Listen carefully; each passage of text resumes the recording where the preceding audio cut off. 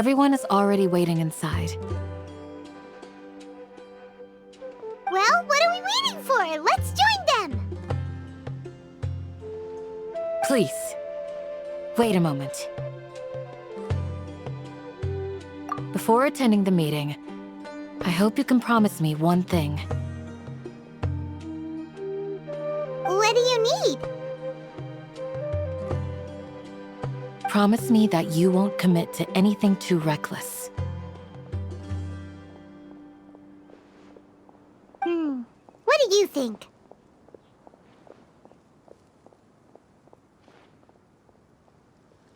Okay.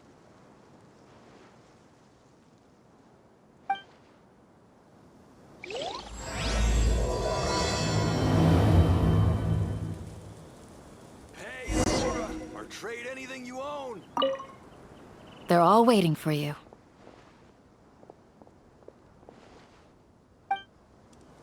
Grandma? Everyone's here so early! But why isn't anybody talking? We already discussed things a bit. Hey, where have you been? I've missed you too. Are you ready? Very well.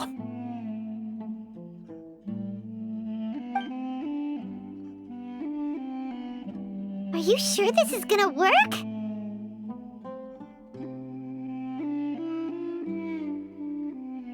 I gotta admit, it's bold. Color me impressed.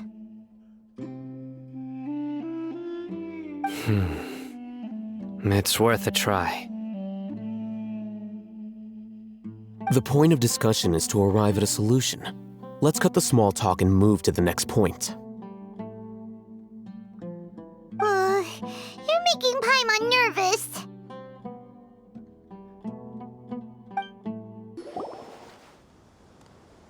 You're finally done.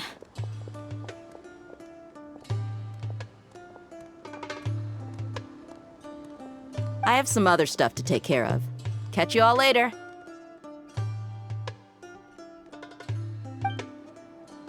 Come on, don't give me that face. I know what you're going to say.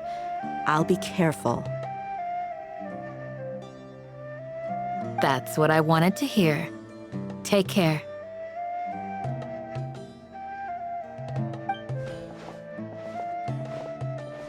Well, Traveler, Paimon, judging from your expressions, the meeting must have been quite productive. You can tell? I'm not that good at scheming or strategy, but I can sense people's emotions.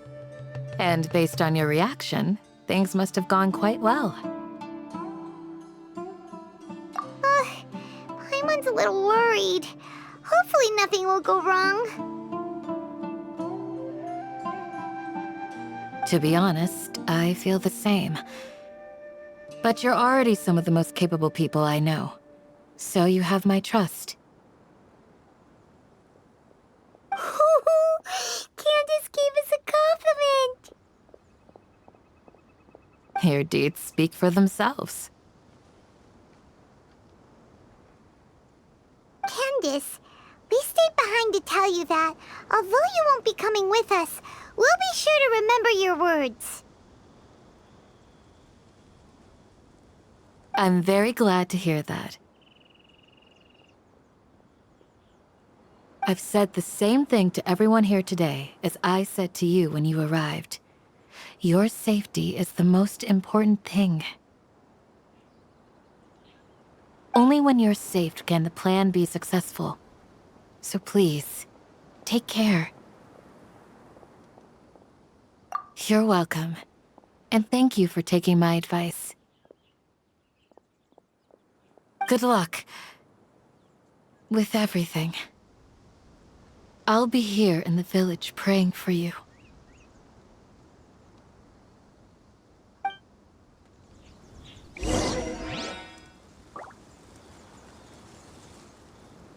Stay safe, everyone. I'll be here praying for you. Good luck.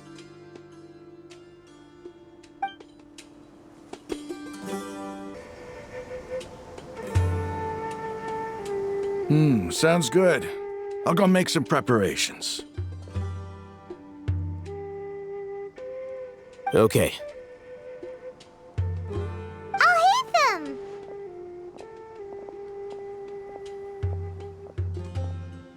Have you finished saying your goodbyes? Yeah!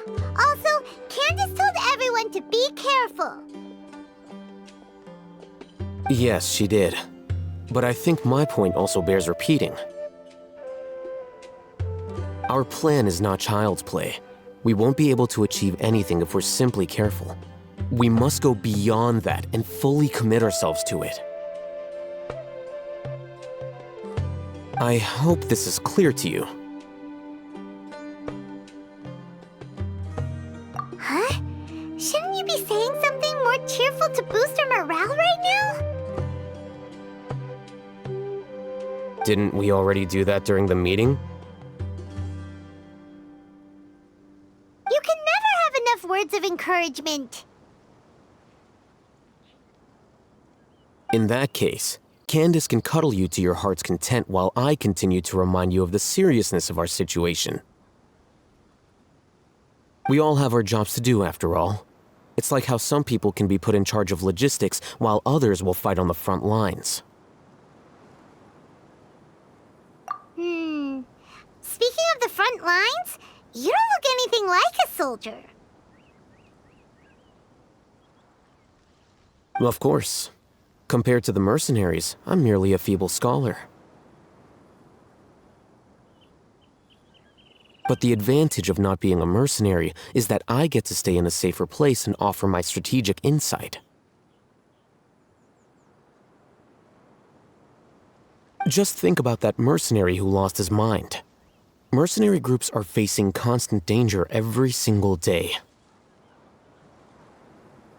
Well, being a scholar is also a high-risk occupation, and you are a scholar.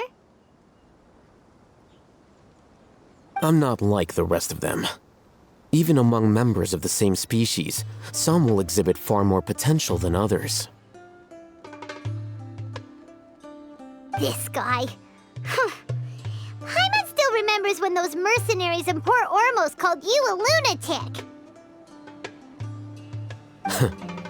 All intellectuals are lunatics in the eyes of fools. I'll take that as a compliment. That reminds me. Do you remember the record we saw in the King Deshret ruins? It mentioned forbidden knowledge. You have a good memory. Forbidden knowledge has the power to drive people insane, but this fact has never been shared with the public. Even I, who has worked in the Akademiya for some time, was never once informed of this. I think those mad scholars and mercenaries we encountered may have all fallen victim to the corrupting qualities of forbidden knowledge. But the Akademiya has always held a different view. They've always believed that symptoms of madness are a side effect of human contact with divine knowledge as mere mortals. Come to think of it, perhaps the Akademiya has also never understood the true nature of forbidden knowledge, and thus always approached the issue from the wrong direction. The Withering, Elazar, and the Sandstorms.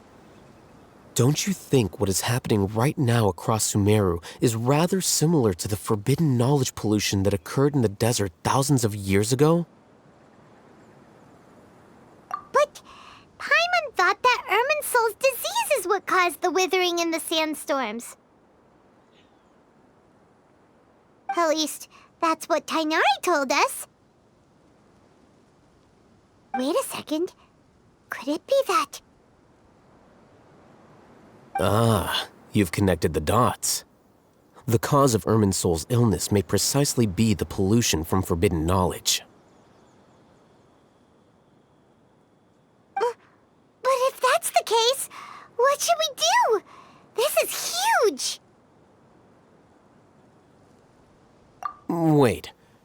Why do you think Lesser Lord Kusanali would have a solution to this situation? You mean it's related to the scene you saw when you passed out in the Avidia forest? That whole the world forget me thing? In that case, it's imperative that we rescue Lesser Lord Kusanali. Only by working with her to save Irminsul can we completely resolve the problems Sumeru currently faces. To make sure we're still on track, I would like to check on the state of some of our preparatory work. Where are we going? To an Eremite base.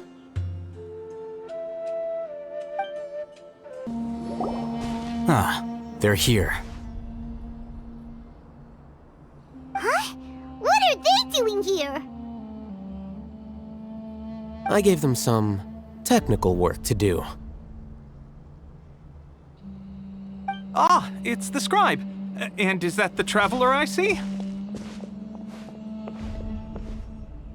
How's the work going?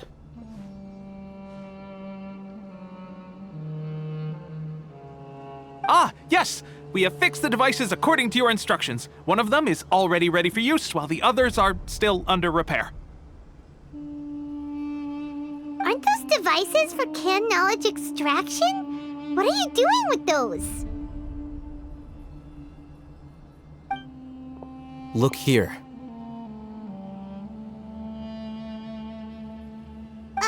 Huh? More can knowledge? Are you going to put more weird stuff into her head again? What's that look on your face? Are you scared? Paimon's a little scared, but very, very furious! That's an interesting response. Anyway, we're not going to use this just yet.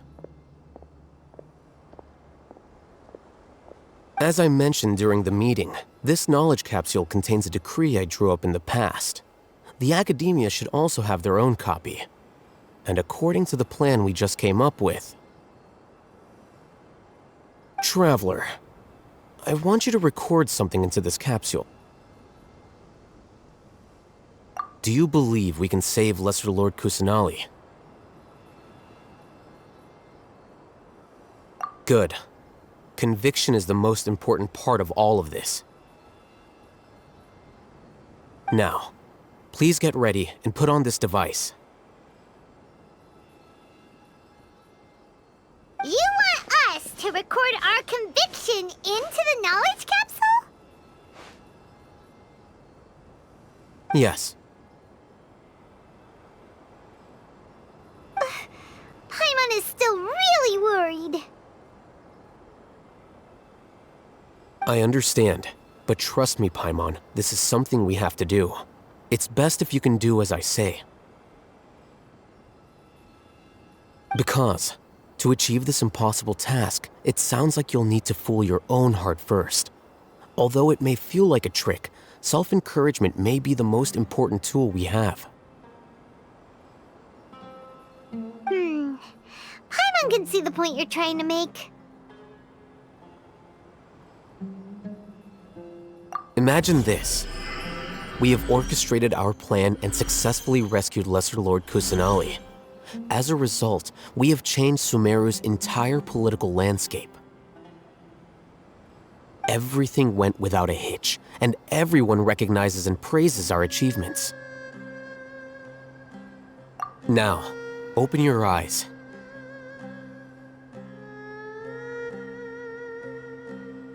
Here. What's this? Read it out loud.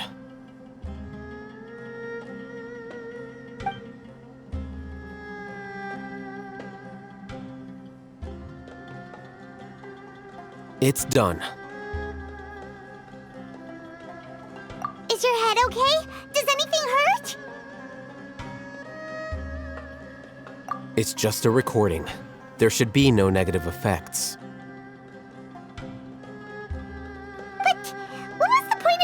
this. Paimon doesn't get it. And that's perfectly fine. In any case, these capsules aren't meant to be used by you. Huh? What do you mean? Have you forgotten? Our plan needs to account for those who have long relied on the Akasha. You may find it hard to believe, but for those people, everything the Akasha transmits to them is nothing short of absolute truth. Imagine if you've been using a device like the Akasha since the day you were born, and this device has always supported you during times of need. After all that time, what do you think you'd become? A fool? A machine? A slave to orders. And that's why rules are so important. In addition, those who understand the rules can delineate boundaries and identify gray areas. But why would you need to identify the gray areas? You could say that those kinds of ambiguous zones can be very interesting. One might even say they're advantageous in the right hands. Things you're interested in are really out there. Are all Sumeru scholars like this? Anyway, that's enough chit-chat.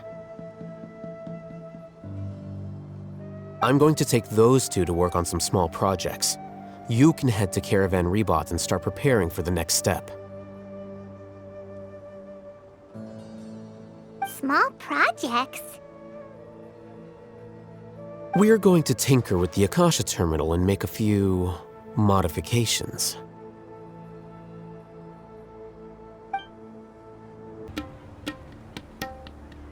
I thought we agreed on a plan. How can you go back on your word? The plan is too radical and carries a high risk for casualties. I've given it a lot of thought. And in the end, I still can't agree to it. But it's still the best plan we have. As a former Matra, you of all people should be able to see the bigger picture and recognize the innate advantages of our plan. I did. And that's how I saw the danger behind these so-called advantages. Hitham's plan is even more radical than I imagined. Huh? Why are you guys arguing? My friend, you're just in time. Why don't you help me persuade Sino? He's turned against our plan. We agreed to work out a plan at the meeting. As mercenaries, you're familiar with the local environment, so you'll take care of the specifics. But then, you went to Al-Haytham for suggestions. Had I known Al-Haytham would give you those kinds of suggestions, I would not have agreed to the plan. Look, you already know that we're all on the same side here, don't you?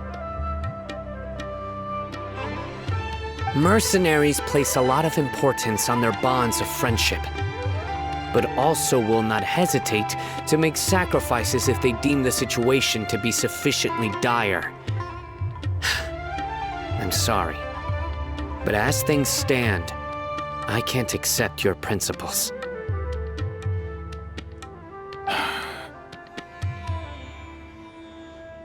Seems you really do understand the ways of the desert. Traveler, Paimon, this is also something you should know. Ramon's plan is to have me work with the Caravan Rebot guards in my capacity as a Matra. We will arrest the mercenaries and escort them into Sumeru City. Wait, how can we work with the guards? We can't get through that wall easily, remember? Caravan Rebot would never let so many unregistered members of the Eremites enter Sumeru City. My plan will clear us of any possible suspicion, and also let us enter the city as a big group. There is no better way. That also sounds like something Al-Haytham told you. Am I right? Doesn't Al-Haytham know how dangerous this plan is? Of course he does. He told me, there is no perfect plan, but this can get the job done.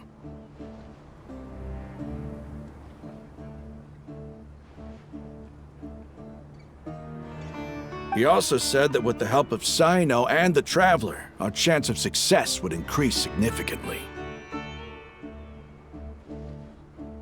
I never blindly trust anyone, and I've always had a good eye for people. I think he made a number of valid points. It's my own choice to trust you. If I make the arrests alone, I can control myself and prevent you from getting hurt. But I can't guarantee that kind of discipline from the guards. To make the whole thing more convincing, you'll need to resist to some degree. Casualties are inevitable once push comes to shove. I'm okay with the deaths of enemies. But now that we're allies, I'm against the meaningless loss of our own.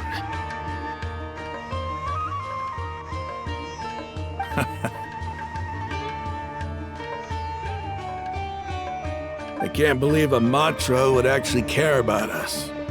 I've lived a hard life, and I can say that people like you are hard to come by. I've always treated my allies with honesty and respect. They have the right to know important things like this.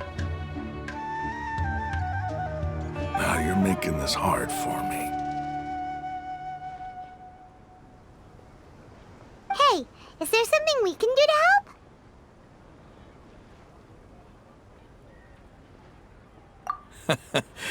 I knew you would say that. We can help fight some of the mercenaries, which should reduce the number of times you'll have to struggle directly with the guards. That should help at least a little bit. Cyno, on behalf of my people, I thank you for your kindness. But this is a mission we cannot turn our backs on. We strongly value the lives of our friends, but the goal we are about to achieve is even more important. We have no fear of casualties, because we crave the spoils of victory. So please, lend us your support. We will show you the determination of us desert dwellers. Well, now that you've put it that way, I can no longer refuse. But remember, you need to follow the plan and not do anything reckless. Candace made it very clear that we can only achieve our goals if we can ensure our safety. Since you and I both recognize the significance of this operation, there should be no more animosity between the followers of the Dendro Archon and those of King Deshret. Everyone's life is equally important. Okay, you have a deal. Let's do this for our shared dream.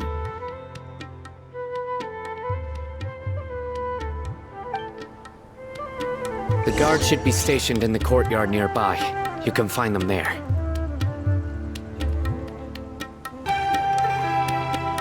Guards! General Mahamatra! To what do we owe the honor?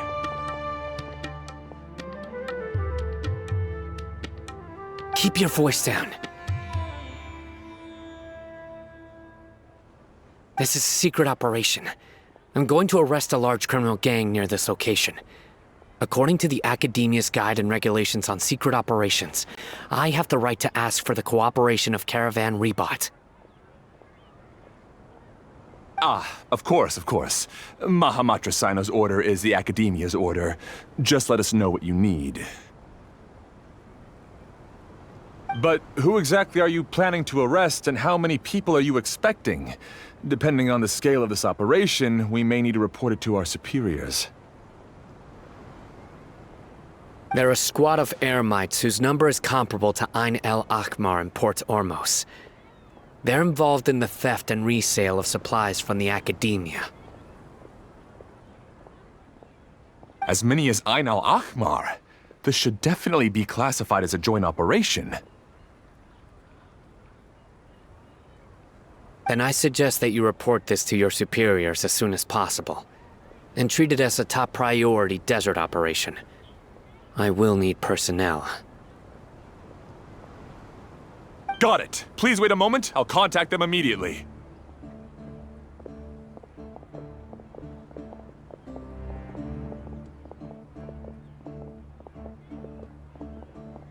Because this is work.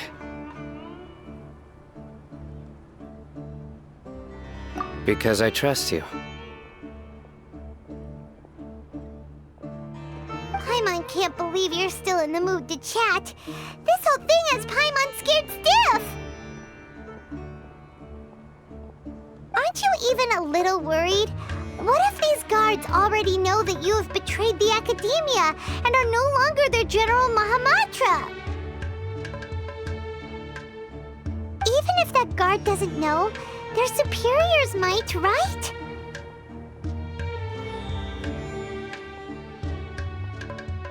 We discussed this, remember?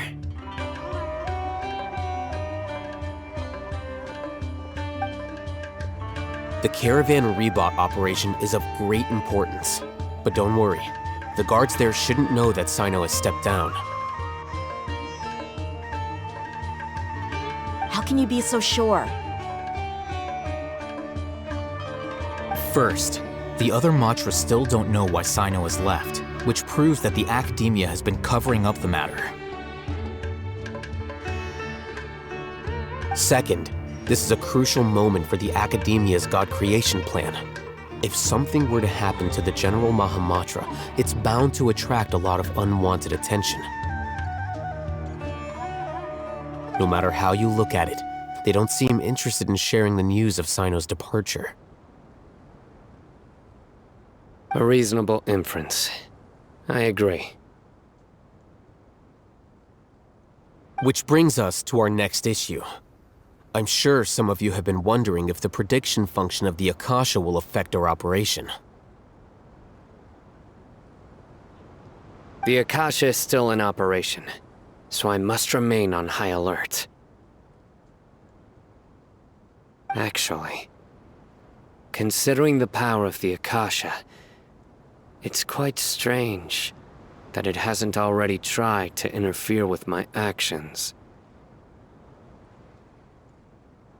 I've given that a lot of thought. For now, I don't think you'll need to worry. If you remember, when you first came to Aru Village, all your actions and routes were predicted by the Akasha. It even gave that information to those who kidnapped the village keepers. But things like that never happened again after we met up with the Traveler.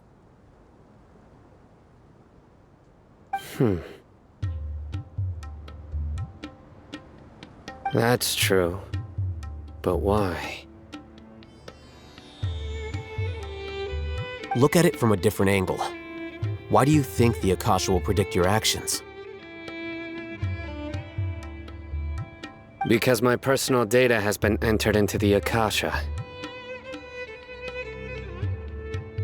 That's true, but the key to this question is, how well can the Akasha make predictions about a person?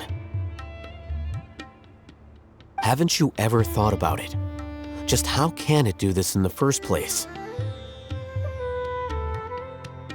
Because the Akasha controls the entirety of Sumeru. The Akademiya firmly believes that all human actions can be explained through logic. By sorting and analyzing entered data, the Akasha can derive behavioral logic and predict the actions of those who fit an existing logic model. However, at the risk of sounding like an advocate for fallacies, can everyone truly be considered logical at all times? Emotions are part of our behavioral logic, but can you guarantee that every experience of the same joy or pain would be equally intense? How can our feelings and opinions be predictable down to the letter in every single instance?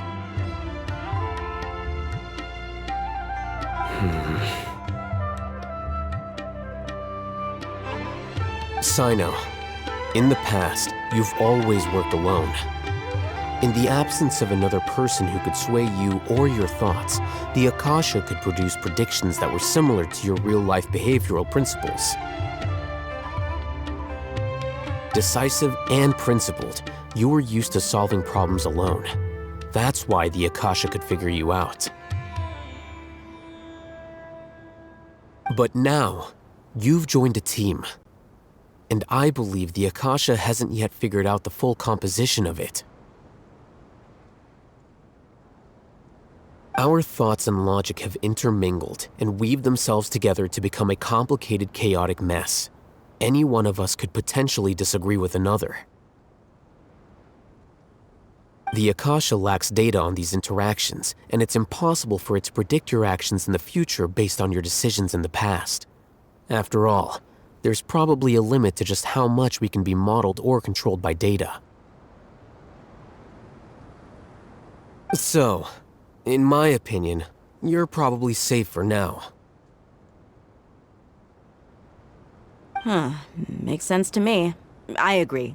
The Akasha is not alive, and I don't think we can be completely controlled by something without a mind of its own. Is that so?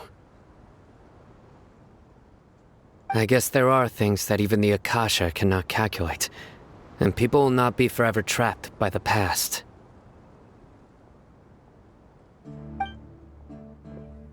Whew! I'm so glad that this is settled. Next time, pay attention during our meetings. Will do.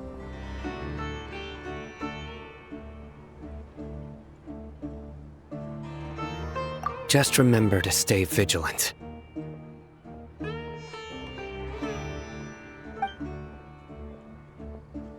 Footsteps! General Mahamatra, we were not expecting your presence here. I'm the security officer of the Great Red Sand District. My name is Luxembargo. This is my assistant, the Traveler. She will be working with me. The construct next to her is for her work. Beep! Construct, beep! What a great honor to meet you. Your golden hair is as bright as the sun. And, is this the latest technology from the Akademiya?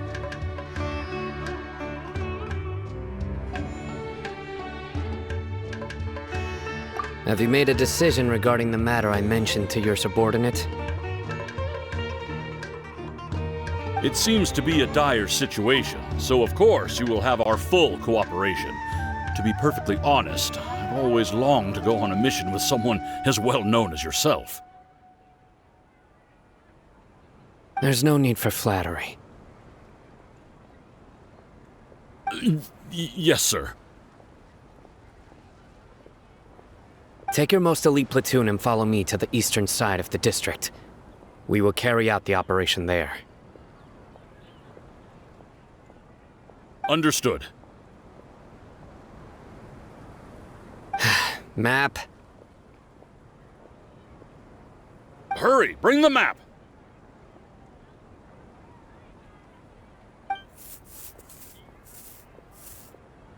In 2 days, we will engage Rahman's Eremites and capture all of them.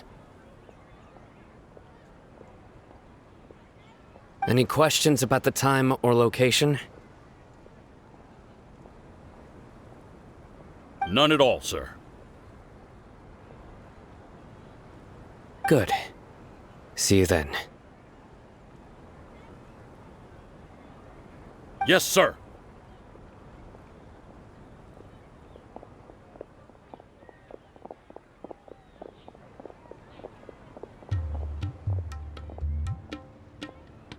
Maybe hanging around the General Mahamatra isn't so bad after all.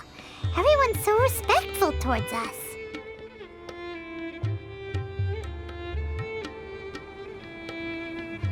This is all due to the absolute authority of the Akademiya. And now, we're going to strike back against that massive pillar of power. Get ready. We will move out in 2 days. It's time for the operation! Let's go meet Sino in the desert! Look! Over there! Our helpers have arrived already!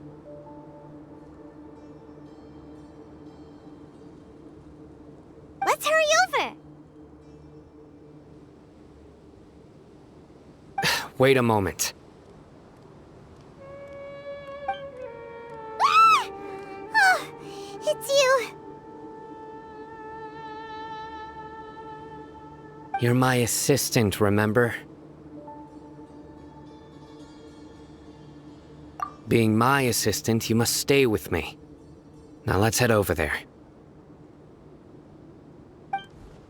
It's General Mahamatra and his assistants.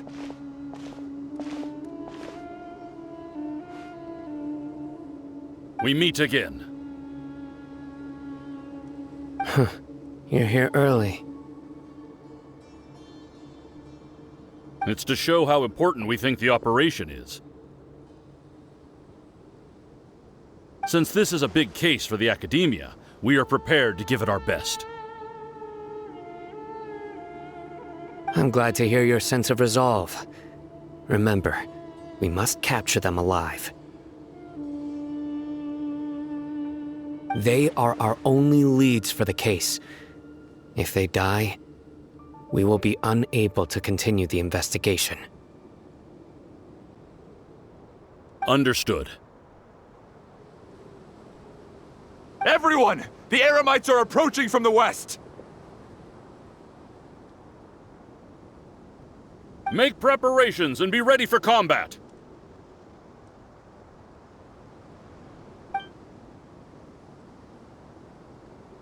Halt!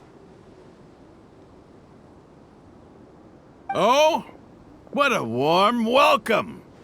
What do you want? Judging from those shiny weapons in your hands, it seems like you're not interested in a deal. Rahman, the Akademiya has caught wind of your smuggling and illicit sales. If you value your life, I advise you to surrender. Who are you supposed to be? A Matra from the Akademiya? I can't believe you came all this way just to catch us. I'm not here to talk. Oh. Nobody's given me this much time of day since I became a mercenary.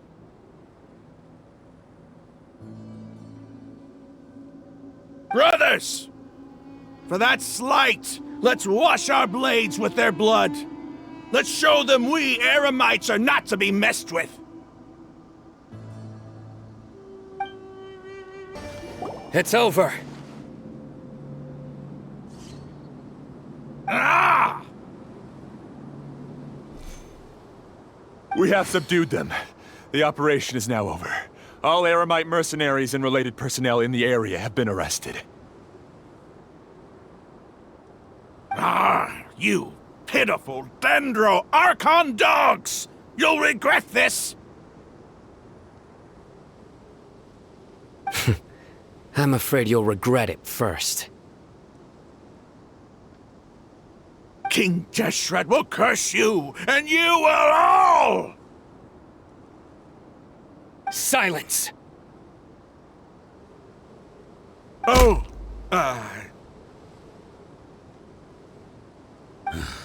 Restrain them and take them back to Caravan Rebot. Count their numbers and send them to the Akademiya as instructed by the General Mahamatra. Yes, sir!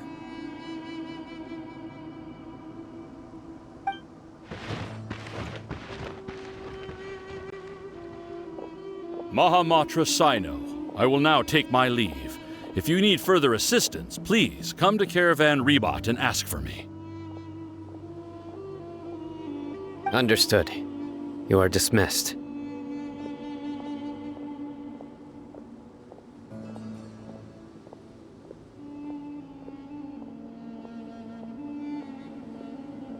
There they go. Let's talk elsewhere.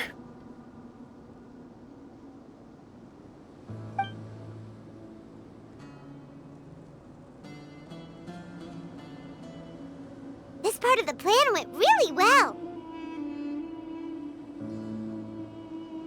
Yes, things went perfectly.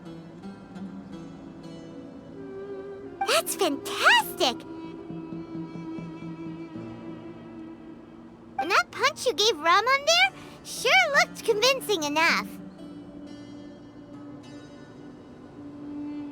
Once we're done here, I'll return to Caravan Rebot and oversee the group's transport. I promise. I'll get everyone into Sumeru City safely. Yeah, you're the reason why everything went so well. It's not the time to celebrate yet. I believe Dia should already be waiting for you. Go join up with her. She will need you to introduce her to Tighnari.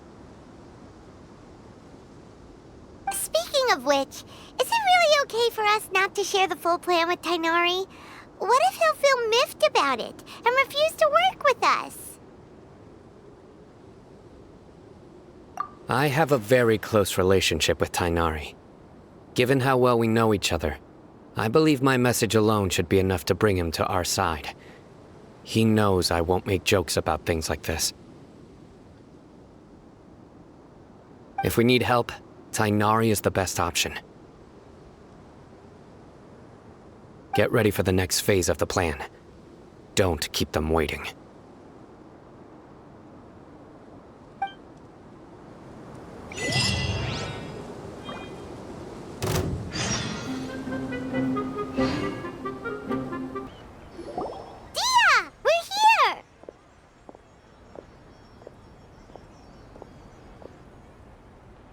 It's about time. Didn't you say our part of the plan is the most important of all? And here you come rolling in late. In the time it took you to get here, I already did 5 laps around the place, downed 7 drinks, and even did some clothes shopping. Sorry. We didn't mean to keep you waiting. I just wanted to fix your attitude and rub it in a little. After all, you took your sweet time getting here, and we've got important stuff to take care of.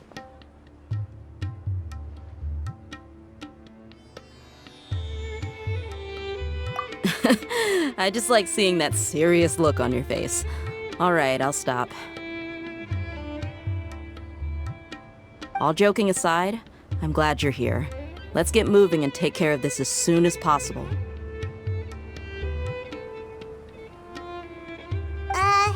But where should we start? Our responsibility is to get a status update on the Fatui Harbinger known as the Doctor. We need to make sure he won't get in our way when we rescue Lesser Lord Kusanali. Dealing with an institution that controls all of Sumeru is already hard enough. If the doctor were to crash the party, it would be next to impossible for us to achieve our goals. Yeah, we sure don't want him showing up. Ooh, he really gives Paimon the creeps. Right? Hearing his name just reminds me of those stuffy old geezers in the Akademiya. I'd rather not have to deal with someone like that.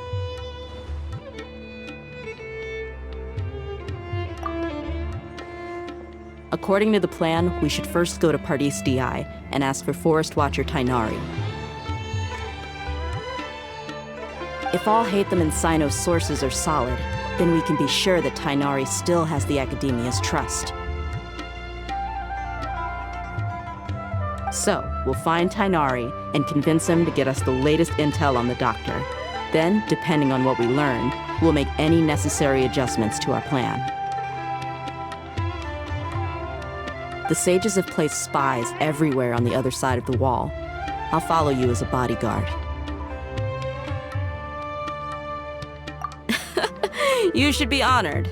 I don't offer my services to just anyone you know. But Paimon thought mercenaries would do anything for Mora. That's certainly true. But when multiple employers are vying for your services, you should always go with the best offer.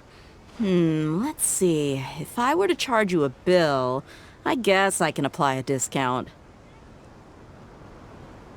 How much more do you want? Paimon's not sure we can afford it. How much do I want? Hey, how about paying me with a smile? What do you say? I haven't seen you smiling much recently.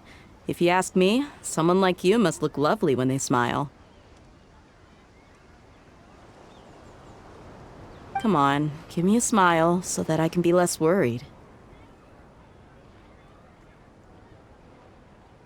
Looking good! I hope this pretty smile will become our lucky charm. There are many kinds of smiles, but only a truly joyous one can bring blessings to others. Let's consider this smile a down payment for our future victory. Let's go. It's time to pay a visit to Pardis DI.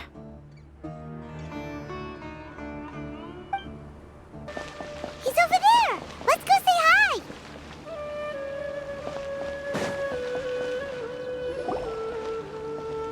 Tainari!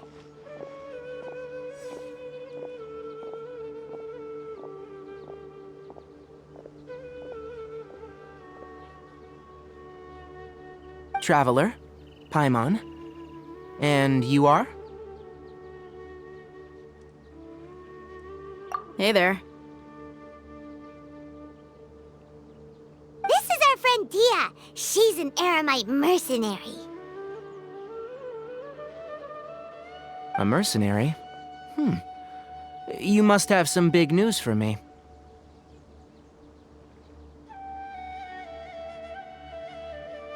It's something really important. Please help us out.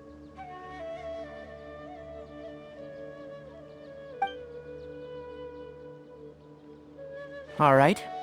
Then follow me.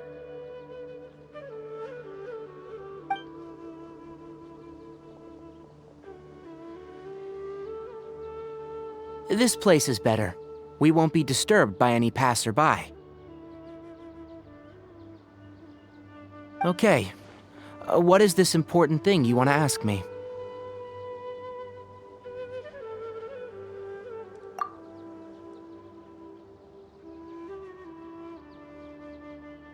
The doctor. He's that strange-looking Fatui Harbinger with the mask. Paimon thinks he has blue hair. Yes, I know him. Actually, he left Pardis DI just a little while ago. He left already? Yeah, He came looking for me. Can I ask what it was about? Sorry to ask you like this after having just met, but your answer is very important to us. For now, all we can share with you is that your friend Sino is working with us. Sino, you say?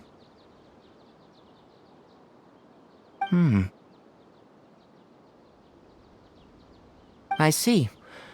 So that's why he hasn't been at the Akademiya. Okay. I'll answer your questions and will assist you any way I can. You don't have to tell me everything that's happened.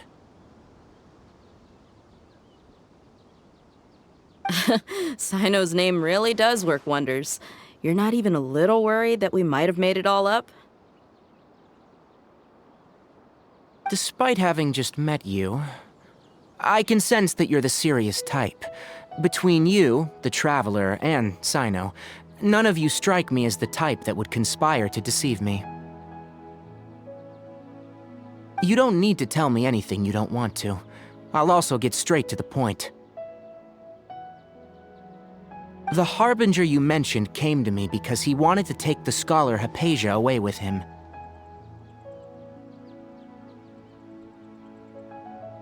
Hypatia? Why would he want her? And what do you mean by take away? Is he planning to leave Sumeru? Yes. He told me his return to Snezhnaya is imminent.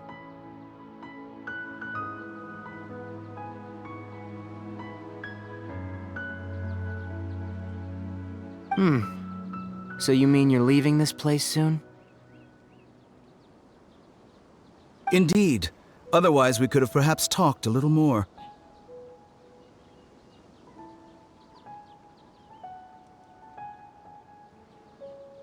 I was just about to set out when I remembered something important.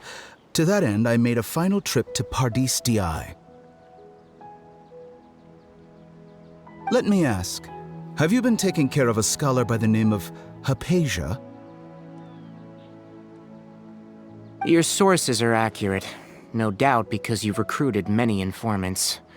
But you're right, Hypatia has indeed been receiving treatment from me. Forgive me for asking, but how's the treatment coming along?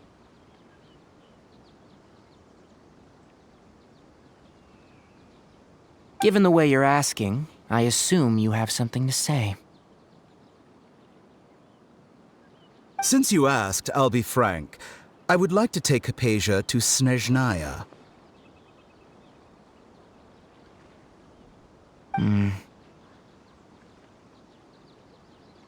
It's incredibly difficult to transfer a patient. As a scholar yourself, shouldn't you at least be aware of this? Oh? I can't believe your utter lack of faith in me, to the point of even questioning my general level of knowledge. How unbefitting. Well, you're the only one who's ever made such a request. I have my ways of keeping her safe during the journey. In addition, I can also promise that under my care, Hypatia will receive the most advanced and effective treatment. I will personally supervise her treatment and see to her recovery. Would that be agreeable to you? Hypatia was born in Sumeru and remains a scholar of the Akademiya. Her situation has not become dire enough to necessitate her transfer to another nation. Transporting her to Snezhnaya is risky, and the potential benefits are unknown. As the person currently responsible for her treatment, I cannot possibly sign off on this transfer. Your suggestion is rude and reckless. I'll pass.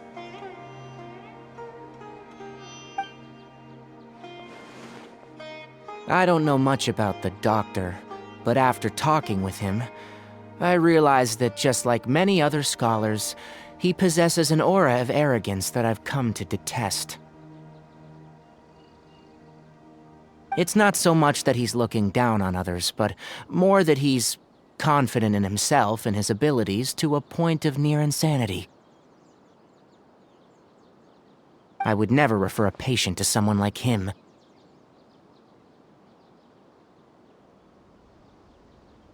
I prepared myself for a protracted battle of wits, and was really surprised to see him just give up on the topic.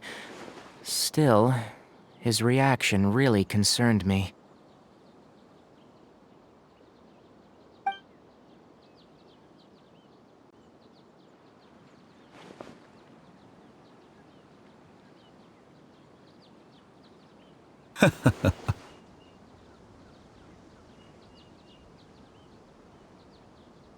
I see, I see.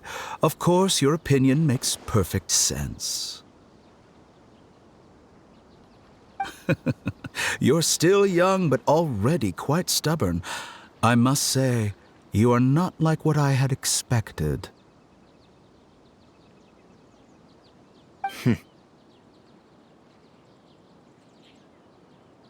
Under normal circumstances, I wouldn't just let you off the hook like this. But unfortunately, I'm in a hurry today, what with Her Most Noble Majesty the Tsaritsa calling for our return. Luckily, there is still some time left for me to take care of everything before I leave. It's just as the Akademiya said, you're a responsible and gifted scholar. Sadly, even with all of that, you're still lacking a bit of shrewdness. And that's also why people like you can never realize that sooner or later, everyone must pay the price for what they've learned.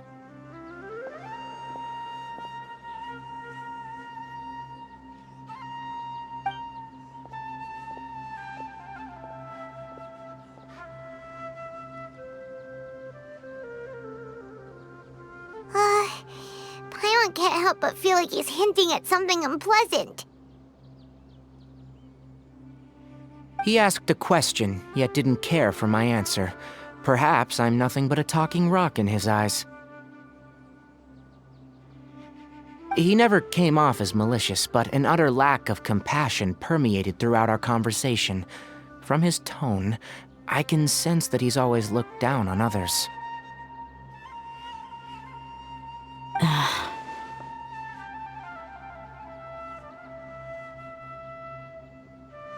I can barely believe it myself. But if that's true, the situation will be in our favor.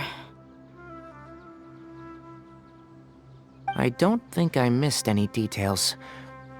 Frankly speaking, I don't want you to do anything too risky. Now that you know a little more, it should be easier for you to stay safe. Sorry we can't tell you everything. We appreciate that you helped us anyway. I won't forget your kindness. It's okay. I have an obligation to do so. To be perfectly honest, all of this may have started because of me.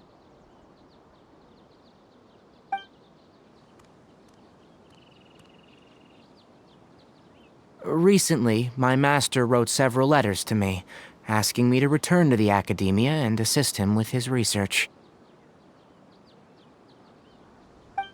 Hasn't he already asked you several times before?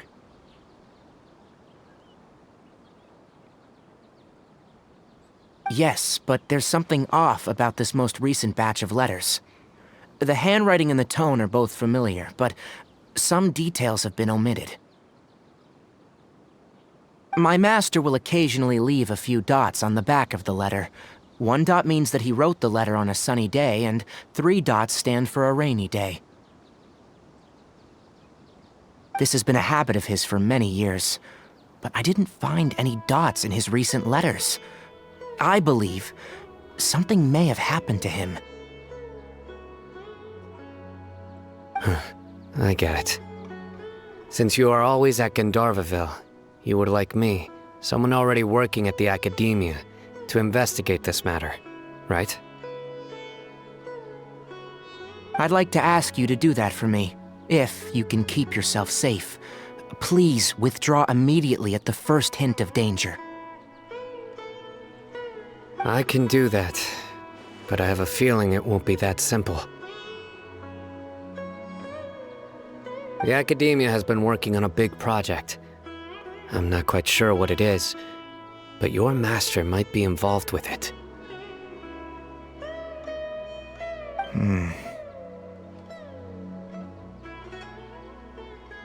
If the higher-ups really are hiding something, then it will be difficult to remove myself from the situation once the investigation starts. If the situation becomes critical, I'll leave the Akademiya. If you don't see me there for an extended period, that's your cue. All right, we've got a plan. I'll stay at Gandharvaville to support you. If that scenario comes to pass, you must be extra vigilant. And be wary of any messages or direct requests from the Akademiya. I must say, I didn't expect a warning like this from the General Mahamatra. Being loyal to the Akademiya doesn't mean blindly doing whatever the sages say. I know what I'm doing. On that note, aren't you also being quite distrustful of your alma mater? The Akademiya, yes. But my master is a man of integrity. Even when I was a student, I was worried that he'd get in trouble for sticking to his beliefs. I suppose he's lucky to have lasted so long, but in the end, it's still caught up to him.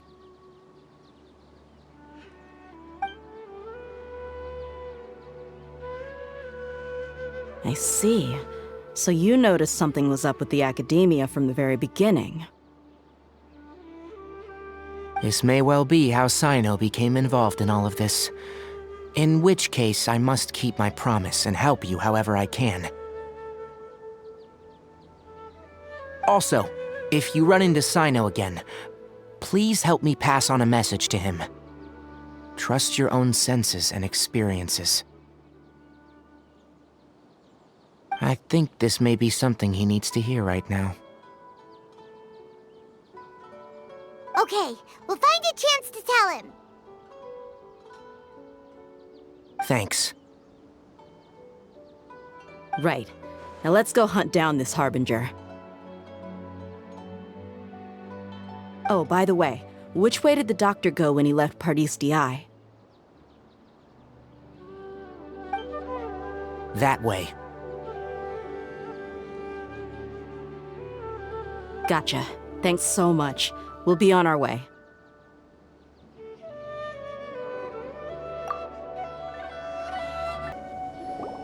According to Tainari, the doctor is leaving Sumeru soon. I want to check if the doctor was actually telling the truth.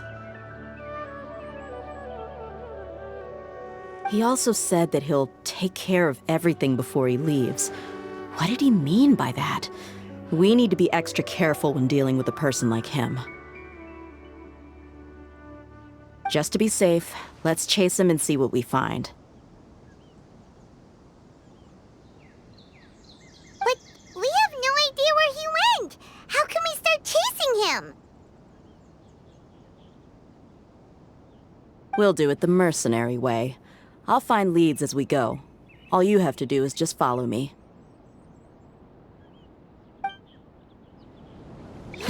That Harbinger may have tried to cover his trail, but he still left some traces. Or perhaps he never even thought about concealing his whereabouts. Maybe that's just how arrogant he really is.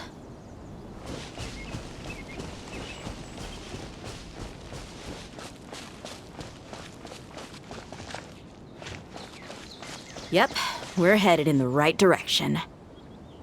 The traces are still fresh, but there's no sign of his entourage. Clearly, they're in a hurry.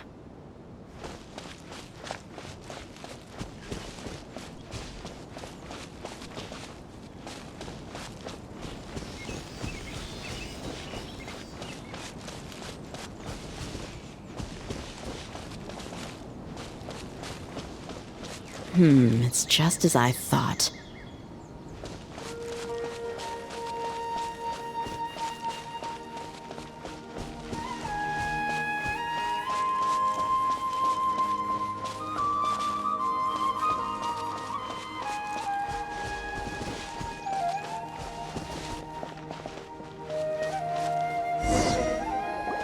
We can stop here. I think I know where the doctor went. To the south of here is Port Ormos, which seems to be where they're headed.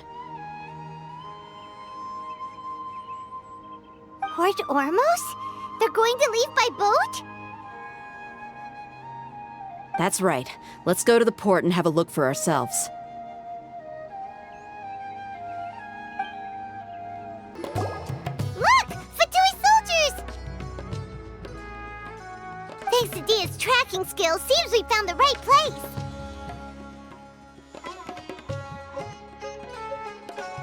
Shh! Don't draw their attention. The port is crawling with Fatui soldiers.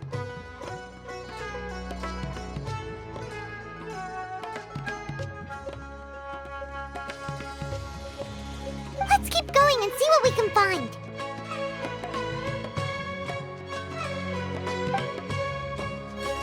Now this is a proper farewell ceremony for a Snezhnayan Harbinger. The Lord Harbinger is leaving. I've still only seen him once or twice. I used to hold a position in our homeland, and back then, the doctor spoke in a very different way from the way he speaks now. Maybe the way people talk in Sumeru has rubbed off on him? It's always like that when you spend too long away from home. When he gets back to Snezhnaya, perhaps it will also take him some time to get used to the life there again. Huh? But, sir, that can't be right. No, I remember it like it was yesterday. Both his expressions and tones are now very different. Also, for some reason, he seems like he's all smiles now. You must be mistaken. Nobody's supposed to look happy when they're on a business trip.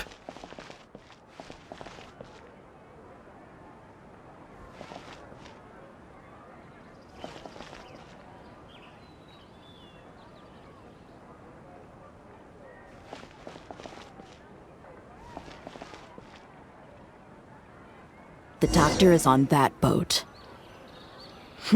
So he told the truth after all. He is actually leaving Sumeru. Let's get closer and find a place to hide so we can observe him.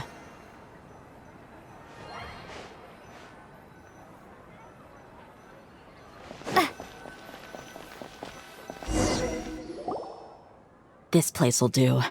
We can hide here while we keep an eye on the boat.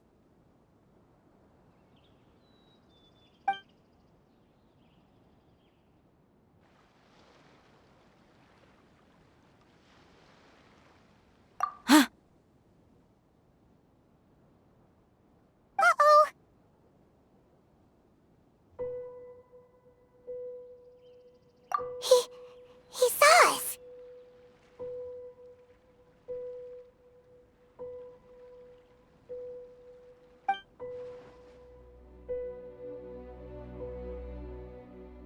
Huh? Is he waving at us? It's time to say goodbye.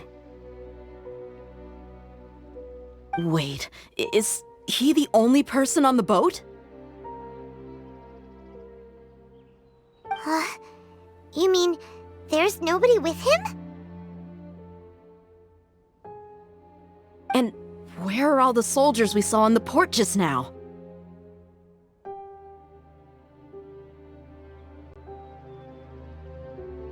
They were all here just a few minutes ago, but now they've vanished. So this was a trap.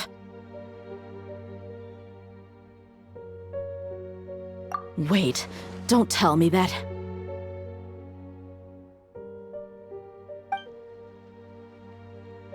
Luckily, there is still some time left for me to take care of everything before I leave. Oh no. They might be after Hypatia. Let's get back to Party's DI. Huh? What do you mean?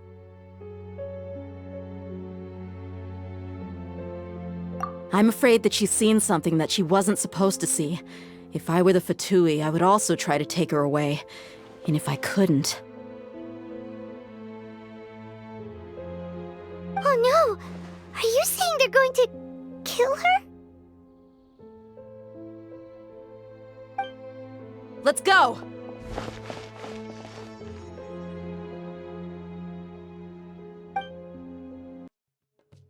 Pardis DI is not a place you Fatui can just show up and do as you please. I believe we've already made ourselves quite clear. Our superior gave us permission to search for and collect medicinal herbs in Pardis DI for research purposes. But you've been in Sumeru for some time already. I find it coincidental that you chose to only come here today. Even the Grand Sage himself may not have the right to question our research, much less an ordinary scholar like yourself. I've done my duty to inform you. Don't make things difficult for yourself. It would seem that my words have fallen on deaf ears. You can keep trying to deny it, but coming to Pardis DI now, I'm pretty sure you're not just looking for herbs. With all due respect, your baseless speculations will only lead to unnecessary trouble. Well, you only have your Harbinger to blame. He knows nothing about keeping a low profile. I may be staying at Pardis DI as a scholar, but that doesn't mean I'm no longer a Forest Watcher. It is still my duty to protect the peace and safety of the scholars who have contributed so much to Sumeru. Then it seems our conversation has hit an impasse. No one will lay a hand on you, Hypatia. Not on my watch. Tighnari! Are you alright? I'm fine. These Fatui have really crossed the line. Time to teach them a lesson. There's no use resisting! Give us Hypatia! Keep dreaming! Yeah, Tighnari! Beat him up! Propagate! The doctor's orders are absolute! Yeah? You've been someone's lapdog for so long that you don't know anything else now! We're not getting anywhere. Traveler, Paimon, please go to Hypatia. We need to make sure they don't try to sneak around and attack from behind. Got it!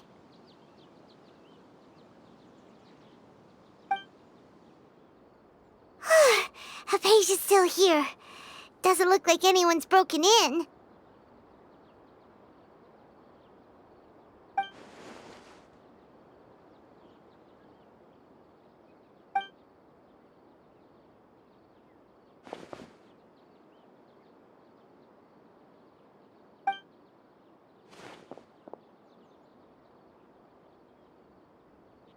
Well, how is she? Oh, that's good.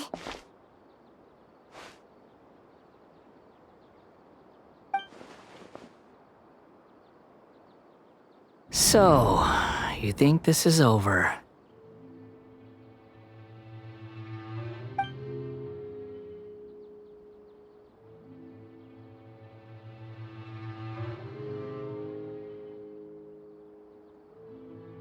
What? The Balladeer is here?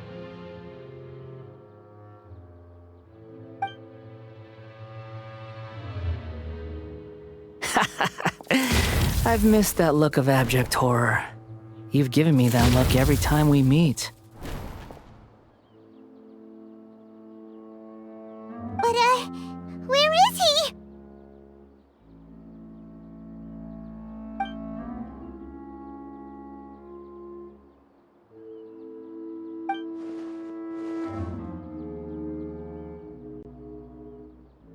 I can hear all of your thoughts, you know.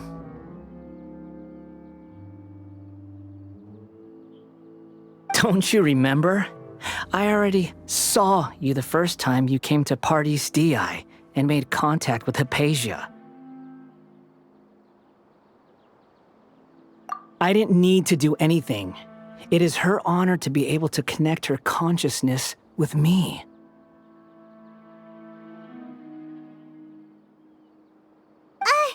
Who are you talking to?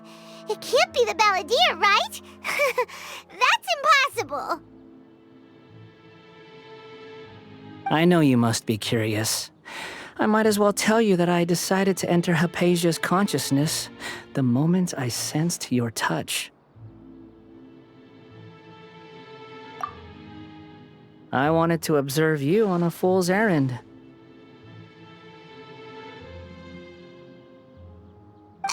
Hey, Traveler! What are you doing? My deification is nearly complete. All that's left now are just some final details. Do you understand? Even if you manage to rescue Lesser Lord Kusanali, it will be impossible for you to defeat a bona fide god like me. Is it wise to force that childlike god into a divine battle against me?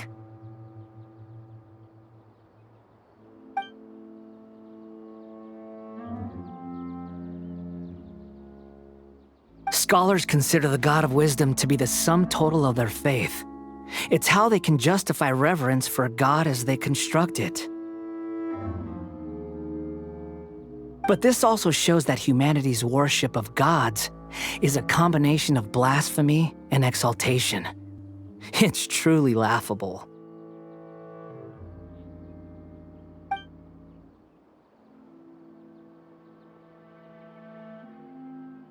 Yes. What is it?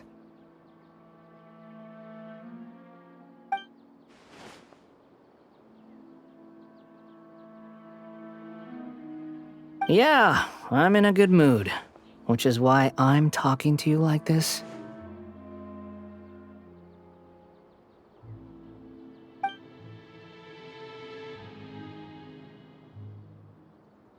What do you mean?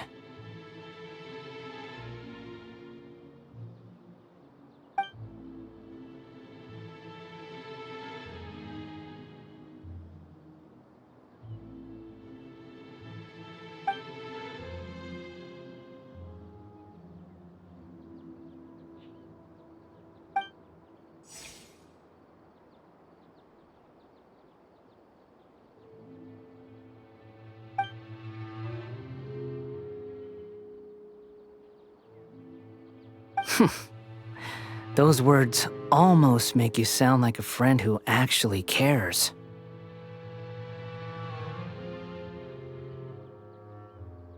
But you're wrong. I'm different from all of you.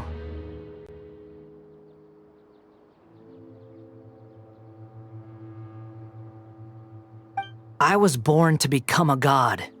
My entire life up until this point has just been a meaningless routine.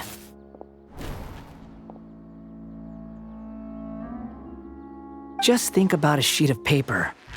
By itself, it holds no meaning. The content recorded on it is what gives it value. All I had recorded down before were some painful memories and boring human feelings. Such senseless drivel should have been erased a long time ago.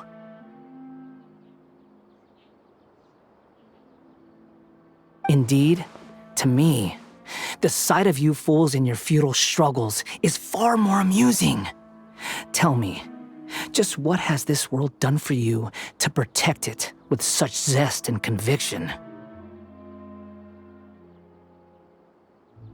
I'm connected to your consciousness, so I can hear what you're thinking and sense the depth of your determination. This is a good conversation we're having. So here's a word of advice.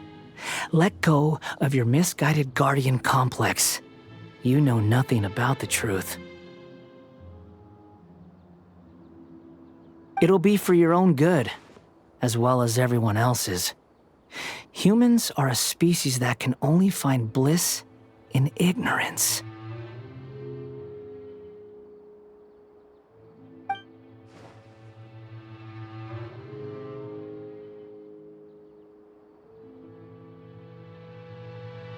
Ah, you've seen my affection for her. If you were in my position, I think you'd feel the same way. She peered into my consciousness and saw my past. Someone like that is qualified to become my first follower.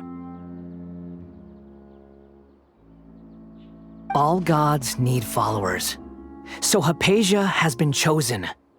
Her appearance heralds my imminent arrival at the throne of divinity, while her worship shall become my glory.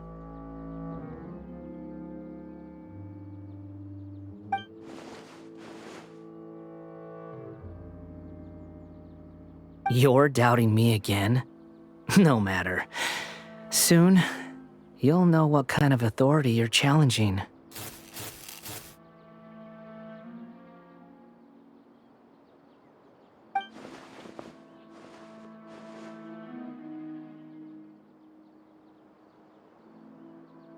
Who wants to hurt my devout follower?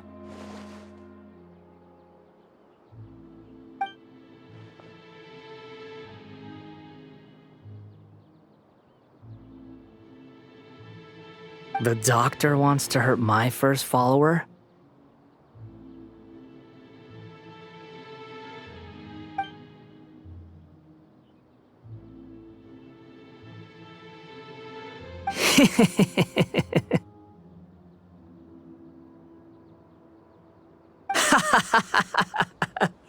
How very amusing. Has anyone ever told you that you're not good at sowing discord? The doctor has never known his place. Even now, the puny human thinks himself capable of interfering in the business of the new god. You're still too naive if you think a few words will be enough to convince me to destroy the doctor. But I'm willing to give you a gift, just like my expression of affection towards Hypatia. It is an honor for you to be able to stand here and speak with me. As my listener, you will be rewarded.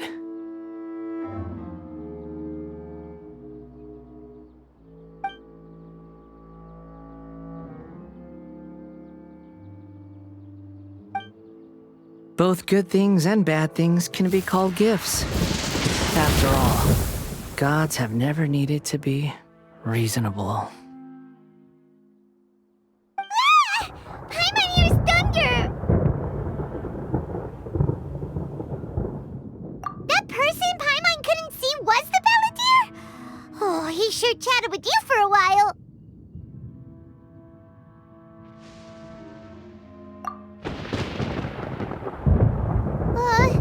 Where is the storm headed?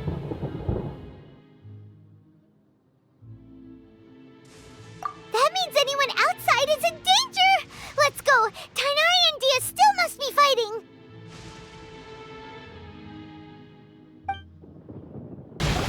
Oh! Have the Fatui retreated?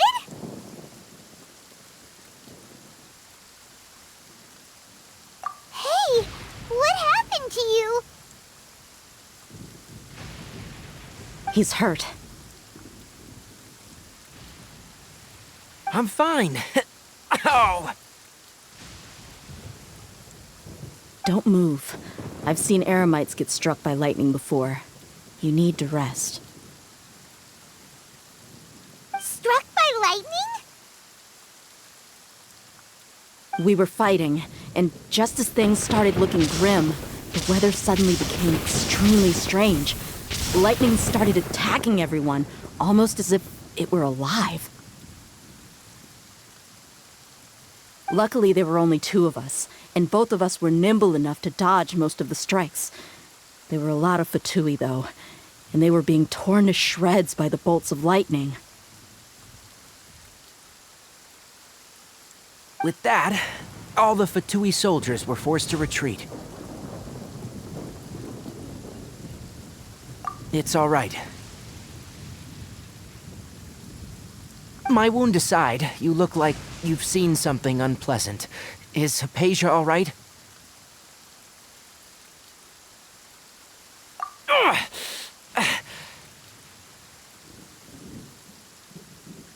Hey, didn't I tell you not to move? Just in case, let's go to Hypatia's place and talk about things there.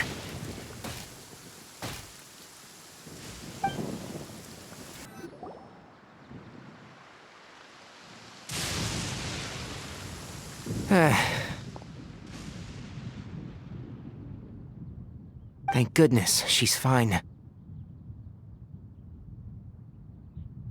how about taking care of yourself first? I understand my condition. The wound is not fatal. I'll be all right. Ugh. The more you understand medicine, the worse of a patient you become. I know. They always think they can push through the pain. Oh,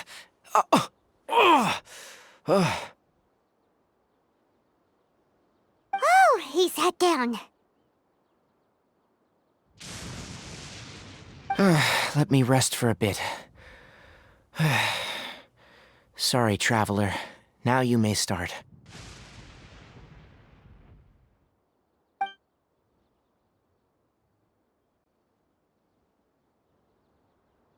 So that's what you were talking to the balladeer about?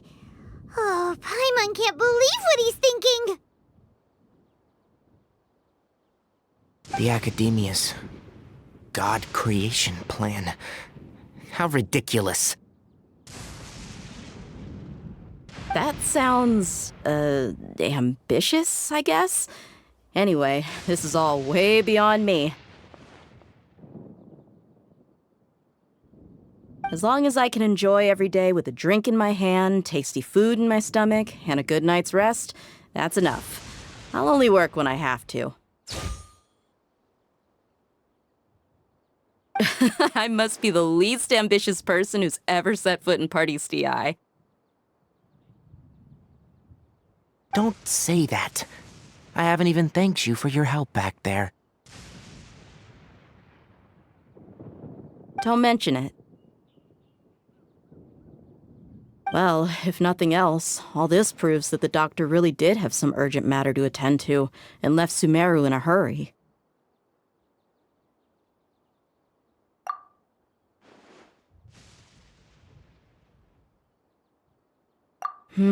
Maybe the Fatui want to cover up some secret of the balladeer. Is that why they tried to seize Hypatia? You said the balladeer claimed that Hypatia has seen his past. So, what could be there? Have you noticed? The balladeer is not happy with the doctor's actions. He thinks the doctor has no right to consider himself as his equal. So, if the doctor was to show up again, would the balladeer zap him with lightning? Based on what the traveler has said, I think he would. Having the doctor gone benefits him as well as us. In other words, we've successfully completed this stage of the plan. The doctor is out of the picture now. Yay! That's a big accomplishment! I'm also happy for you. Thank you for the help, Tainari. Make sure you rest up for now. Yeah, all right. Okay, that wraps things up for us here at Party's DI. Traveler, it's about time we rendezvous with the others at the Grand Bazaar. Let's continue to keep a low profile. You can head there once you're ready.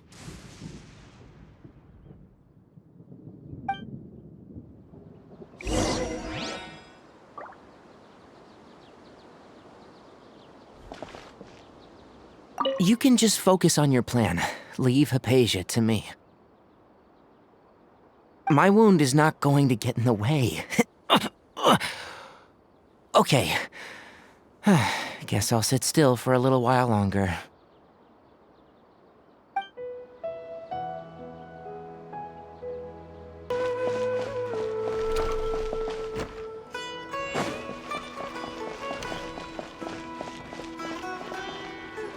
All right, everyone is here.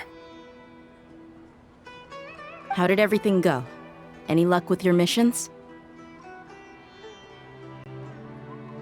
Let's report back one by one. I'll start first. We've made the necessary modifications to the Akasha terminal. In addition, the props required are also ready.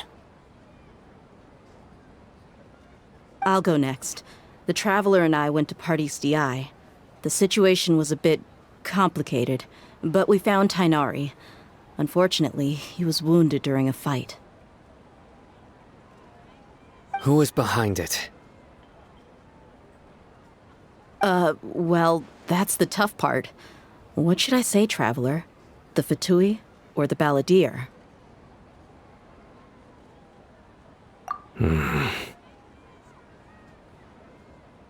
After some back and forth, we confirmed that the doctor has left Sumeru by boat. He has something urgent to attend to back in Snezhnaya. So, we've successfully removed the doctor from the picture. Also, Tainari's already resting, so he'll be okay. Good. Oh, Tainari also asked us to tell you this message. Trust your own senses and experiences.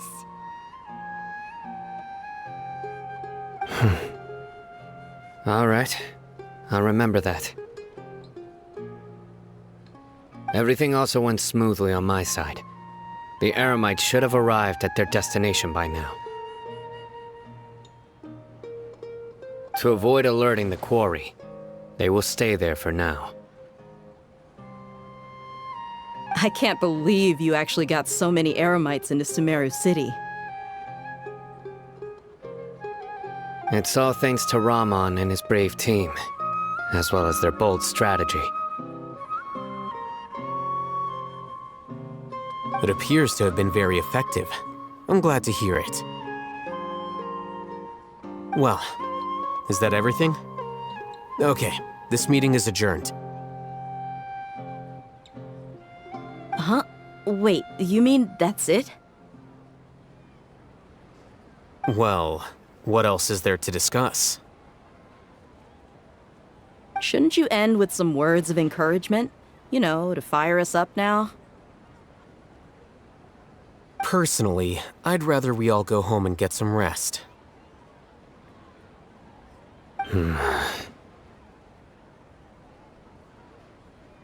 I'll hate them, Ugh.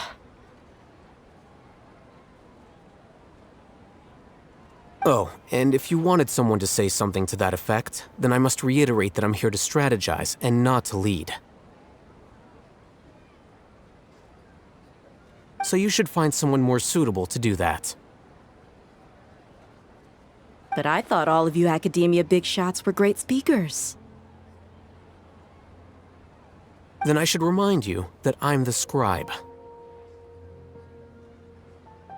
I know that. So what? A scribe is responsible for recording meetings, not speaking. Fine, whatever.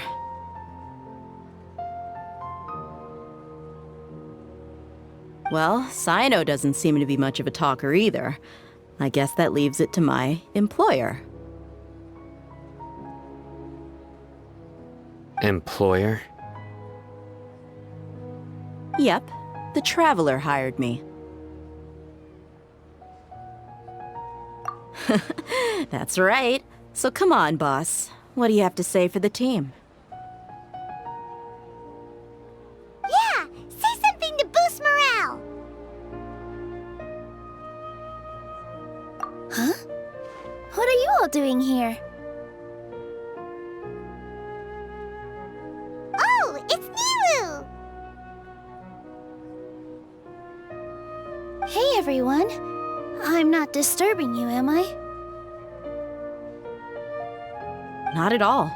I was actually just about to go find you.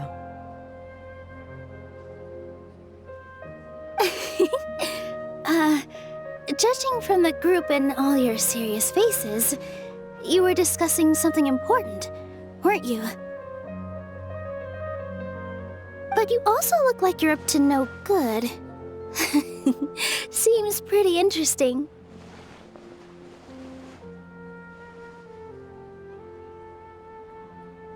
Welcome, Nilu. Would you like to join us?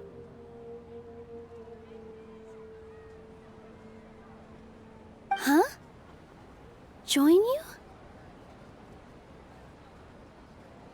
You mean, you also want to discuss something important with me? Yes. Something very important. Nilu, are there any breaks in your performance schedule in the upcoming days? Huh? Wait, you're seriously inviting me?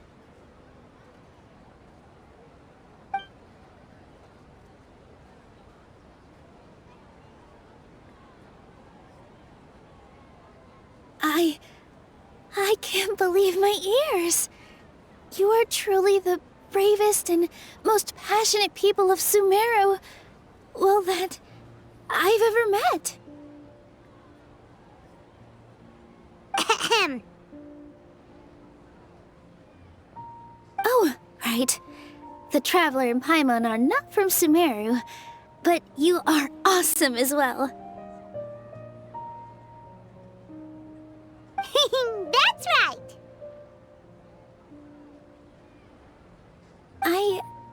I must admit that I'm a little scared. But I'll try my best for Lesser Lord Kusanali. If I can somehow use my abilities to help you, then count me in. Remember, believe in yourself. Okay, I'll get my friends at the Grand Bazaar to help us tomorrow. Just remember not to say too much. Be discreet. Yep, you got it.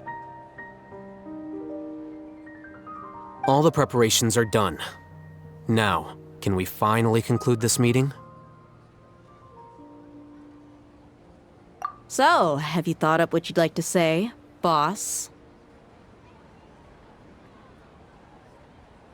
Yep, it's a grand plan and we're all super awesome!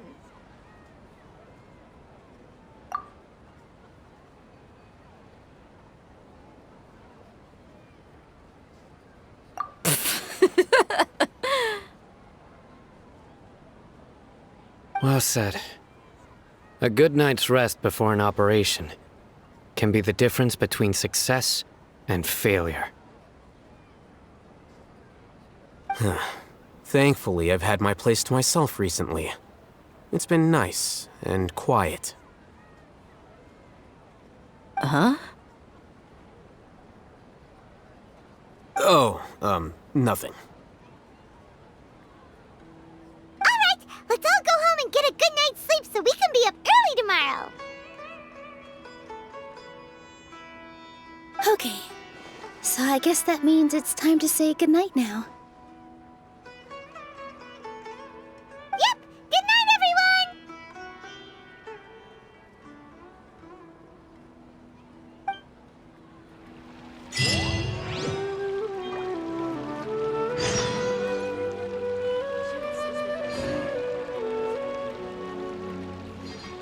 Today is the Akademiya's New Garbaha Day.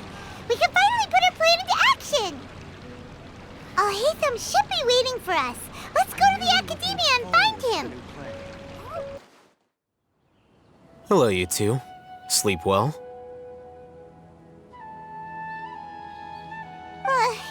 Not really. Paimon got too nervous thinking about today and didn't fall asleep until the sun was almost up. What about you, Alhaitham?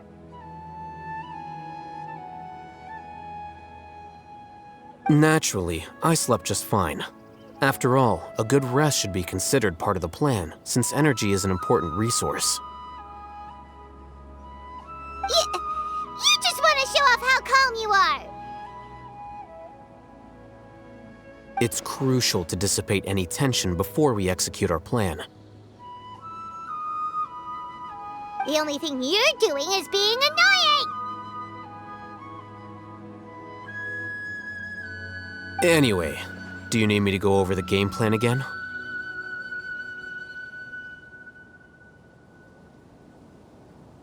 Our target is Grand Sage Azar's office.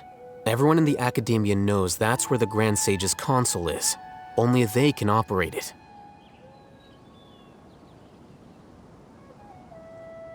Many restricted commands and operations are executed via that console.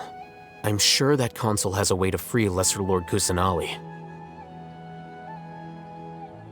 You know, Paimon's been thinking, what kind of technology could let the sages imprison even a god?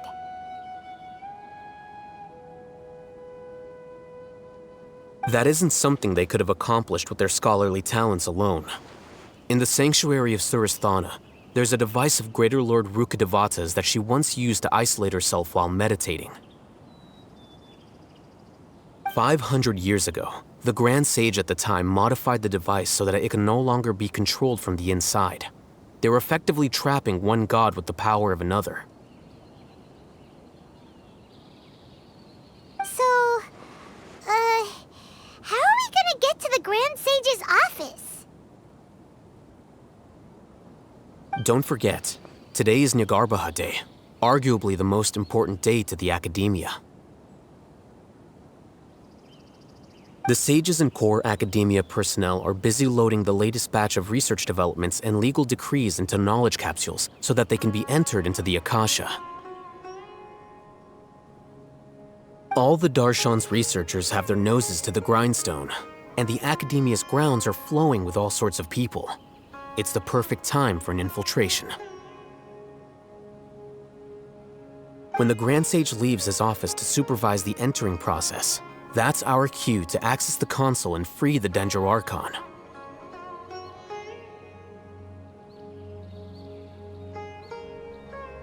Well, yes.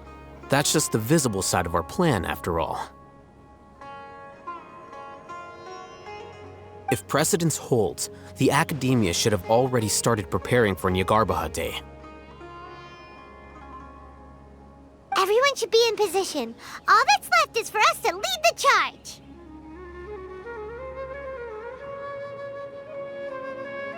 Let's go.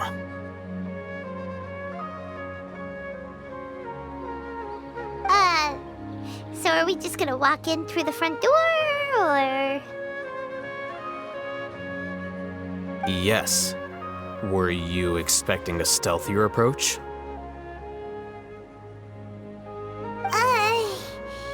Paimon can't think of a good comeback. Alright, it's all on Alhaitham if things go south.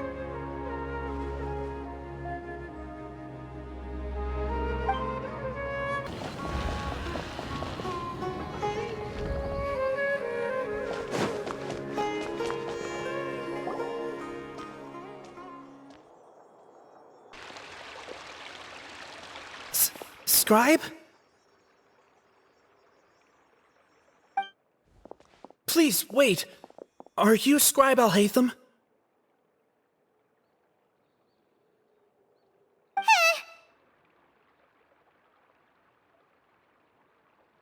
That's me. Is something the matter? I'm in a hurry. No. I was just surprised to see you here. I had heard that the sages were looking for you not long ago, but I didn't know what for. And, also, please don't bring outside guests into the Akademiya. Outside guests? How did you arrive at such a conclusion? Your groundless inference shames the Haravatat Darshan.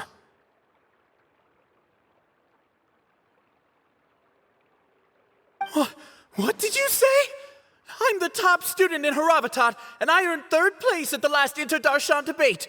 Don't look down on me! That wasn't my intention. As your Haravatat senior, I just assumed that you possessed a greater aptitude for critical thinking. Look, based on what you already know, the purpose of my return and the reason they're here should be obvious. Is that so? Wait a moment. Let me think. Don't tell me the answer. The sages search for you, a blonde-haired traveler, outside guests. So, from the start, the sages weren't looking for you, but this traveler? And you were gone from the Akademiya for so long because... Hey, shh. Yes, you've proven yourself as the top student in Haravatat.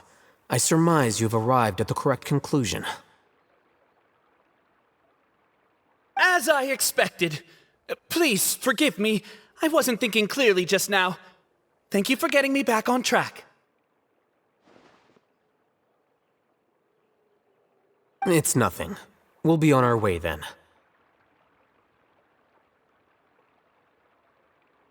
All right. Thank you for your contributions to the Akademiya, Scribe.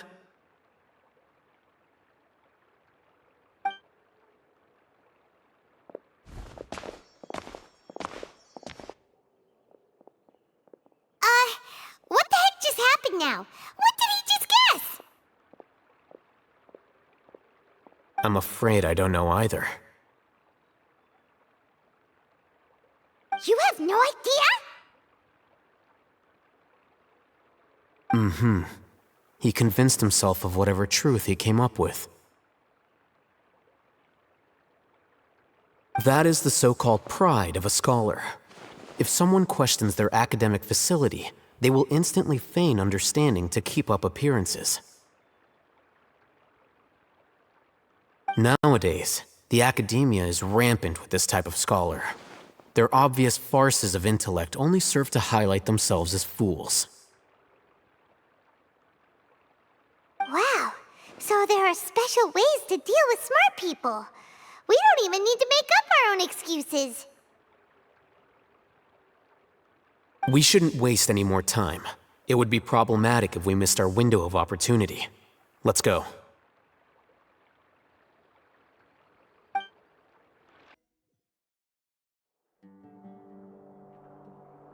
Is this the Akademiya's library?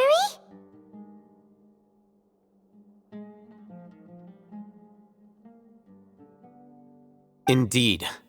Known as the House of Dana, it is quite possibly the most extensive special collections library in Teyvat. There are a lot of students going through here. Is it really okay just to waltz right in? The Akademiya marches to a fast beat, especially since it's Nagarbaha Day. They're all occupied with their own matters. Just act natural. Now, hurry along.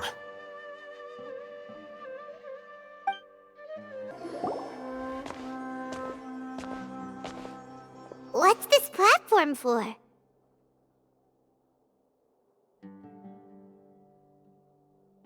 It's a lift that Akademiya personnel use to access higher floors. Are we gonna take it then? The Grand Sage's office is up there somewhere.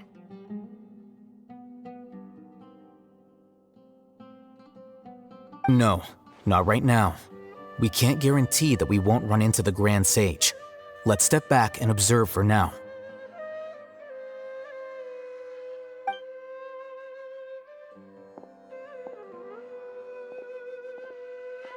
You think the Grand Sage will exit from there? And after he does, we'd sneak past him? Oh, Paimon thinks that's really dangerous.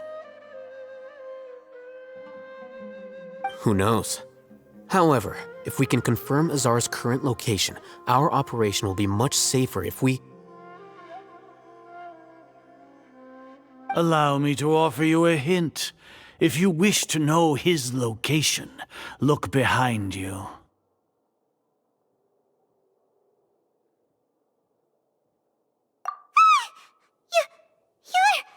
What's Grand Sage Azar doing here?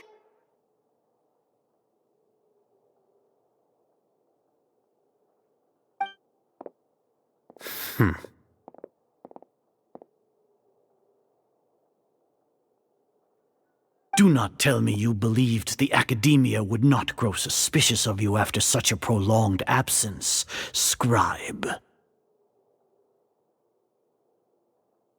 An eyewitness had informed me of your whereabouts, so I came to personally welcome you.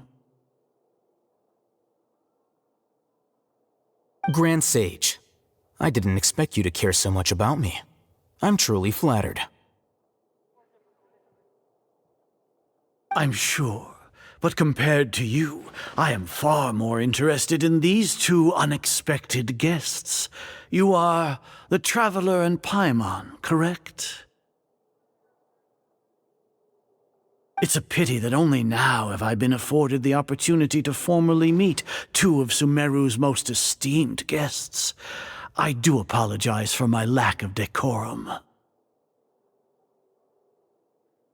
Excellent. You immediately initiated discussion instead of attempting to prepare some perfunctory excuse. You clearly understand the situation at hand, and have no intention of making a reckless stand.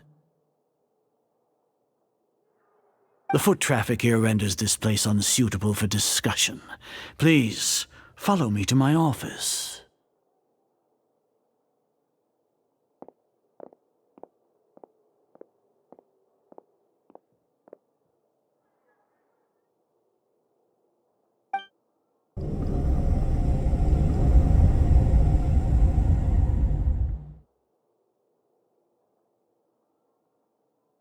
This place is crawling with guards.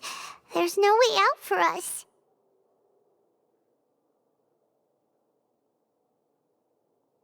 All right then, Traveler. What did you wish to discuss with me? Today is Niagarbaha Day, so I still have many responsibilities to attend to. There is little time for idle chit-chat before I detain you all. You seem to know quite a bit about our endeavors. If that is so, then you should be praising our great work, rather than using your trivial misgivings in a futile attempt to sway me.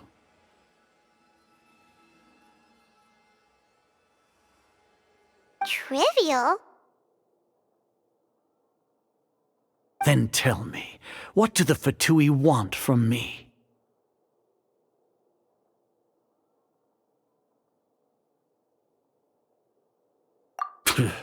Worthless. Those are all completely worthless. Benefits, divine power. These materialistic words do nothing but debase our great work. Creating a god. Yes, we are using human wisdom to create a god. If humanity cannot attain omniscience and omnipotence, then we shall create a god to reveal them. This is the pinnacle of human wisdom.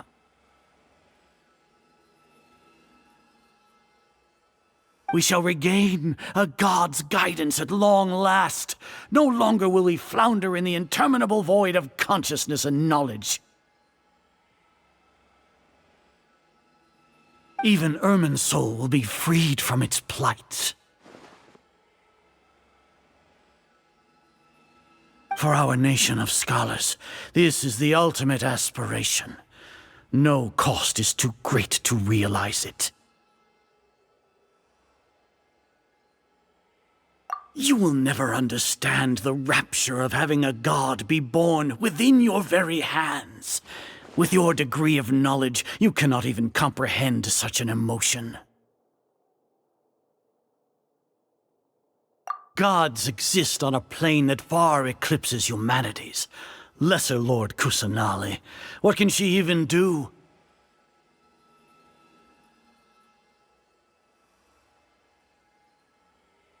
Care for the people? Fend off sandstorms? Fabricate silly fairy tales? These are but child's play for the Akademiya. Does that make us equal to the gods?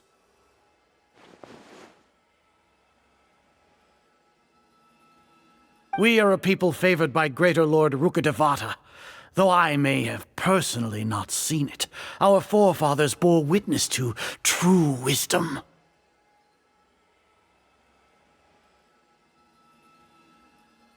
The ascension of the Lesser Lord has brought nothing but bewilderment to the scholars. They all ask, is that truly what true wisdom is supposed to look like? With that in mind, it is better to keep her isolated in the sanctuary of Surasthana, so our academy will not become embroiled in turmoil. Justification. Do you really think that only the super smart or powerful should be able to call themselves gods? As per your judgment, Grand Sage, they are indeed dangerous individuals. Not only are they acting against the Akademiya, but their ideologies have the potential to lead scholars astray. Looks like there really was merit in my assignment. Oh, Hatham? Are you talking about us? Anyway, I've brought them to the Akademiya as ordered, but it took some time and trouble.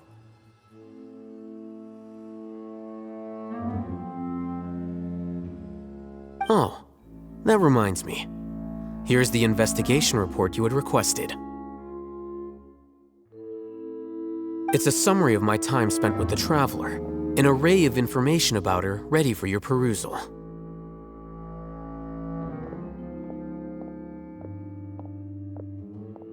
Oh, Hatham! So you're still on the Akademiya side! We finally started to trust you!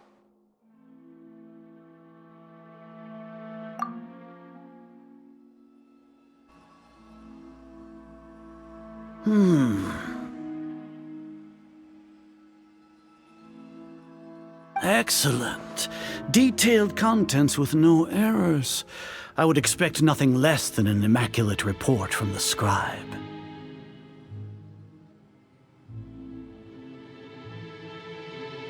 As it is Niagarbaha Day, I'll enter the information on you into the Akasha.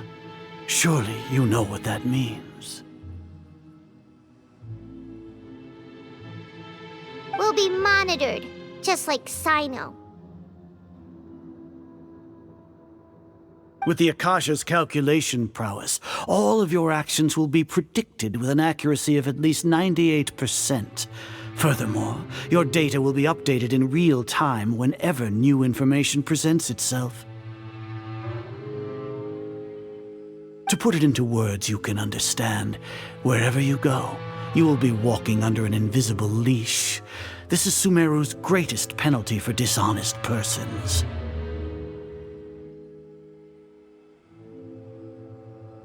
Are you not familiar with the concept that great responsibility begets an equally great suspicion? In any case, you are Sumeru's most concerning external variable. Locking you down will greatly decrease the chance of any undesirable outcomes coming to pass. You're despicable! Despicable? Perhaps from your perspective, but I suppose you had mentally prepared yourselves for this, no? Your ploy was to sacrifice the traveler here, was it not?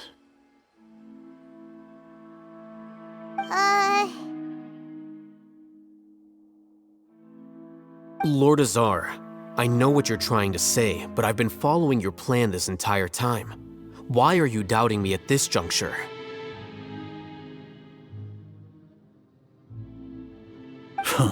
Must I delineate your entire plan? Very well, I will spell things out. First off, I received an eyewitness report that you were spotted with the traveler at Caravan Ribat. However, you immediately departed for the desert and escaped surveillance range. Judging by the time, you all likely encountered the truant General Mahamatra in the desert. Am I correct?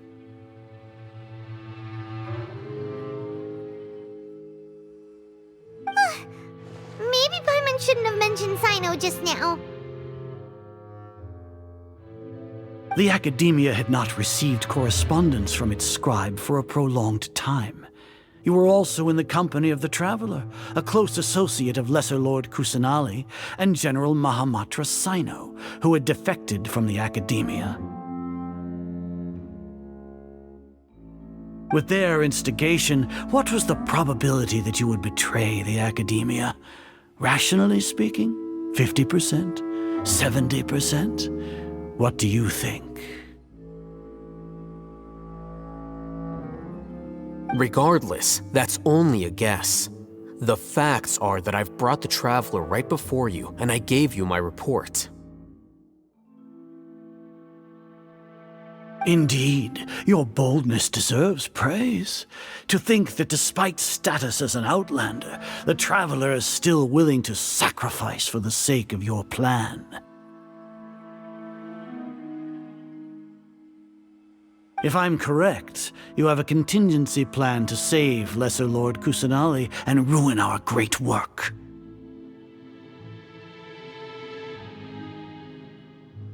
Sneak into the Akademiya on Nia Garbaha Day, using Alhaitham's status as the scribe, for there is a good chance that an opportunity to save the Lesser Lord will arise. Should your intentions be discovered, Alhaitham will turn traitor and sacrifice the Traveler, thus proving his innocence. He can then stay inside the Akademiya and continue searching for a way to proceed forward. As for Sino, according to the Akasha's calculations, he will soon return to the Akademiya and confront me in person. I suppose this is also a part of your plan?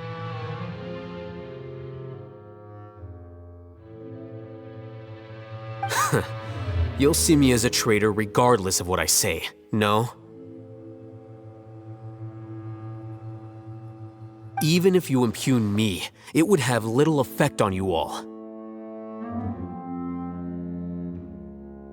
You misunderstand.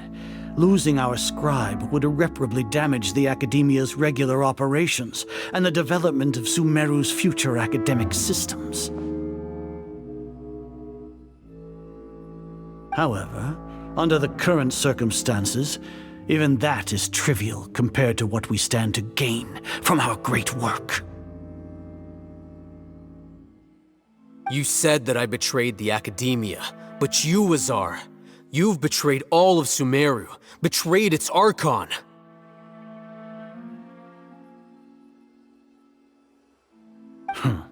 So flight has turned to fight at long last. Guards!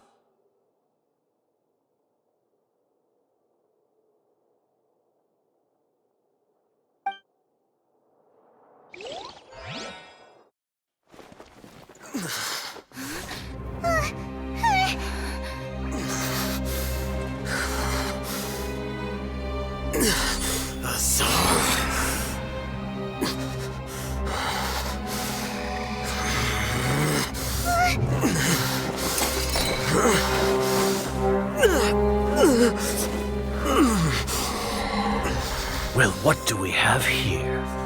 So you stole that divine knowledge capsule. Traitor, You traitor!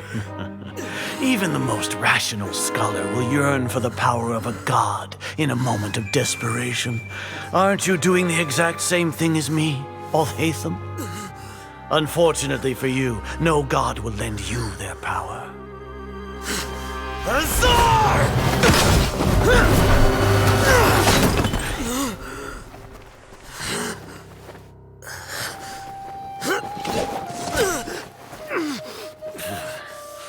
He has gone completely insane.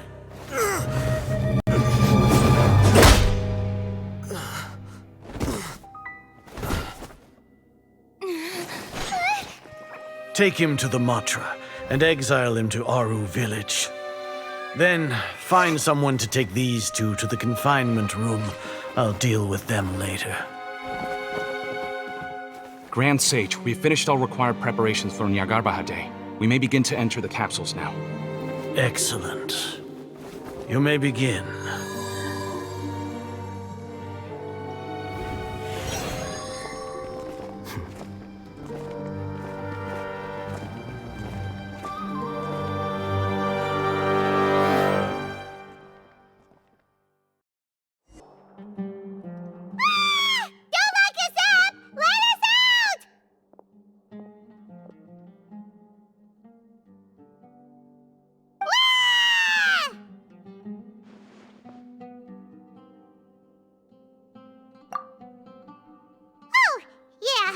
Paimon got a bit carried away there. How was Paimon acting just now? Great, huh?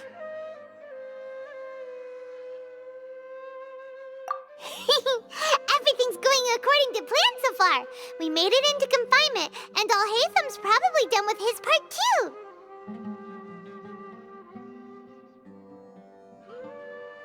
We even managed to trick Grand Sage Azar. Alhaitham sure knows how to cook up a plan. What are we doing next? Paimon has trouble remembering things when she's worked up.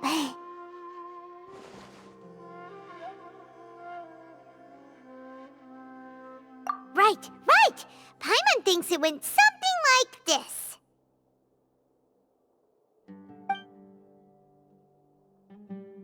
Apart from that, we still have yet another goal in the first stage of our operation, which is to send the Traveler to the confinement room. What? Why do we want to get her locked up on purpose?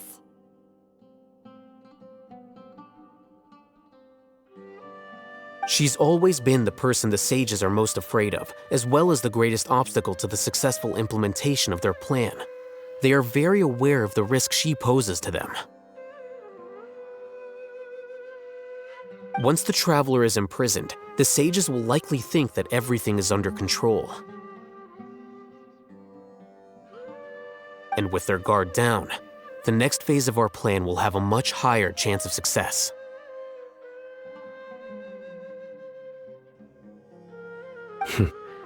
I can already see the pompous looks on their faces. Oh, that's a super tricky plan. But Paimon still thinks it's not really worth it. That isn't the only reason, of course. She has a more important task once she's in confinement. According to the Akademiya scholars in Ramon's custody, Lesser Lord Kusanali has sealed off her consciousness in the Akasha ever since she was captured by the Doctor. That way, they can't pry any more information from her. Even if we break into the sanctuary of Surasthana, it will take time to awaken Lesser Lord Kusanali's consciousness. We need to do that in advance. So our job is to wake up Nahida! Okay, totally worth getting thrown in jail for. The confinement room is inside the Akademiya, close to the sanctuary of Surasthana. It's a completely enclosed space, and you won't be receiving any visitors. I'll work with Ramon's scholars to make some modifications to your Akasha terminal. Once you're in, get as close as you can to Lesser Lord Kusanali and try to connect to her consciousness. However, as for whether she'll actually wake up, that will depend on our luck.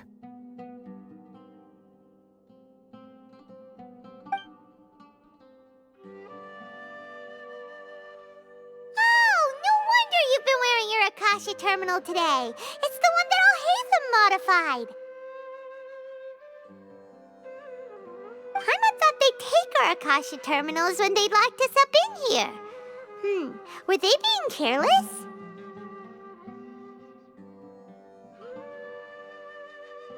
Alright, so what now?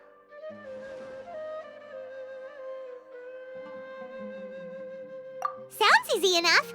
We can finally talk with Nahida after all this time. Let's do it.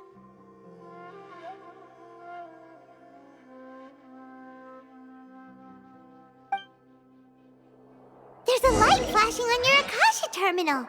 It's almost like... the faster it blinks, the better the signal.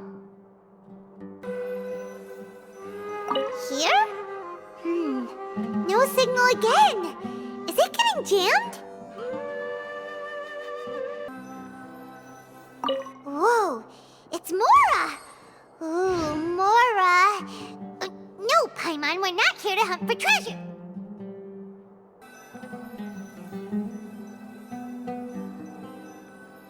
Here? No signal again. Is it getting jammed?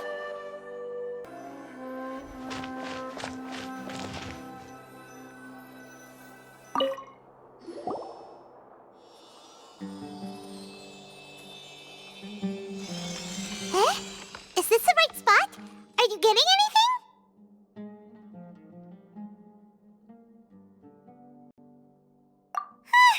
Please work.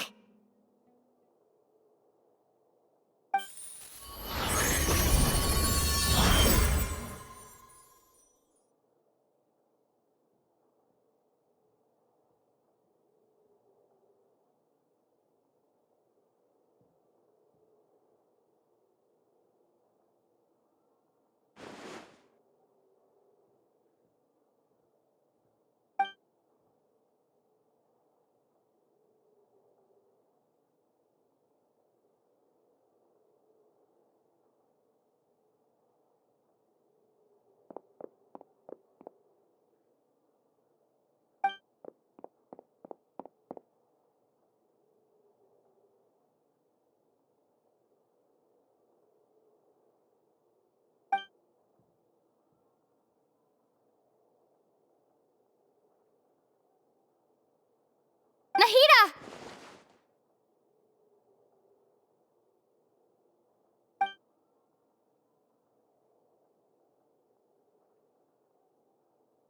Hey, Nahida!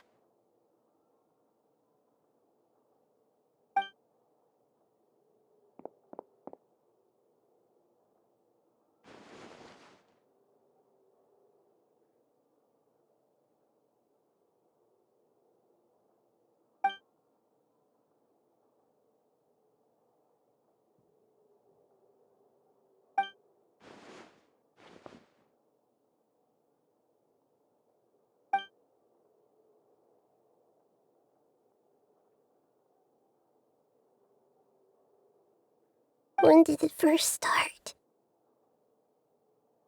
Oh, right. It started from the moment I was born. I want to become a worthy Archon. So I've kept studying. Kept listening to my people and their hearts. Kept looking for a way to save Irminsul. So I can catch up. Catch up to Greater Lord Rukkhadevata. But I'm stuck in the sanctuary of Sarasthana. The sages are creating a god to replace me. And I'm forced to lock my consciousness in this boundless darkness. Nahida!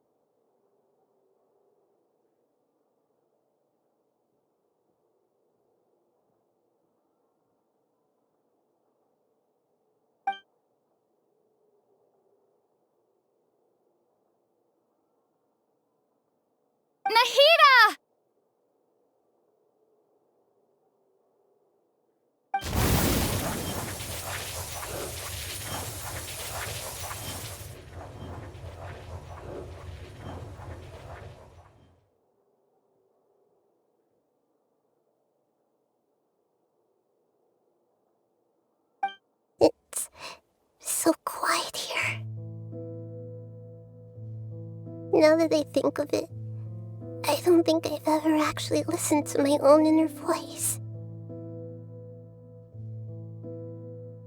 Do Archons have them? Should Archons have them? Have I been doing the right thing? Am I really not needed? How do I really feel about all of this?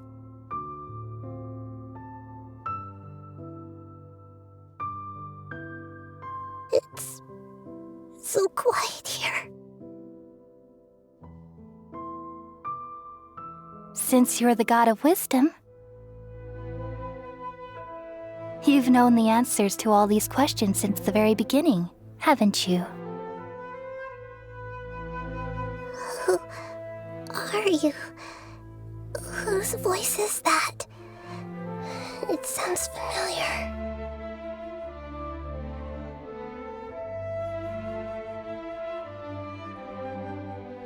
You're right, though. I won't ignore my own voice anymore.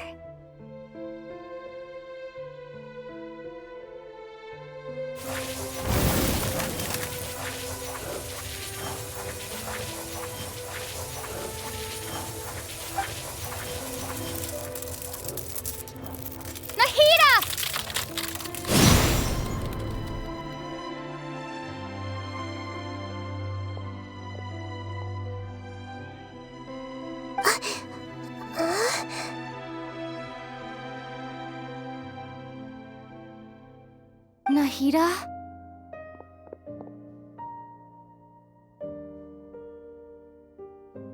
Did you wake me up? Thank you. Why are you here? We're here to rescue you. Are you alright? I'm fine. It's just... when I think of everything that's happened to me, I feel really angry now.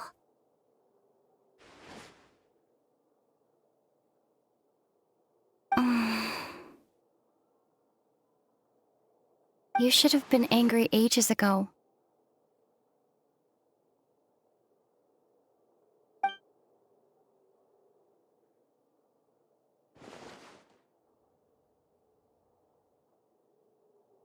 Huh?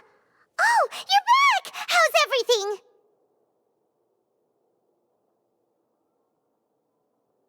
That's wonderful news! Great! We weren't locked up for nothing!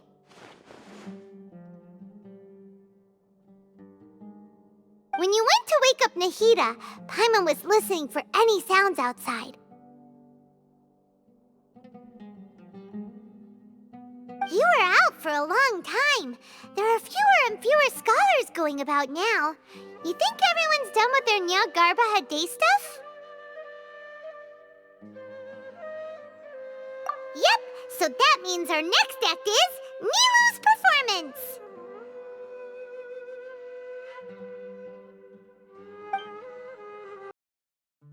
Nilou, are you sure about this?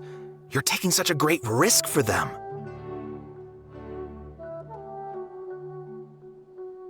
I'm sure, and I'm going.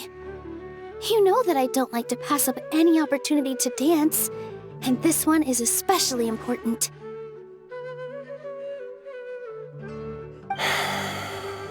All right. You seem to have a lot of trust in them, so I won't say more on the subject. But if anything happens, the few of us here may not be able to help you. Don't worry. They've been through worse. Everything's going to be fine. All right. You know, if you really do get arrested, we'll do everything we can to get you back. Be careful, even if it's only for our sakes. Thanks, Mr. Zubair. You're so very kind.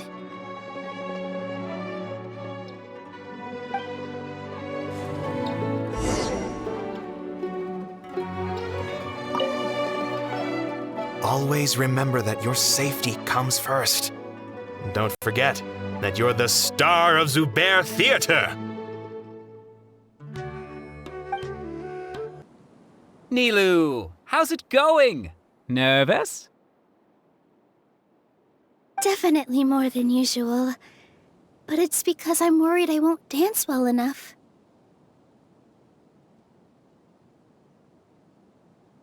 It's okay. Just focus on your performance. We'll take care of everything else.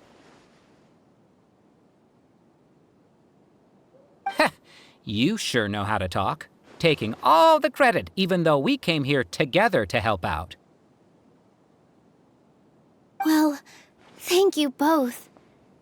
I'll have to treat you to a meal after all this ends. I really, really appreciate all of your help. Ooh, that sounds great. Huh? How can we say no to that? All right, let's get back to business. Nilou, we'll be here to keep people from going to the Akademiya so they don't interrupt your performance. I was planning on telling them something like, the Akademiya's been conducting a weird experiment, and some of their test subjects escaped. It's really dangerous there, so stay away. Oh, you couldn't think of anything better? Oh well, I guess it does sound like something the Akademiya would do.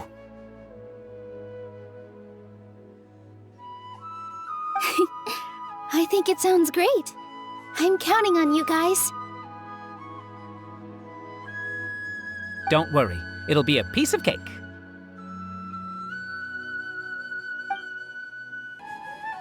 Hey, Nilou! Sorry, it's great to see you, but I'm really busy right now. Our Bait People Away with Yalda Candies plan is working beautifully. Do you want some candy?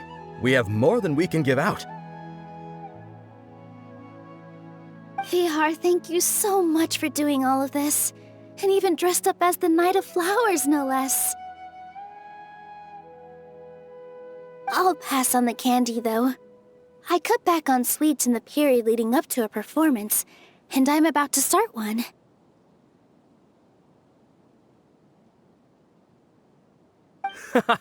You have a point.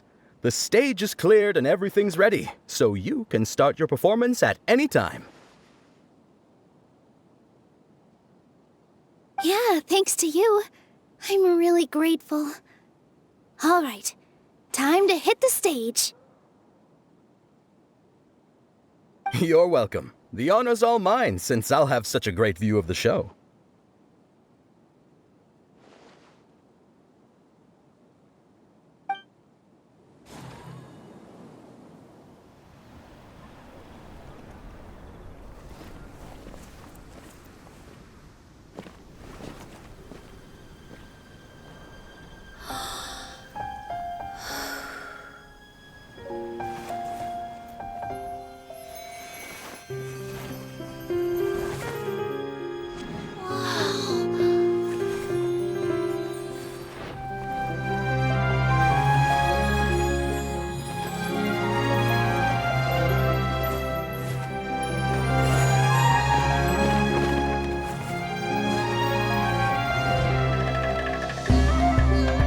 I've never seen a performance like this. This is incredible. Yeah, but I heard that public performances like these have been banned. I can't believe she's doing this here.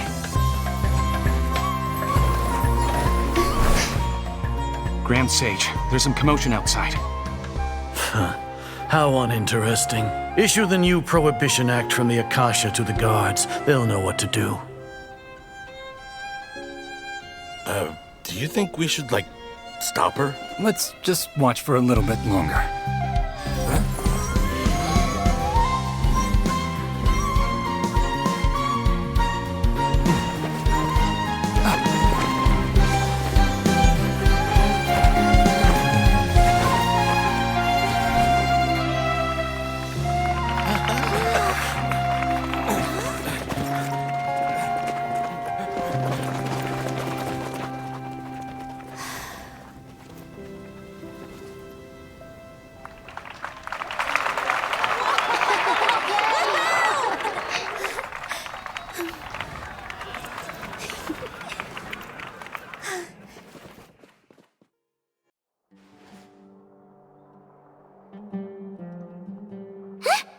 Did you hear that? It sounds like a lot of guards just ran by.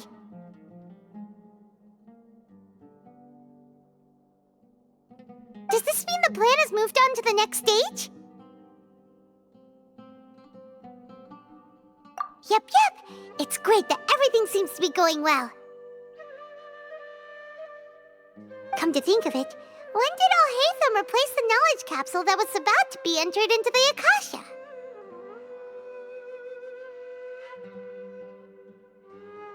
Oh, so that's when he did it! Paimon was too nervous to notice. Speaking of, didn't Alhaitham also yoink the divine knowledge capsule from that mercenary leader in Port Ormos when everyone else was distracted? Oh, it's a time-tested trick of his.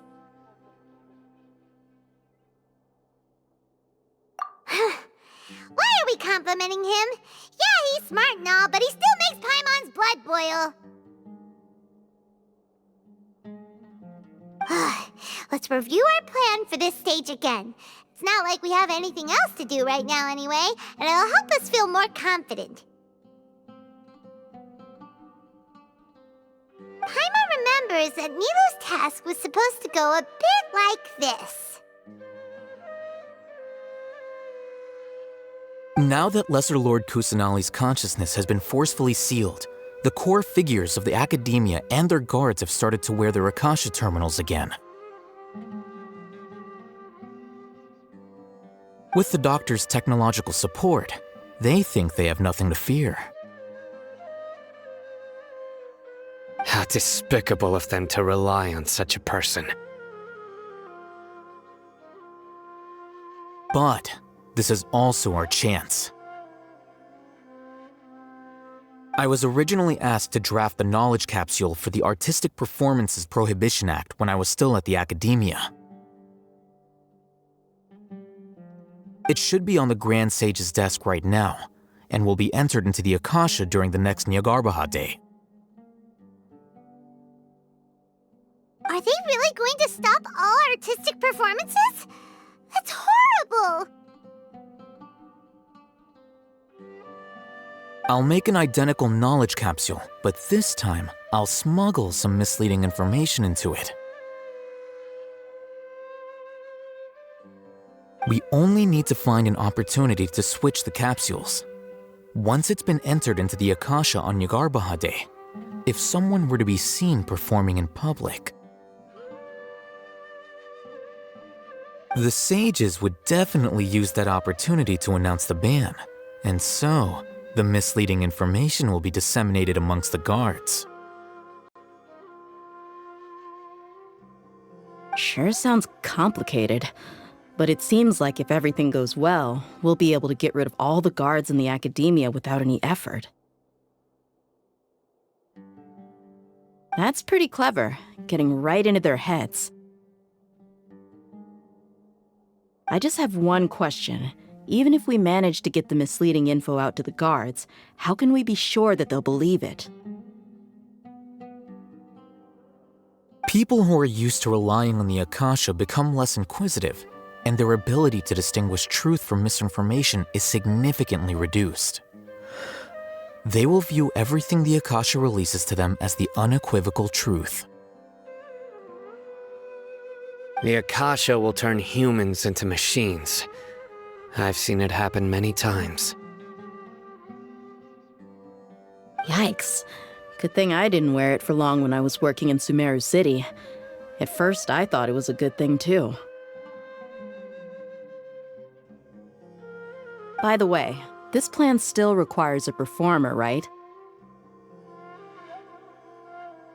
Do you have someone in mind? Nilou of Zubair Theater.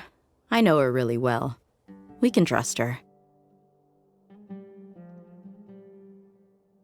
I'm kinda hesitant to ask her to participate in a dangerous plan like this, but we can ask her in person. All right. After the guards in the Akademiya are gone, Then it'll be time for me and my stowaway brothers to shine.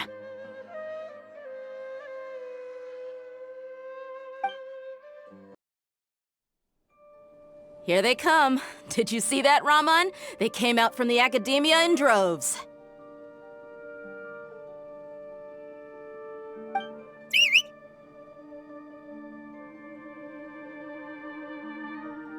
After laying low in the city for so long, this is the moment we've been waiting for.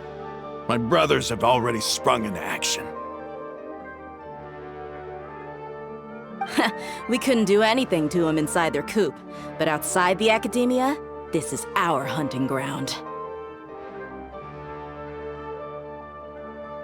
With a lioness like you, the prey sure won't be able to run far.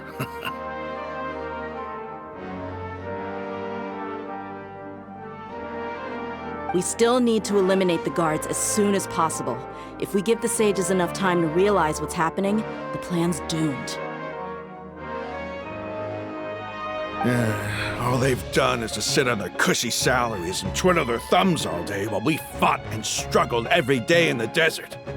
The only advantage they might have is their numbers.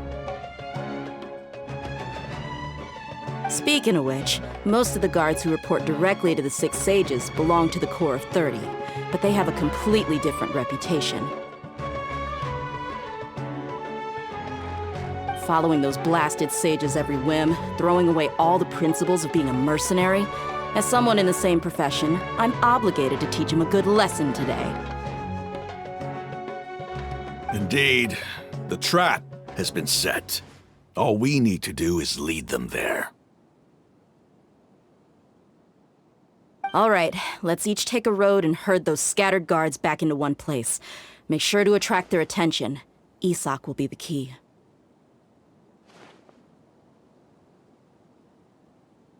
You gave such an important task to that child. Will he be okay? It'll be fine. Isak was so determined to help, so let's put our faith in him. Besides, even if he's caught, the guards would be too scared to do anything to him. They've never seen Lesser Lord Kusanali in person, after all. You've got a point. Anyway, I think I see them coming. Let's head out. Good luck.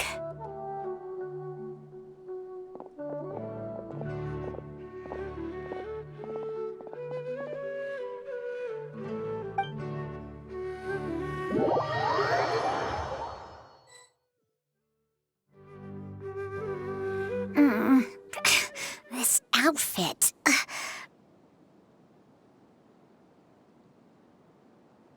Hey, do you remember what you need to do, Isak? When the guards get here, you'll pretend to be Lesser Lord Kusanali and run away from them. Oh, yeah, I remember. Of course I do. I'm just a little nervous.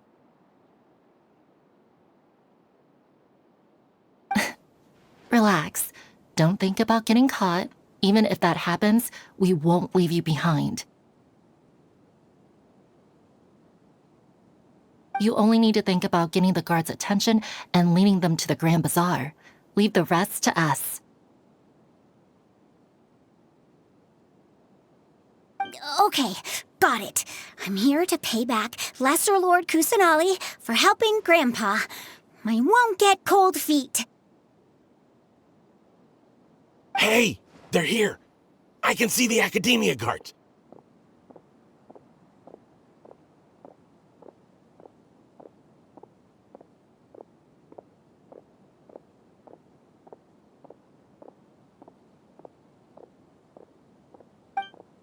All right, it's time, Isak. Take a deep breath and go. You can do this.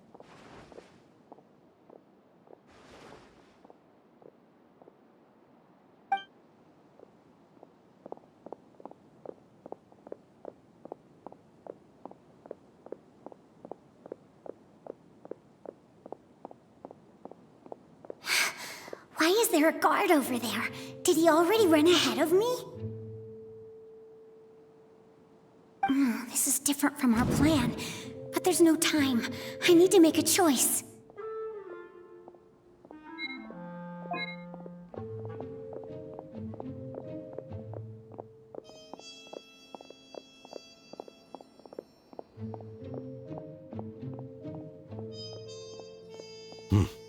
Let's have a look behind the house.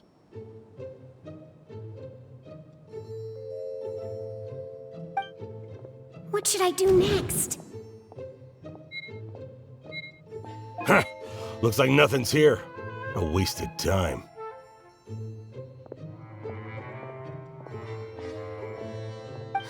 Luckily, he didn't check behind the tree.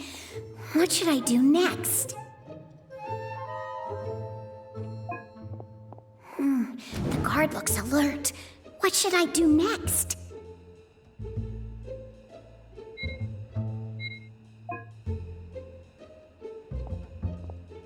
Doesn't seem like anything unusual's around here.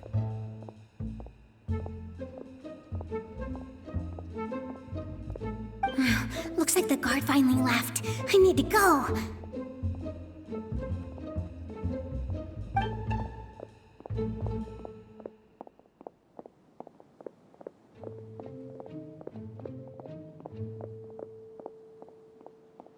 Hey!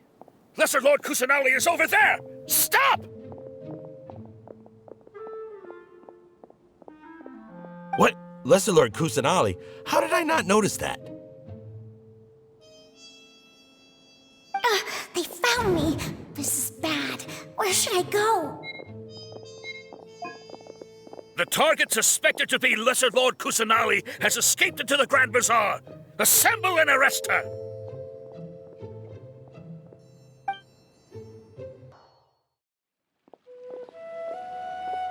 Where did she go? How did she disappear? Did we lose her? Hurry up and find her!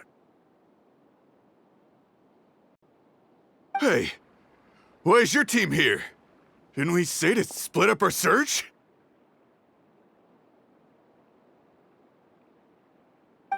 Hurry! Hurry! This place is... Why are you all here? Yeah, isn't it one heck of a coincidence? Everybody's here. What on earth is going on? I suppose that's all of you? Who are you? Did you set us up? What are you planning?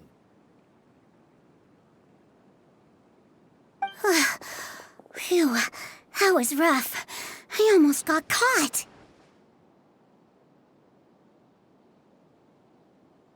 Little brat! So you're not actually Lesser Lord Kusanali. Who exactly are you all? Eremites from the desert?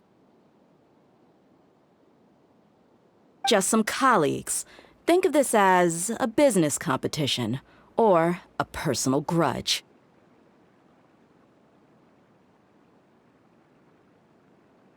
After stepping into our traps, stop thinking of yourselves as hunters. Behave like the prey you are.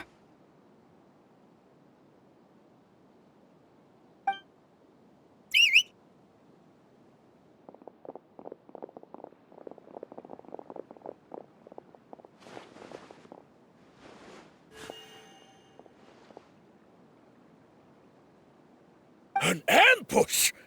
How's that possible? This is Sumeru City, but mercenaries from the desert somehow ambushed us! You've spent all your time hiding away in the Akademiya. This place has long since become our hunting ground. Brace yourselves!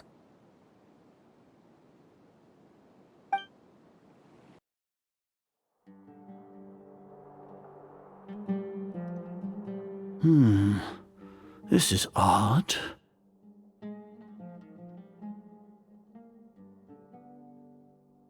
The Akademiya has quieted down after the conclusion of the Nahida Day ceremonies, but it's much quieter than usual.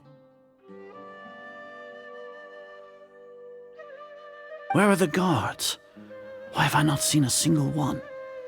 Guards? Guards!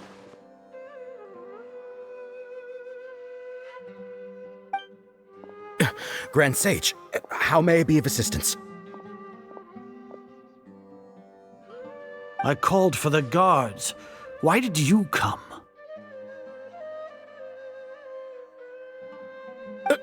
My apologies, Grand Sage. Right now, all Akademiya guards have entered the city to perform the ordered arrest. I thought you knew. Arrest? Who is there to arrest? I have an ominous feeling. Arrest Lesser Lord Kusanali, right? Is that not what the order was?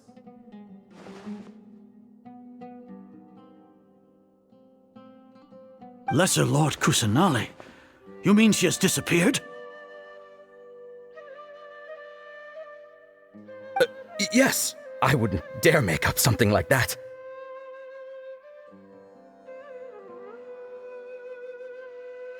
Right now, everyone is in a panic, and many are saying that Lesser Lord Kusanali will take revenge on us.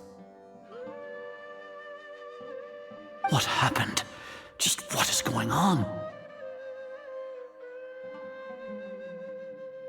Lesser Lord Kusanali somehow escaped? Was it Alhaitham and his party that freed her? That's impossible. The Akademiya is heavily guarded today, and any order to release Lesser Lord Kusanali would be strictly confidential. Besides, Alhaitham and the Traveler are already in our hands. What manner of trickery did they employ? How could Lesser Lord Kusanali disappear into thin air? Disappear? Wait. How was the arrest order distributed to the guards? It was issued by the Akasha earlier today. Only you have the authority to send messages like that, so I thought it was your order.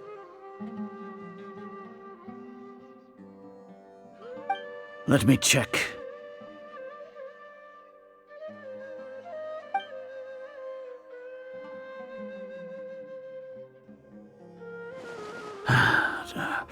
Here. Lesser Lord Kusanali has escaped from the sanctuary of Surasthana. Go to the city and arrest the escapee immediately. The Akasha indeed contains this information, and it clearly appeared in my mind. How did they bypass my permissions to issue this kind of message? Was it the report about the Traveler that Alhaitham submitted? No. I specifically checked that knowledge capsule before entering it into the Akasha. Could that have been a red herring?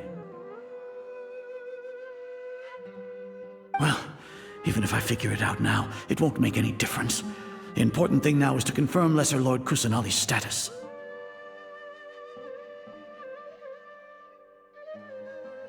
Have you been to the sanctuary of Surasthana to confirm that Lesser Lord Kusanali has indeed escaped?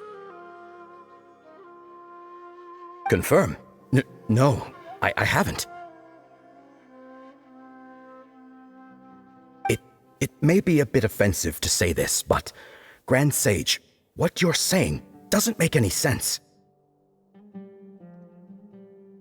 How can the information in the Akasha be inaccurate? What the Akasha decrees is fact. That is common knowledge to all of us.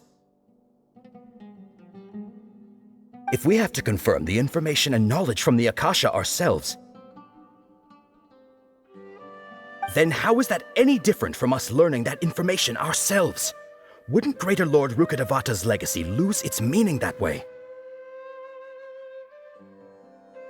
In the beginning, it was I who asked you to believe in the Akasha, to believe in the legacy left by Greater Lord Rukkhadevata. Are you trying to use my words against me? No, Grand Sage. I'm merely confused because I believe in you. I never meant to refute you.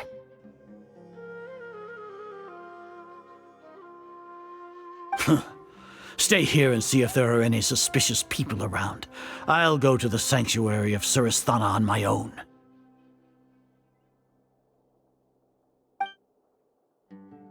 Yes, Grand Sage.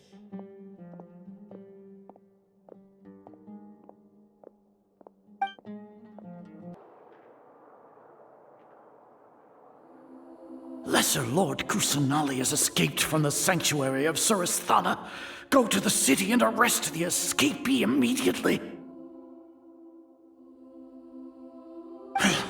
How can that be?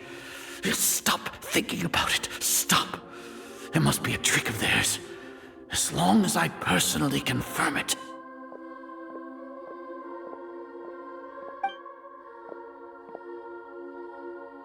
Ah!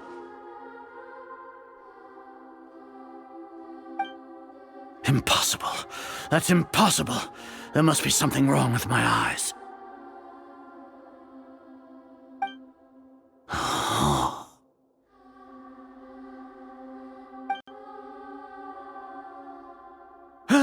She really appeared again?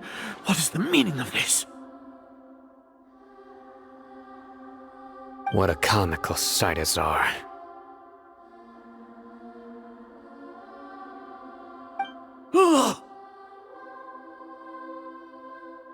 Once the Akasha has put certain thoughts into your head, even the Grand Sage can no longer see what's right in front of him.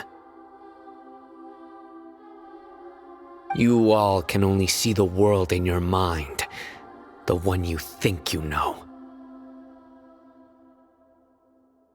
And precisely because of this, you disregarded Lesser Lord Kusanali's existence. She has been a wise and worthy Archon. Sino, have you been waiting for a chance like this? The Akasha predicted that you would return to the Akademiya to confront me, but I didn't expect it to turn out like this. I was careless.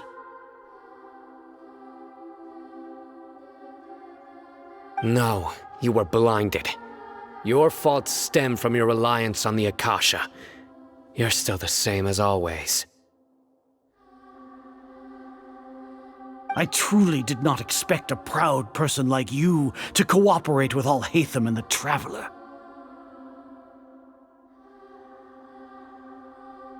People change, Azar. Admit it. The Akasha can't predict my actions anymore. Then tell me, what have you found during your investigation? You want to buy time? This is the sanctuary of Surasthana. Under your own regulations, even Akademiya staff are forbidden to come here. No one will come to save you. As for the investigation, I've at least confirmed that you are guilty of insurgency against the Archon.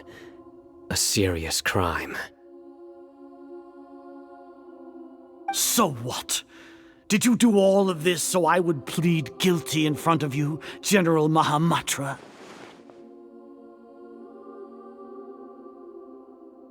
No. I want you to plead guilty in front of the Archon herself. You once said that I had no standing to judge you. So now, how about judgment in the name of a god?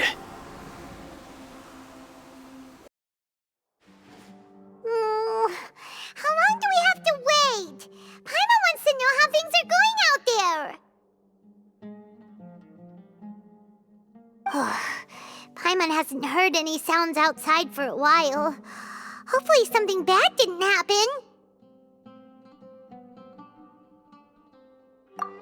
Yeah, but aren't you scared that we might be locked up in here for the rest of our lives? Thinking about it, at least Paimon has you. We could still chat like this.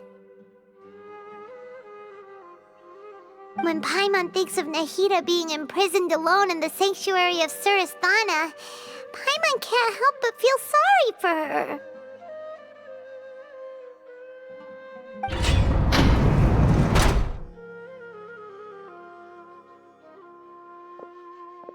Here comes your savior.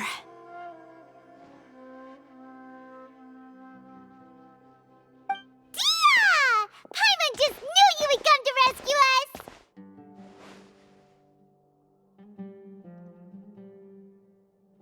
You two really owe me some big thanks. I had to search through who knows how many guards to find the key here. It felt even more tiring than whacking them. I'm exhausted. Thanks a lot. Need Paimon to rub your shoulders? No, that's, I'll pass. What are you afraid of? Oh, are you ticklish? Now isn't the time to talk about being ticklish.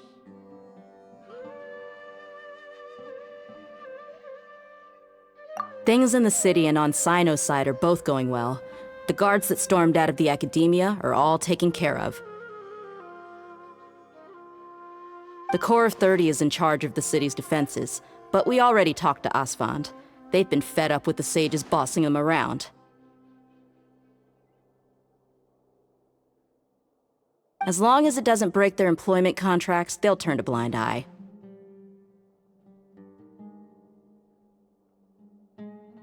That's probably because you've been super great friends with them for a long time. So, how's Sino doing? The Grand Sage is in his custody. Even I know how terrible it is to fall into Sino's hands, so he probably does too. Sino forced him to release Lesser Lord Kusanali. He has no choice but to obey. So, hurry to the sanctuary of Surasthana.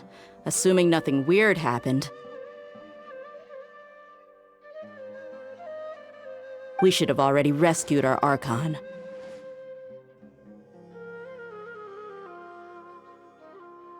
Honestly, I didn't expect our ragtag bunch to do this well. We just came together last minute to save the Archon, you know? Alright, you two better go. I still have to clean up some messes in the city. See you around.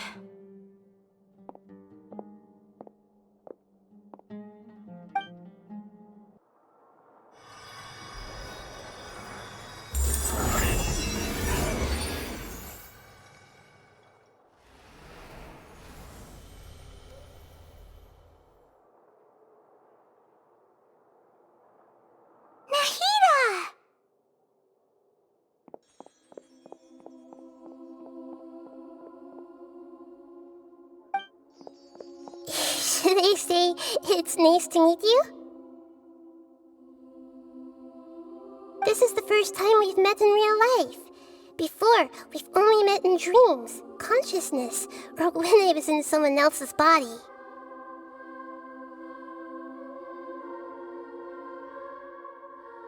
Thank you so much for coming to rescue me, but I also need to apologize.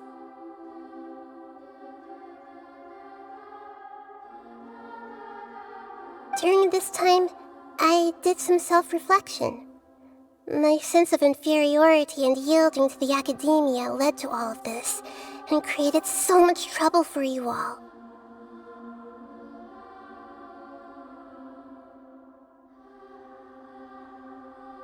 Exactly! We're here because you're a good Archon and one of our friends!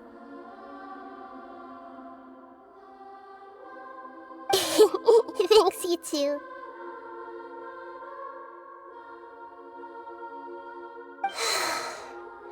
Amazing. So this is how it feels to walk out of that cage with my own body. It's like I just had an endlessly long dream. I can't even tell if I just woke up or was only now born into this world. My concept of self has become so clear. But now doesn't seem to be the time to indulge in this feeling.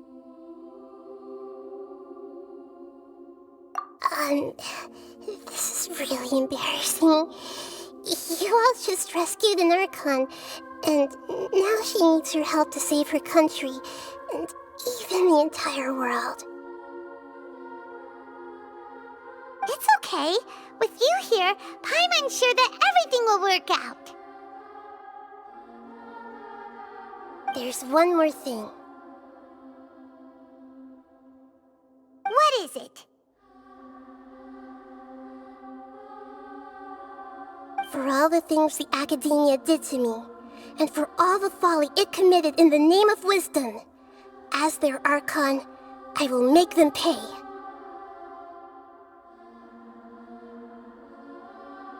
Ah!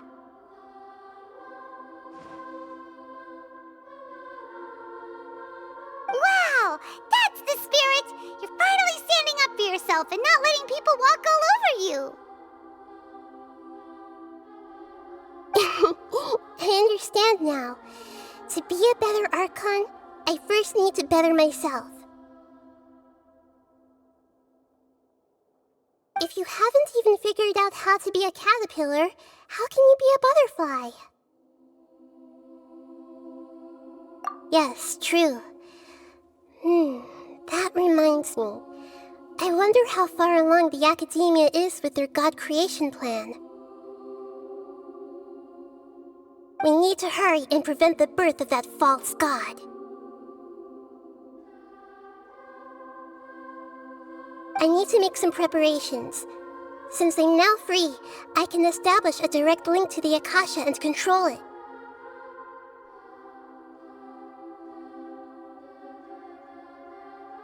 First things first, I need to remove the restrictions that the doctor put on me in the Akasha. After that, I'll make some adjustments and revoke the sage's permissions. The Akasha will then be like how it originally was, only operable by the Archon. After all, the Akademiya betrayed Greater Lord Rukkhadevata's trust.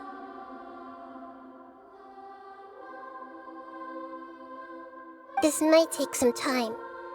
In the meantime, you should also work on your own preparations. If we don't stop the god creation plan in time, we'll be in for a tough fight.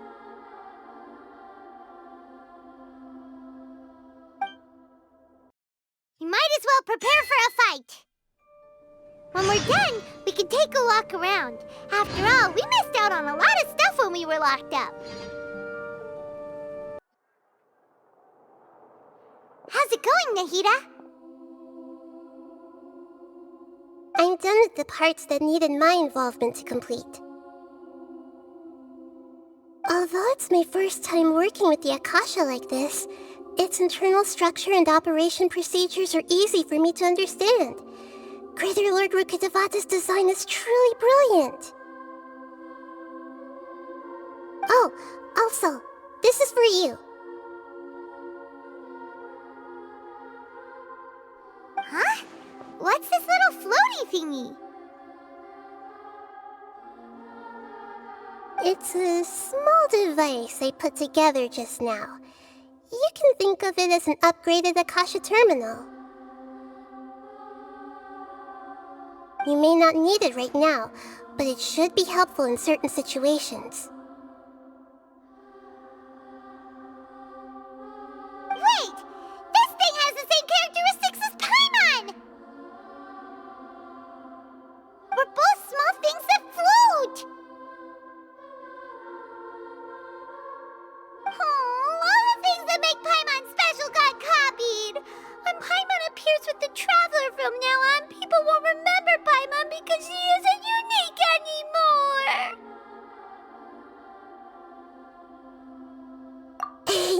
It's alright, Paimon. It can't replace you. It's only a flying device, but you're the Traveler's irreplaceable friend. You're so good at comforting people, Nahida. If If only the Traveler was as smart as you!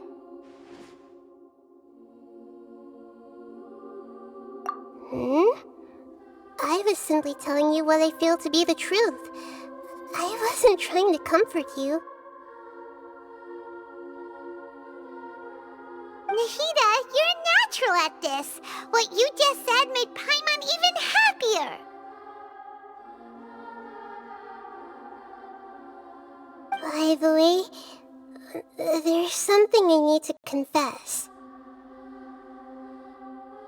Even though I'm the Archon and in control of myself again, I'm not very good at fighting.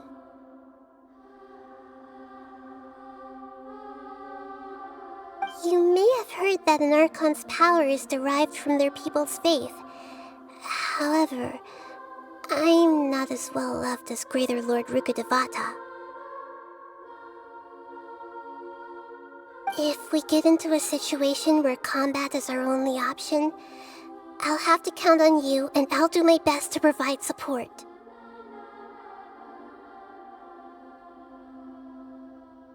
I'm glad I can rely on you. So the God of Wisdom isn't good at fighting? That actually sounds about right.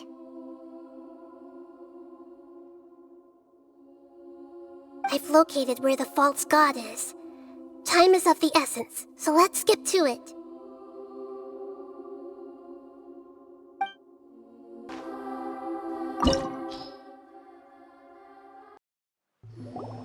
What is this place?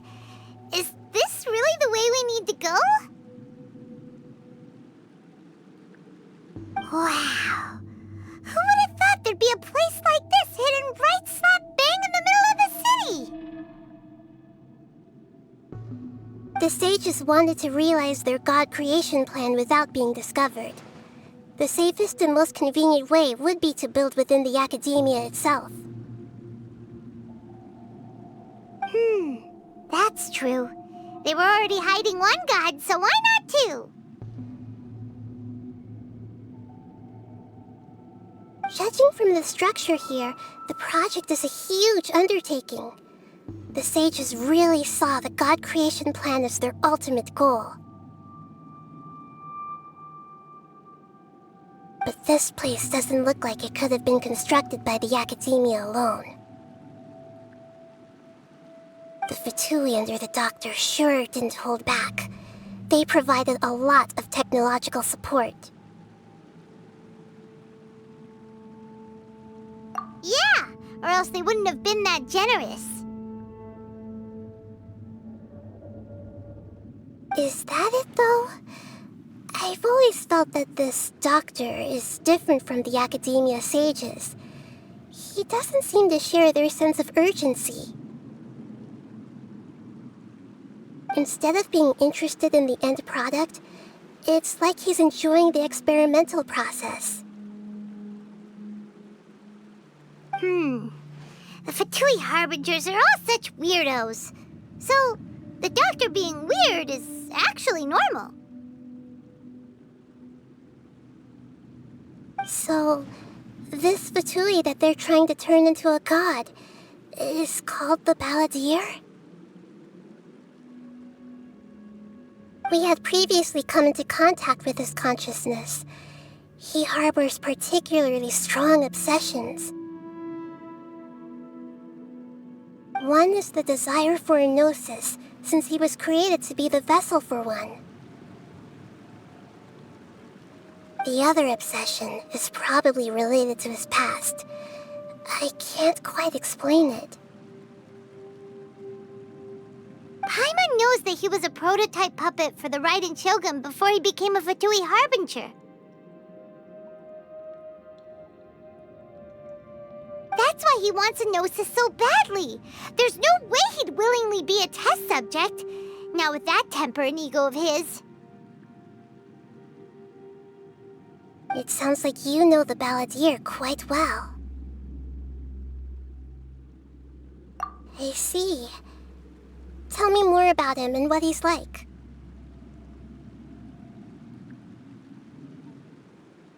The more we know now, the better we can plan for and react to any future situation.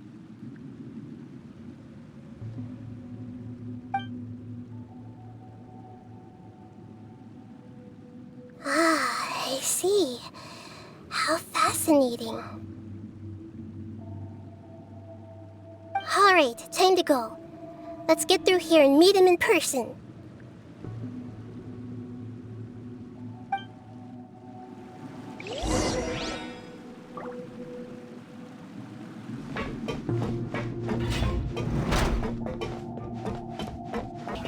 There is no escape! This isn't good.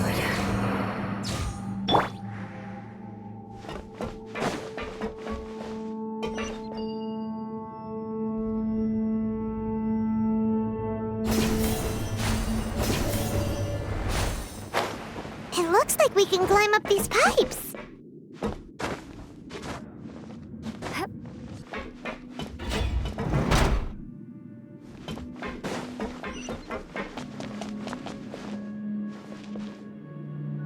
The pattern on the ground seems all messed up. Let's go around and see if there's a way to fix it.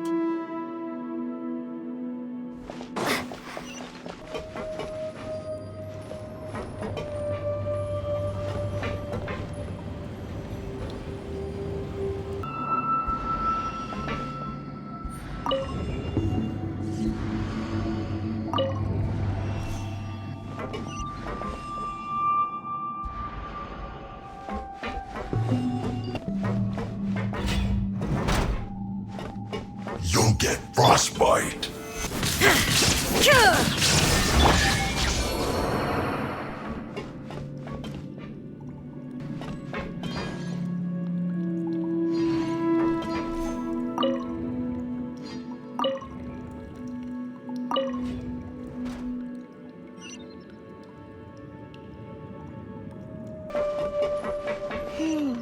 The cart is stuck. Maybe there's something wrong with the tracks. Let's try adjusting the direction of the device to clear the tracks.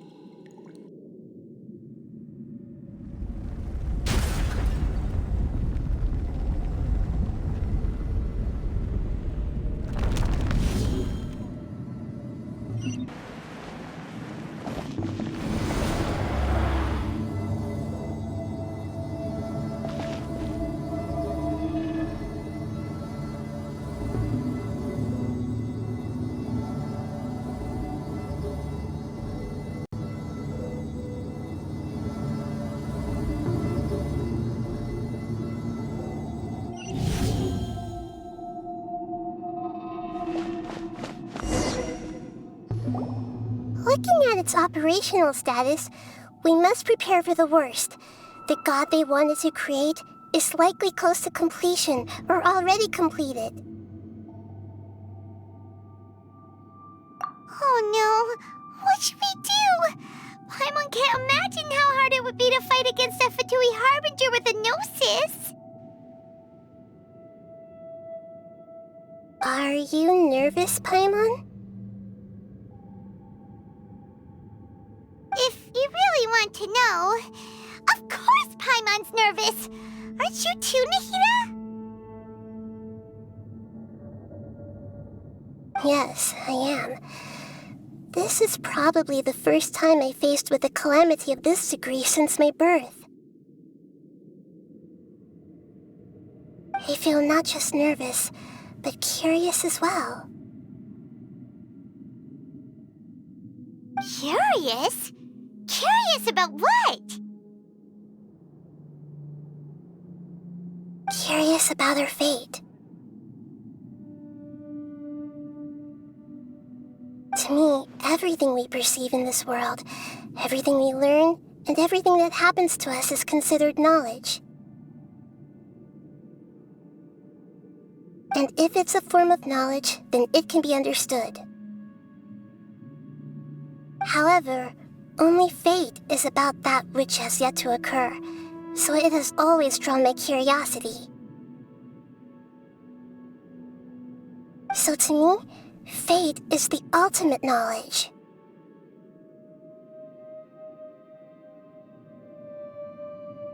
That's also why I love observing humans and all the things that happen to them. It all brings me great satisfaction. And now, at long last, I'm not just an observer anymore. I will personally experience my own fate with you by my side. Isn't this such a wonderfully exciting thing? Ah, so that's what you mean. Paimon thinks she understands what you're feeling.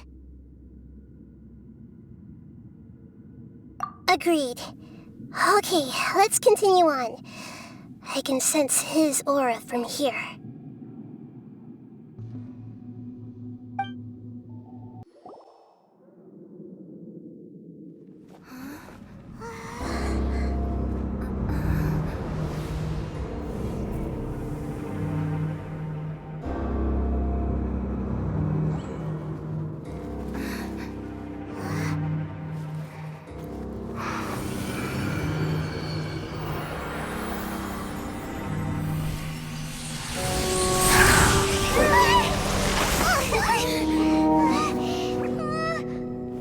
Who would have thought the world would be so eager for my birth?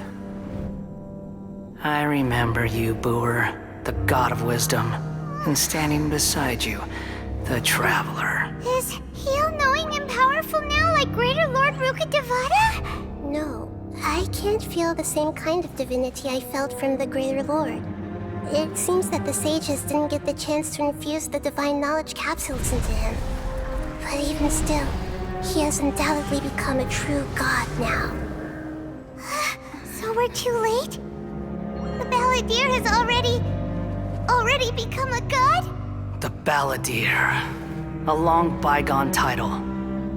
When my spirit ascended to divinity, I felt as if I had existed for the same number of epochs as heaven and earth. Looking back, the existence of what once called itself Kunikazushi appears infinitely small and ugly.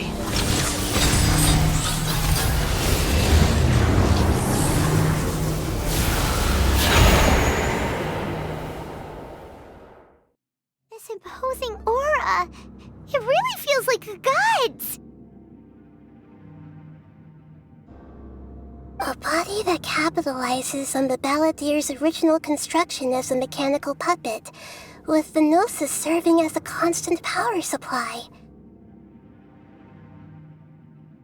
How much effort and resources did the sages put into this?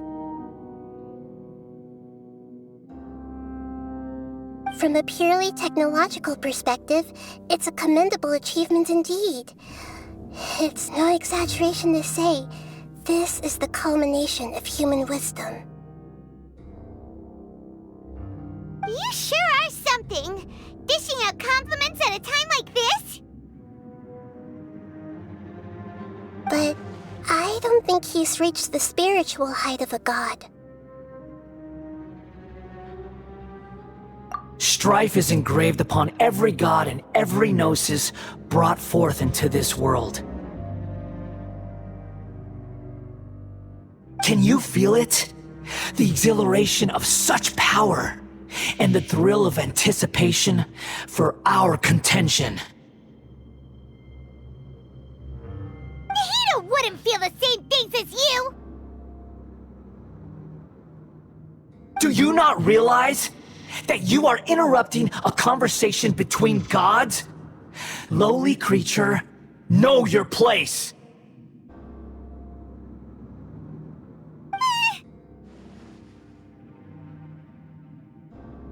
the strife engraved upon a gnosis. You're talking about the Archon War. Tevat's current peace was not easily won. I didn't personally participate in the Archon War, but the way I see it, all those losses were meaningless, driven by the demands of the laws. There's no point in bringing it up again.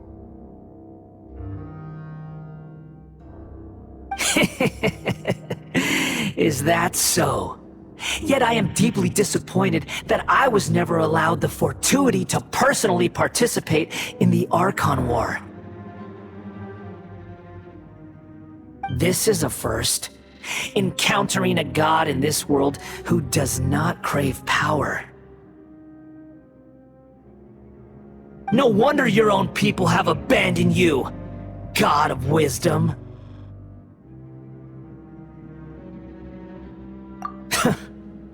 Your judgment is as your existence, unsubstantial. This is where everything ends, Booer, the God of Wisdom.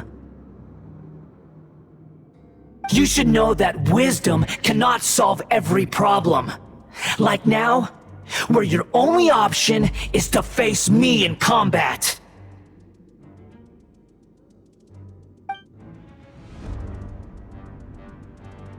Come! Let us reenact a scene of the Archon War.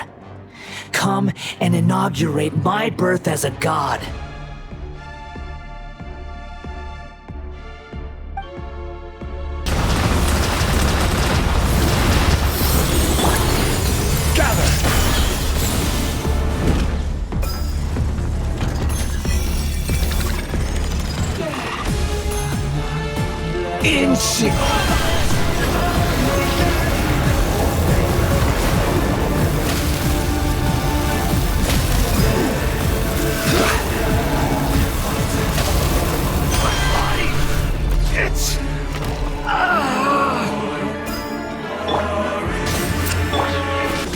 This is order. Pyroclastic surge! You cannot defy me, mortal! Incinerate! At my command, you shall fall. Gather!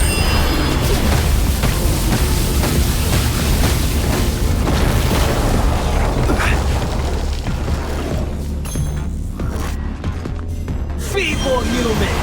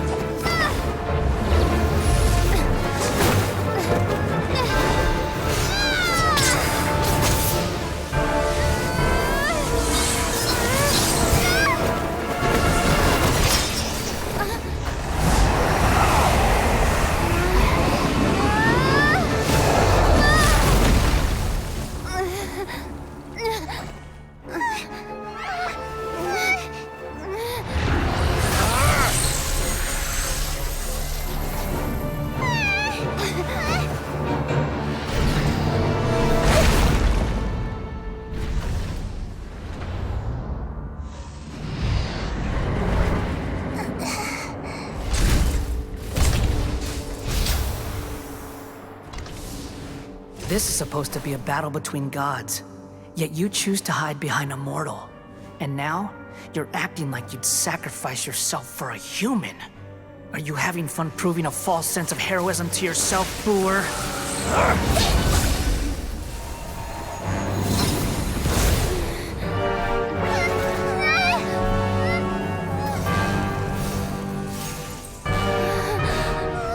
The data collection is almost complete. Do you even know how many times you've tried to take my gnosis from me?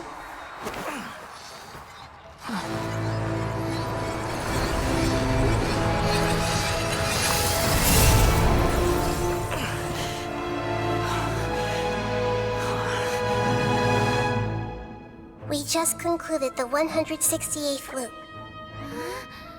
Did you know that in the effort to create you, the people of Sumeru were forced to live through the exact same number of Sub-Zerus festivals and Samsara cycles? The power of dreams. When did you use it on me?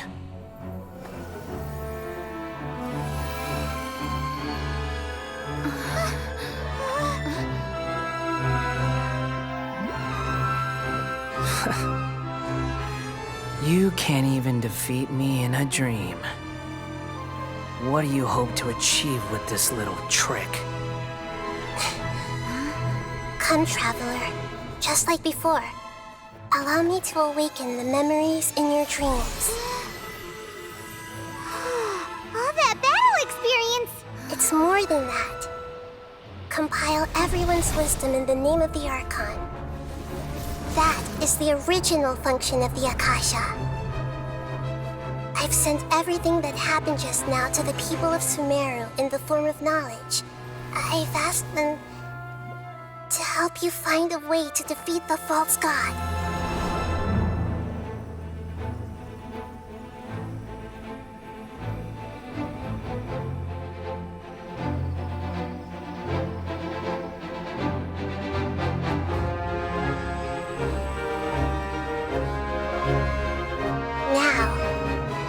Sumeru's wisdom is at your disposal. Meaningless tricks won't save you.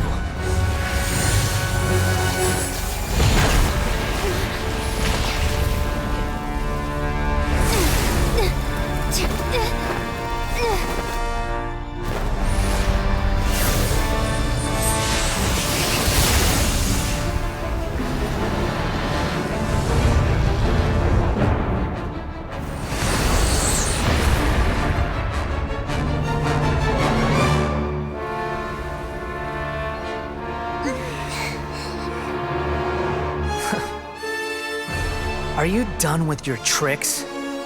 Can I finally take this as a real battle between gods? I'll leave this to you, the first sage of Booer.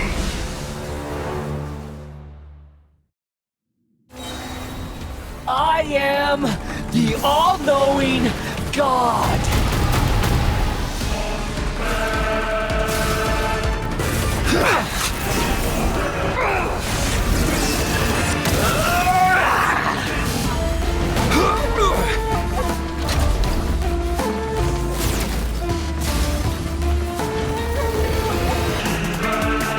Good riddance, cruel world!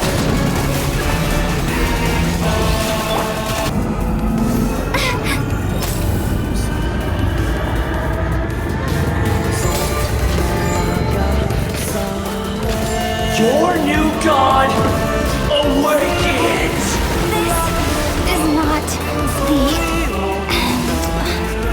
Now, the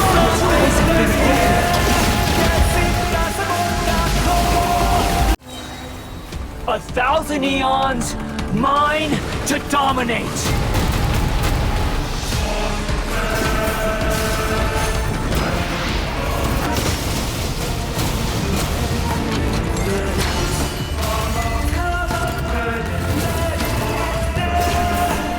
Good riddance, cruel world.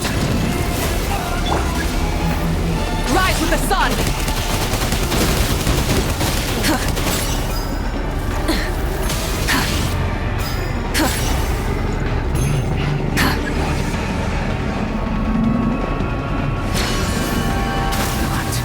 Possible.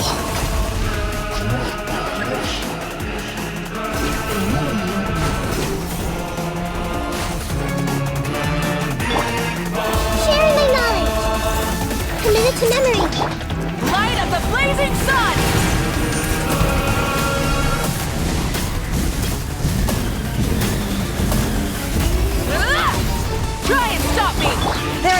Hey!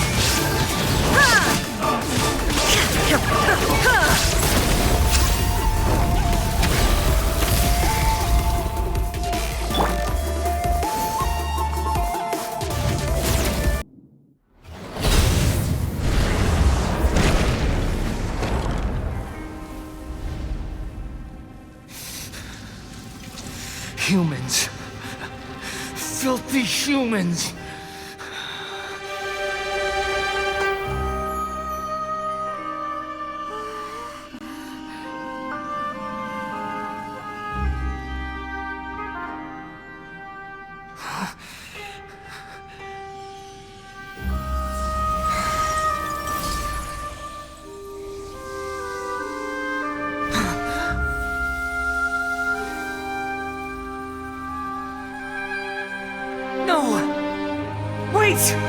Please! Anything but the Gnosis!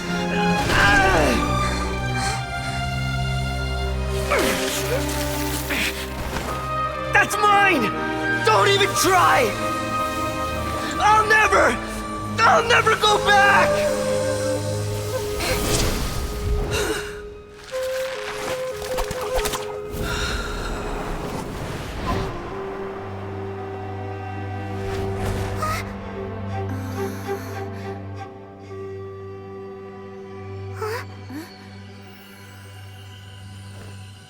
We haven't yet found the answer to the most important mystery.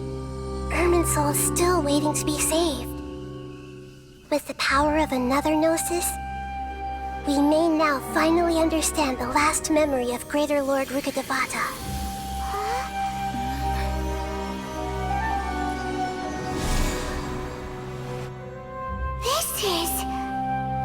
That's right.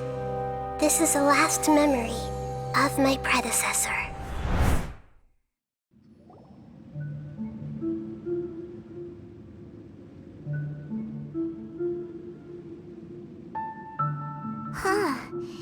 This sure seems very different from what Paimon imagined. Shouldn't Irminsul be in this realm of consciousness? Yes, that is our destination. But I didn't expect the remaining consciousness of Greater Lord Rukkhadevata to be as polluted as this.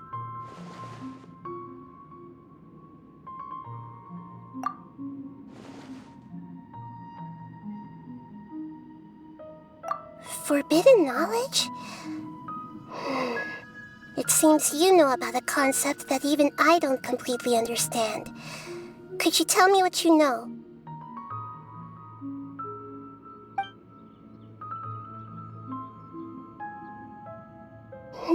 Your inference seems logical enough.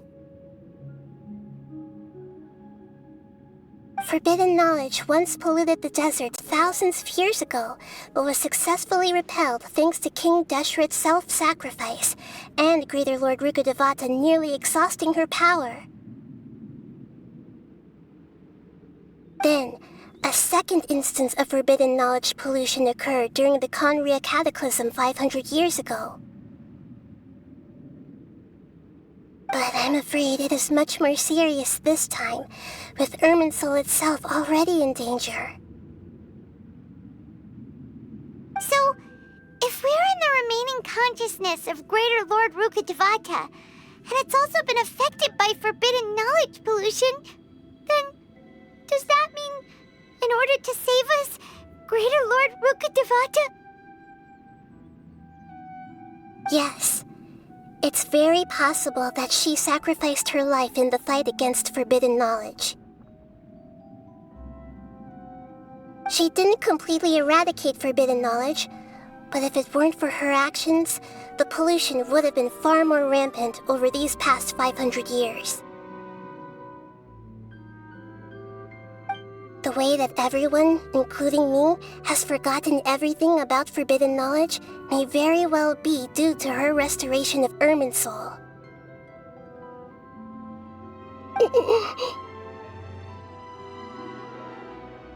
Aww. Do you feel sad, Nahida? I'm just sharing her pain. The pollution of her consciousness here is severe. There is madness, chaos, and pain all around us. Did she fight to resist the forbidden knowledge pollution in such terrible conditions, all the way up to her last breath? She even used her last remnant of lucid consciousness to leave a clue for us to follow.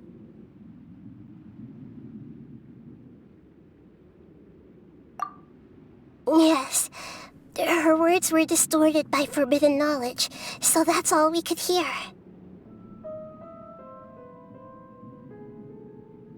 But now, we have a chance to find the answer to this mystery. We can cross the polluted consciousness until we found the right path to meet with her lucid consciousness. And then, we'll let Greater Lord Rukkhadevata tell us the truth in person. Each of us need to be mindful of the state of our own consciousness while we are here. Even with the Gnosis' protection, we must always keep a clear mind. Otherwise, we could go mad at any moment. That's so scary. Don't worry, it should be easy enough for you to keep that mind of yours clear, Paimon. Let's go.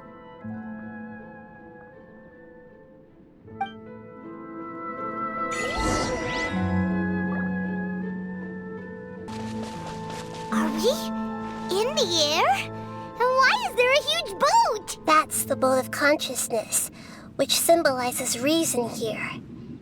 Its course is the direction our consciousness is traveling towards. If we lose control over our consciousness, we will fall into madness. So let's make sure the boat stays on course.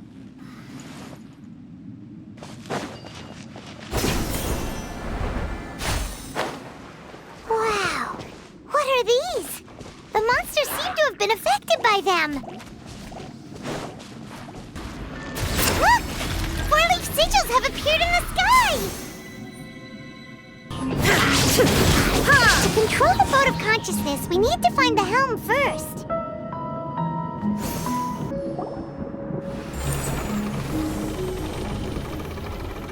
We changed direction. Are we still going the right way, Nahida?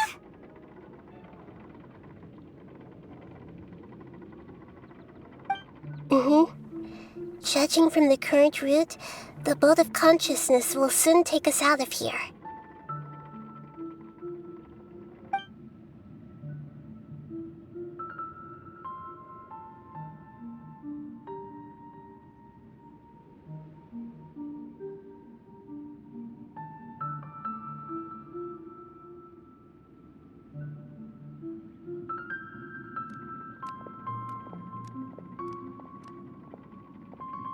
We'll be arriving at our destination soon.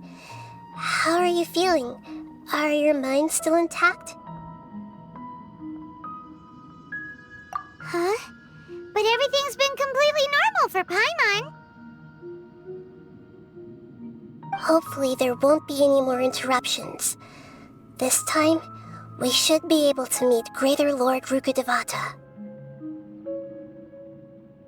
Are you saying you've never met Greater Lord Rukkhadevata before? No, it seems that my birth and her death took place at the same time.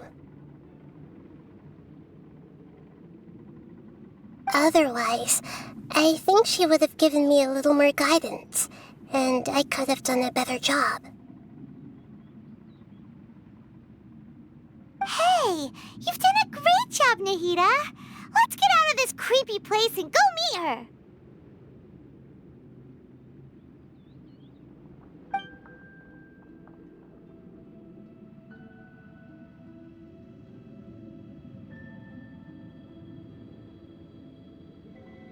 So, is this the place you were talking about?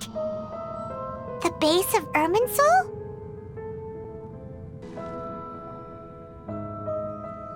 Well, this is the place.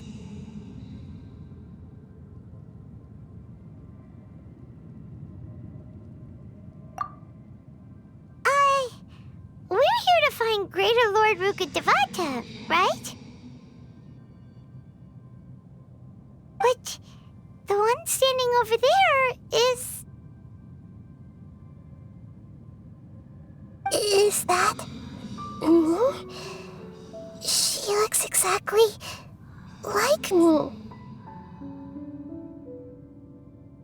Are you Greater Lord Rukkhadevata?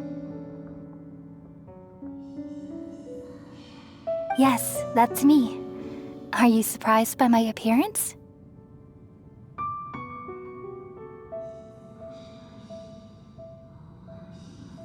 Irminsul and the surrounding lands have been reproduced here as they were years ago.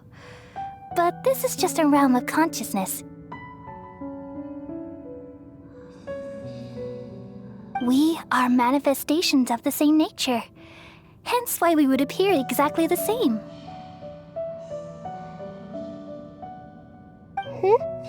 We're of the same nature. Why?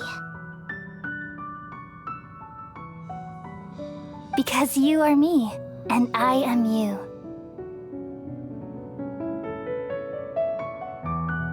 You are me in the new samsara.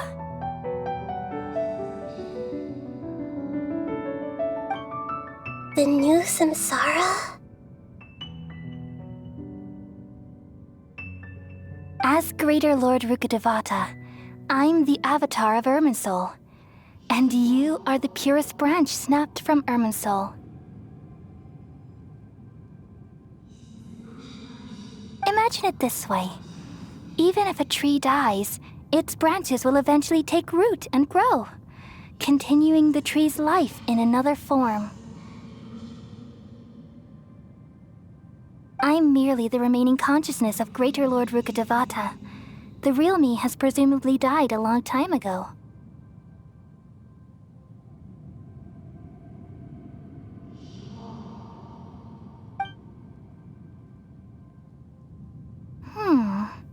Judging from your appearance, I've probably been dead for 500 years.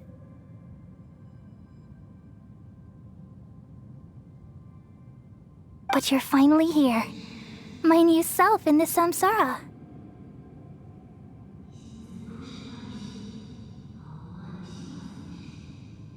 If this is true, then am I going to be a great Archon like you someday? Though we share the same nature, our fates are bound to be different. All things have their own fate. When a branch grows into a mature tree, it won't be the same as the original tree. That's why fate is the ultimate knowledge, isn't it? That's a great insight. Yes, very good. It's also precisely why you won't become like me.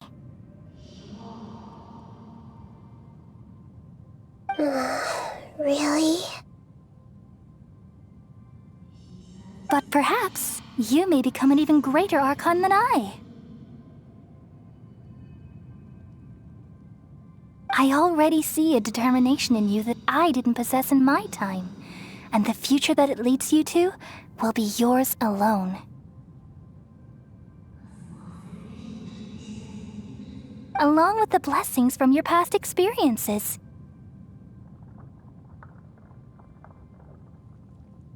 Don't worry. The growth of wisdom is like that of a plant. You only need to wait quietly for the flower to bloom.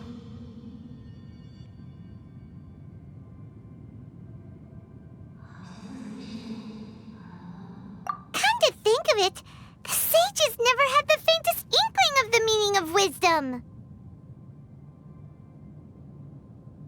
Thank you. Nothing makes me happier than discovering that the Archon I always admired was in fact myself in another fate.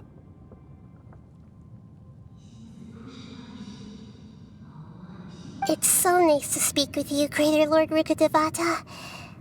I've always wanted to meet you.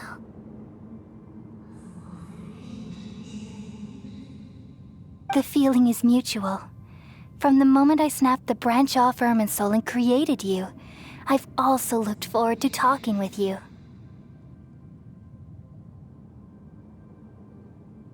Could you tell me why you wanted to create me? And what exactly happened when you died? Ah, I see. You're here seeking answers, right? Everything that day, even the sky itself, changed into a color like this. At that time, the seven were all summoned to the nation of Conria. Except for me. I had a more important task to attend to. I had to protect Irminsul.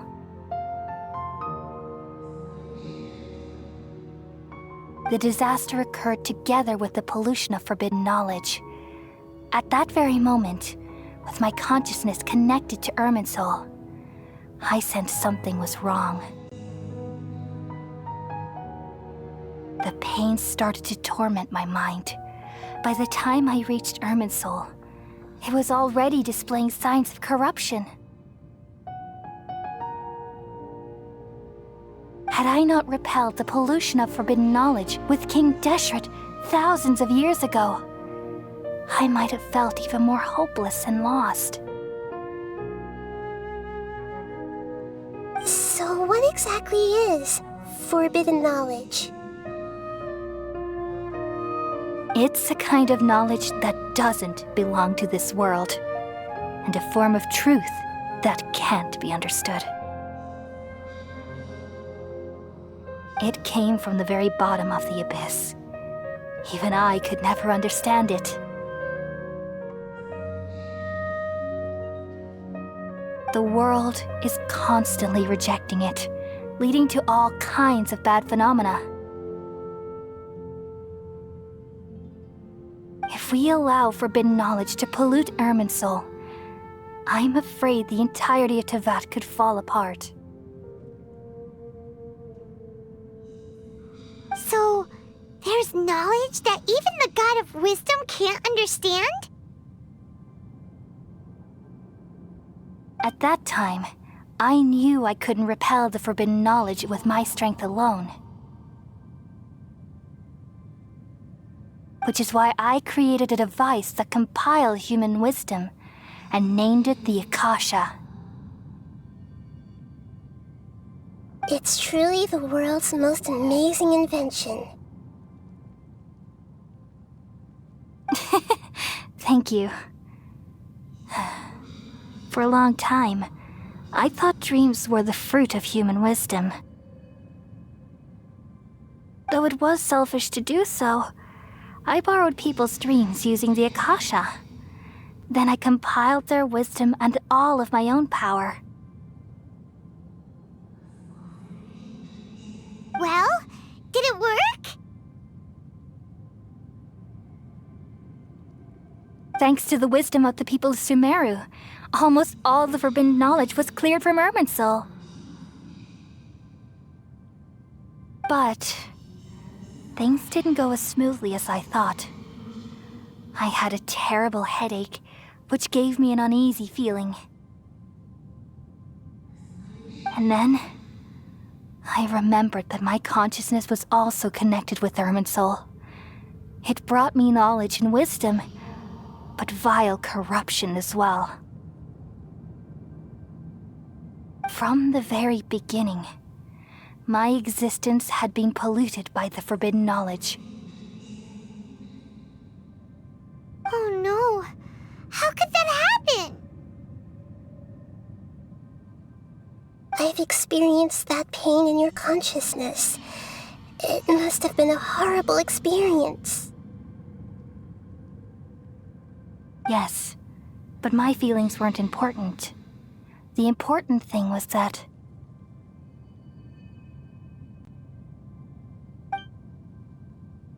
even if I died, my existence and everything related to me would continue to exist in Irminsul as memories and knowledge, meaning that the forbidden knowledge couldn't ever be permanently eradicated. And there's no way for me to eliminate myself. It would be a sort of paradox. So, I took the purest branch of Irminsul as my incarnation in the next samsara, and left a trail of clues. All in hopes that you would come here and remove me and my pollution from Irminsul forever. Wait, no, I can't.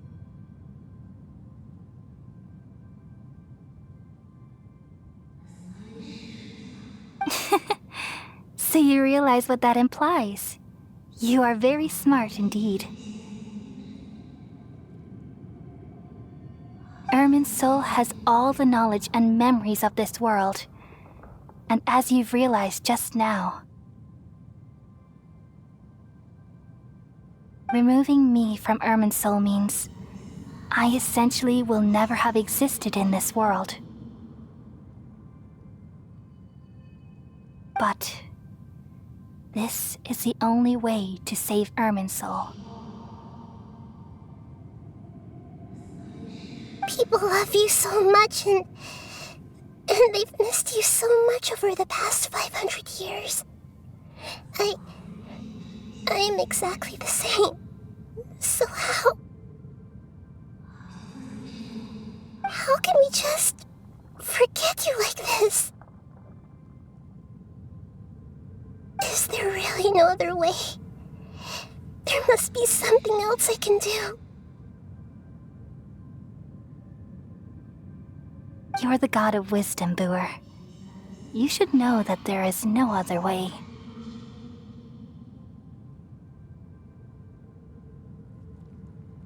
But this is so cruel. I don't want to forget you.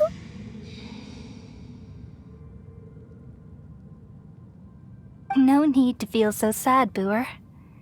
As someone who delights in wisdom, you should feel joy at finally finding the answer. These are the words in their entirety. The answer you've been seeking all along. Let the world completely forget me.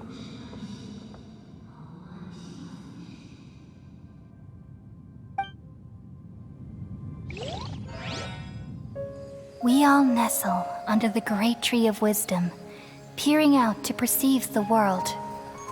From the earth and from the rain, we perceive its wonders, until we become a white bird to perch atop a branch, and finally snap off the most important leaf.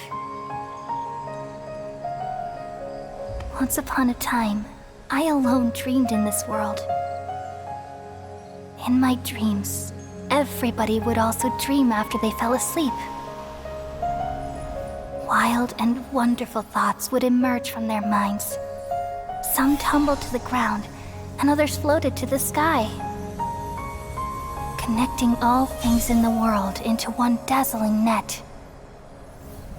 Among a plethora of worlds were numerous smaller worlds, all of fate, finding within the tapestry their brilliant glow.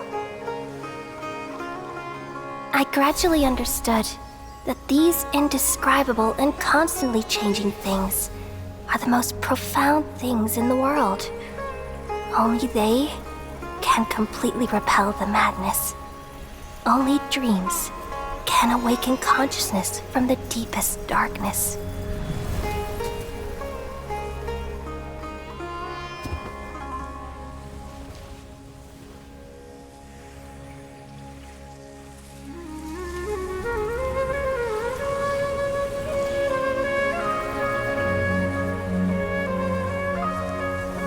I'm the one who posed this question, yet also the one who sought a solution.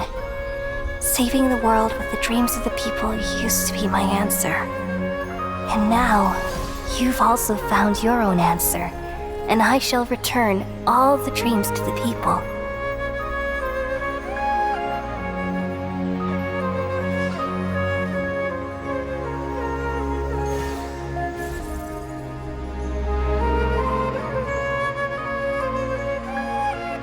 Goodbye, people of Sumeru. May you be blessed tonight with the sweetest of dreams.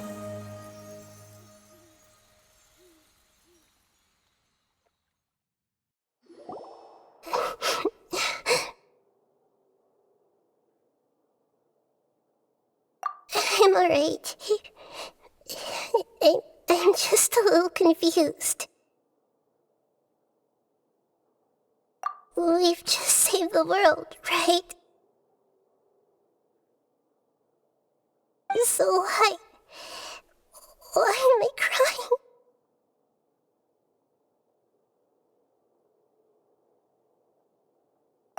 I don't know where this feeling inside of me is coming from, but I feel very sad.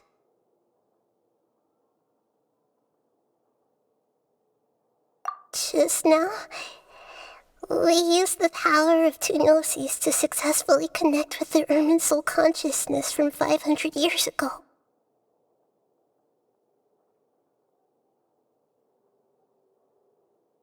Then, we removed the remaining pollution from Merman soul.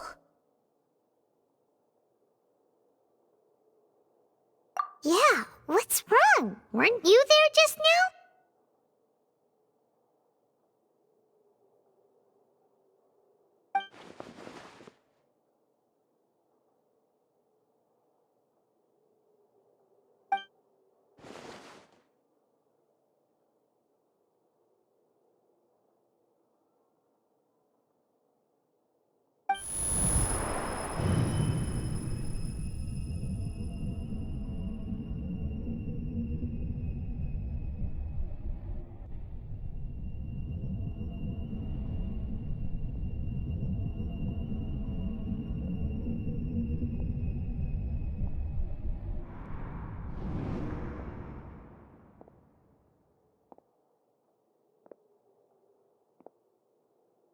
Huh?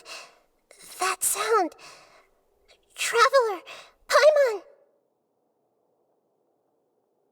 I've been waiting here far too long, but finally I have the chance to be alone with you. All the precious time I wasted has finally paid off.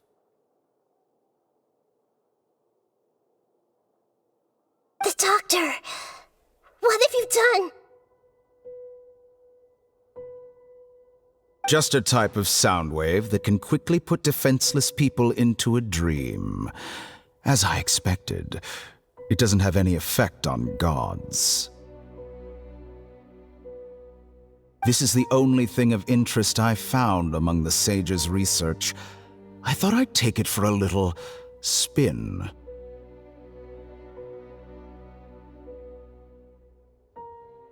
Don't worry. I know you would never forgive me if I actually killed them.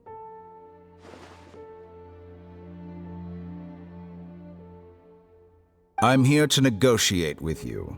Naturally, I won't do anything dangerous that could potentially damage our relationship. Negotiate with me? I heard you had already left Sumeru. Why are you here again now? I left Sumeru, but I also stayed in Sumeru.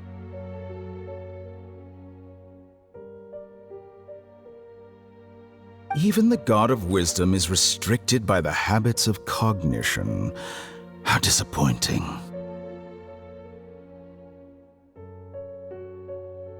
You mean there are many different versions of you in this world? An astute guess.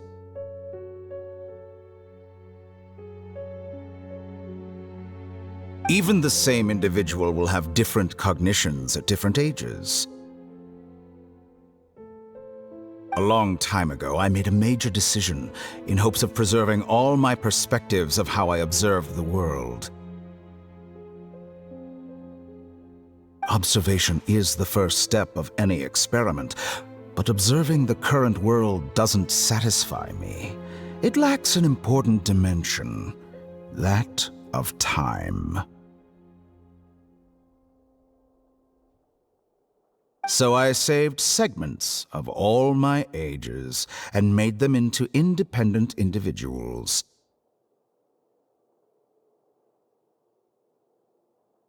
That's all there is to it. Indulge me. How does the God of Wisdom find my method of seeking knowledge?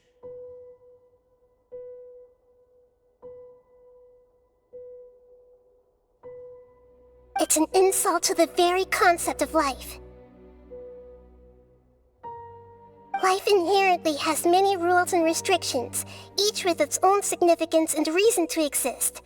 They can't be broken on a whim.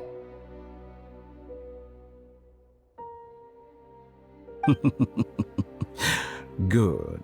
Amazing, even. Indeed, it's difficult for humans to make peace with themselves, not to mention oneself from a different period. Since you're in the Akademiya, why wait until now to show up? You could very well have stopped us and helped that fake god. Simple. Let me ask you this. Would any staff member ever help the subject in the middle of an experiment? It was my experiment, so why should I interfere with the results? The Akademiya saw the plan to create a god as their ultimate goal, yet you only saw it as an ordinary experiment. You really are crazy. If the experiment succeeded, you would have had a new god on your hands.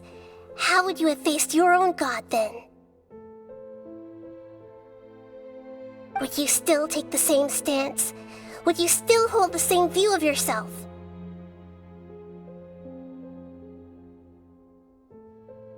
I'm first and foremost a scholar. These results should be left to the judgment of the hypothetical me confronted with that outcome. But you're right. And that's exactly why I'm disappointed with the conclusion of this experiment. As an individual, you don't have any sense of belonging. You seem to have even fewer convictions than a typical scholar.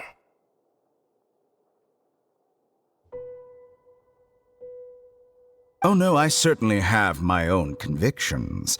They just don't fit your standards, that's all.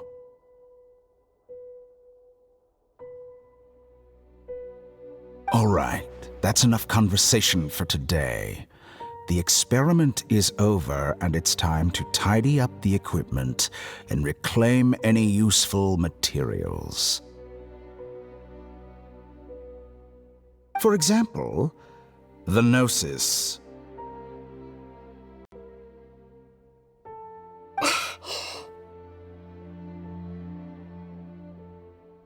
Lesser Lord Kusanali, you're an intelligent Archon. I'm sure you understand the disparity in our combat abilities at this time.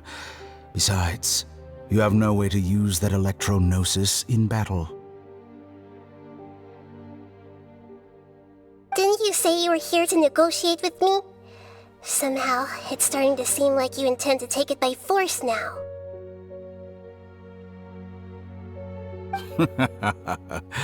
I'm merely stating a fact.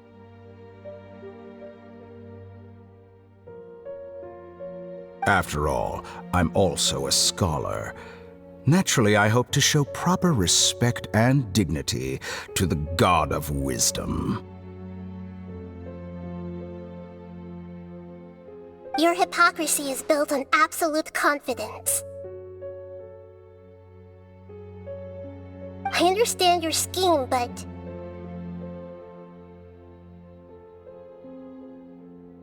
what if I were to destroy the Gnosis now and awaken the heavenly principles?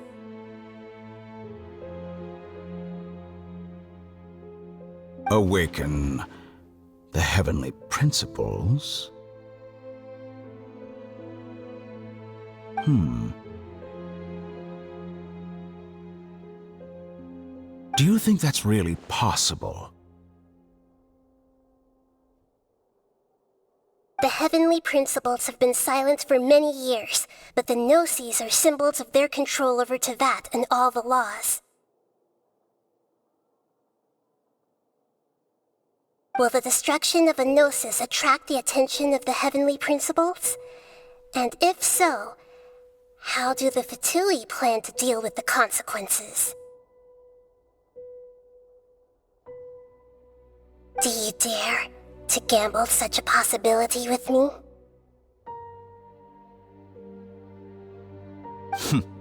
Gamble? How surprising. I thought you would show evidence or use rigorous reasoning to prove your point. The word gamble is the last thing I expected to hear from the God of Wisdom. But this is a clever move. You must have seen through me when I first captured your consciousness.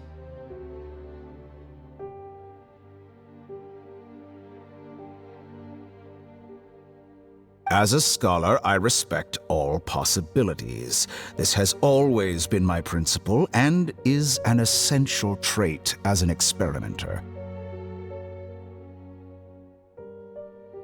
Indeed, I can't ignore this possibility. So tell me then, what are your conditions?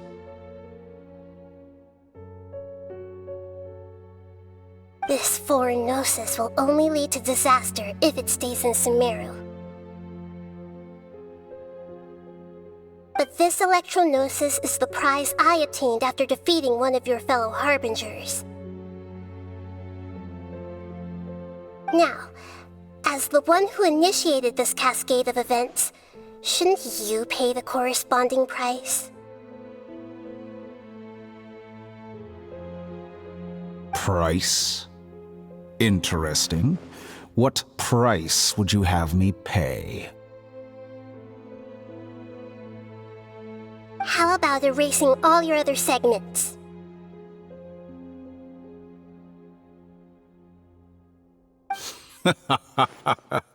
So this is how you wish to restrict me, the most threatening opponent of the Nation of Wisdom.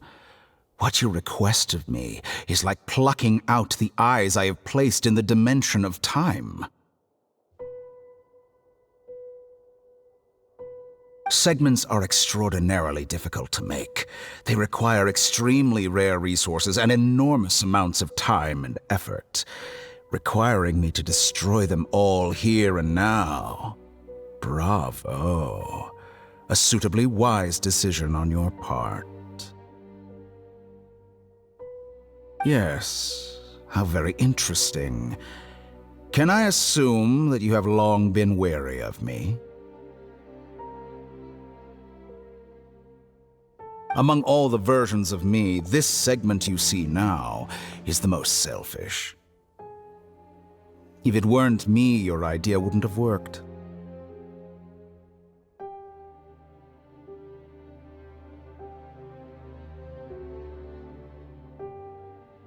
What did you see when you were imprisoned? You were observing me, and that's how you know I've long grown tired of their doubts and endless arguments.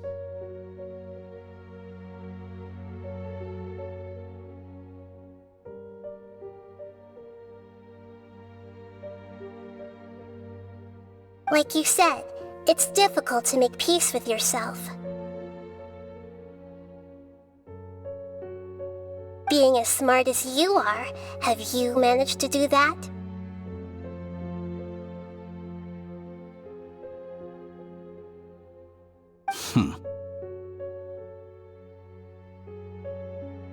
I see. If you think all those versions of me are worth a gnosis, then deal.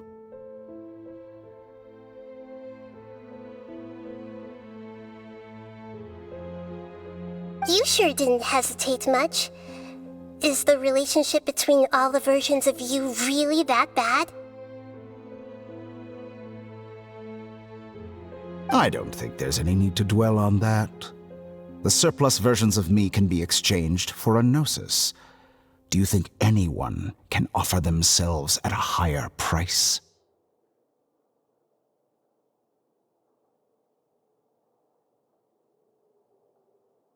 Besides, with my abilities, it's only a matter of time until I find better perspectives. Perhaps it's best to say, you're just temporarily ahead. But what I'd like to know is, how can you be sure that I've really erased them? I can see your remaining honesty.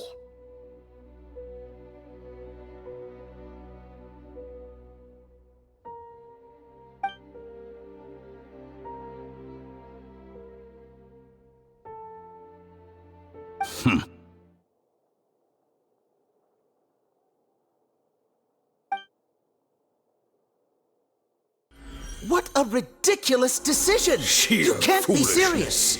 How could I have been so short-sighted? You think this is the end? Wait, I'll have Please wait. You'll make Good this riddance, moment count. You will regret this. Well, have you confirmed that it's complete? Here, take it.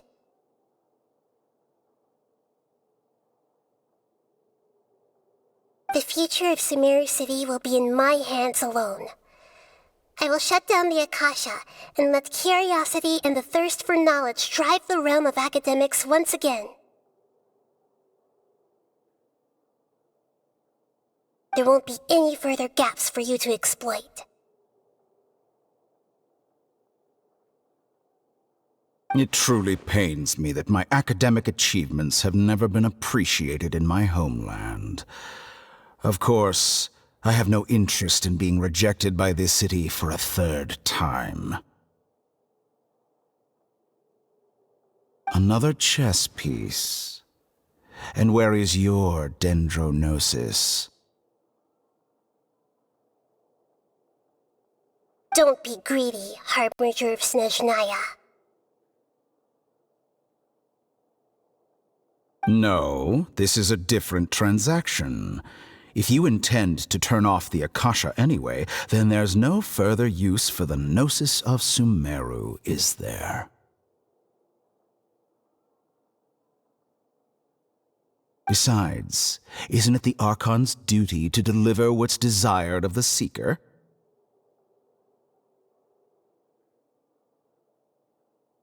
Oh, judging from your expression, you don't seem to find the idea very agreeable. Then let's think of it this way. Since you're the god of wisdom, how about I exchange some knowledge with you? People exchanging knowledge with the god of wisdom is the stuff of legends. Yet here you wish to exchange knowledge for the god of wisdom's property.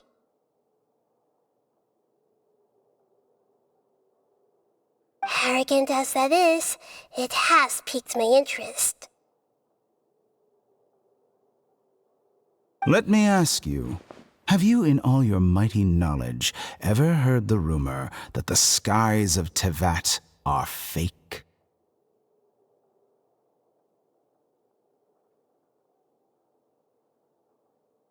Huh? That's the secret hidden by Irminsul concerning the truth of this world.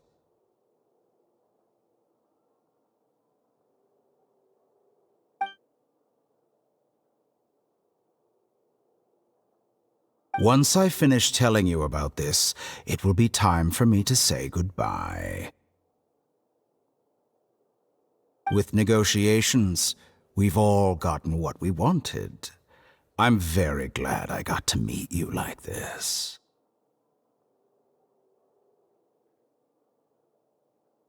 Your arrogance may know no bounds, and convictions may mean nothing to you. But I'll still listen to what you have to say.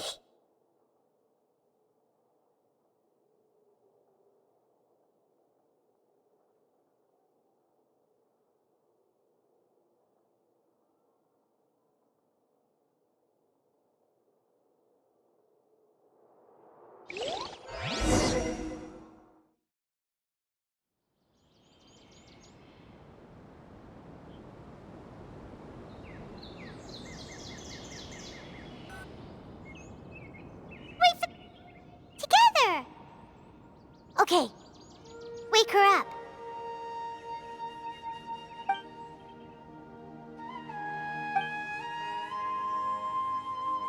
Are you awake? Kali says it's time for breakfast. Come on, get up! Good morning! How are you feeling today? Good to hear. It looks like we've recovered pretty well. Not even Tainari could stop us from going out now, right?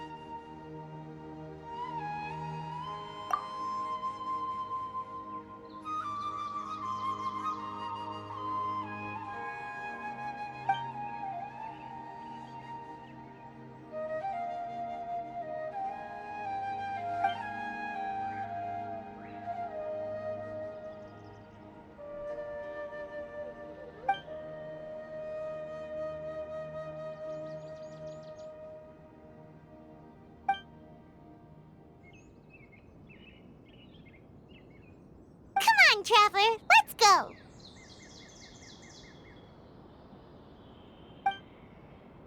Good morning. Looks like you're awake. Yep, yep! I prepared some breakfast today. Please have a taste. I hope you'll like it.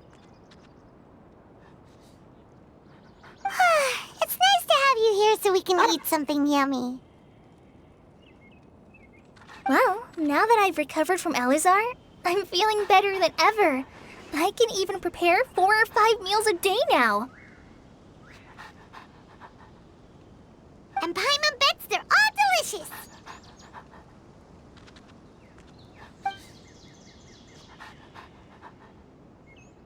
Oh, by the way, someone brought a letter for you after you went to sleep last night. Nope. Paimon wanted to read the letter with you after you woke up, so Paimon didn't open it. All right, let's read it now. Oh, it's from Nilu. Ahem. We're going to hold a feast at the Grand Bazaar and celebrate Cyano's reinstatement as the General Mahamatra. As heroes of Sumeru, please be sure to attend. I'll wait for you. The date of the banquet is written on the back. It's in 2 days. Oh, I've also heard that you've become heroes here as well. That's amazing. Sometimes I'm really envious of strong and confident people like you. Oh, you're embarrassing me. Anyway, let's go to the Grand Bazaar to have a look. Oh, before you leave, be sure to inform Master Tainari.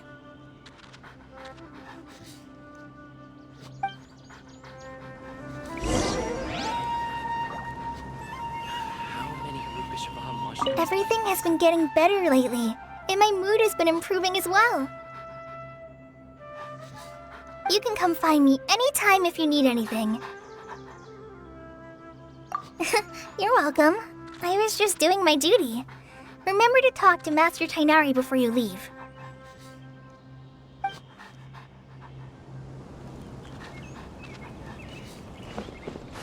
Tainari!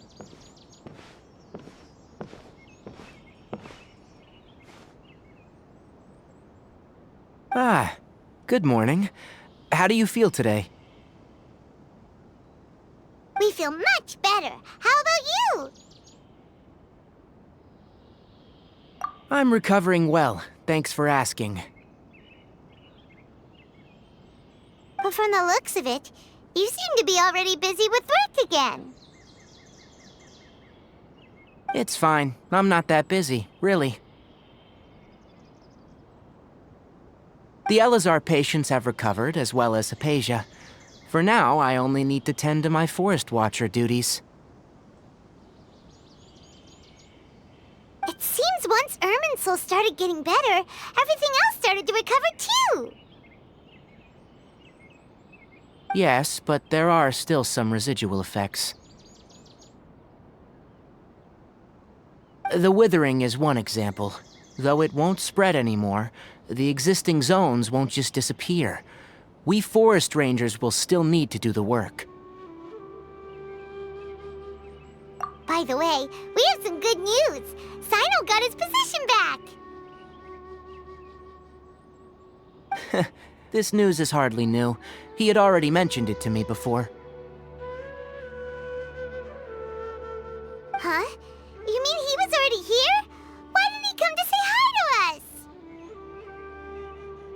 He visited once, but he was afraid of disturbing you while you were resting. He just asked me a few questions and left. Then you probably already know all about the celebration feast. Celebration feast? No, I haven't heard anything about that. Huh? But didn't Nilu say in her letter that they would celebrate Sino? He didn't tell you? Perhaps. Or, alternatively, he doesn't know about it either. Come to think of it, Sino doesn't seem like the type who'd enjoy a celebration feast. You and Kale are both Sino's close friends. Why don't you come to the feast with us? Kale has taken over some of my tasks these days. I don't think she'll have time for it. Not to mention me.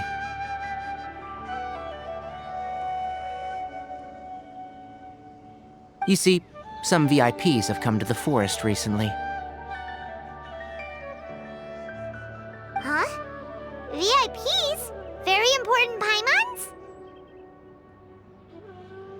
Well, technically speaking, they are former VIPs. The sages involved in recent incidents have begun their training in the Avidia Forest, and the people they had previously imprisoned have all been released. Huh? Yes, he's a little weak, but he isn't injured and his condition is stable. Lesser Lord Kusanali, in her boundless mercy, has decided to spare Azar and the other wrongdoers. Supposedly, they were ashamed of their shallow ideologies, and have decided to dedicate the rest of their lives to cultivating wisdom in the Avidia Forest. When they learned that Lesser Lord Kusanali had defeated the Balladeer and saved Irminsul, they were shocked at first, but also became happy, feeling that the sacred light guiding them on the path of discovering wisdom had begun to shine once again. As a result, work has increased for the Forest Rangers. That sounds really exhausting. There is nothing we can do, really. But that's another topic. Back to the matter at hand. Are you two planning to head out? Ah, right! We're here to request permission to head out. Would that be okay? You've recovered well. You may go. But be careful. Yay! Will do!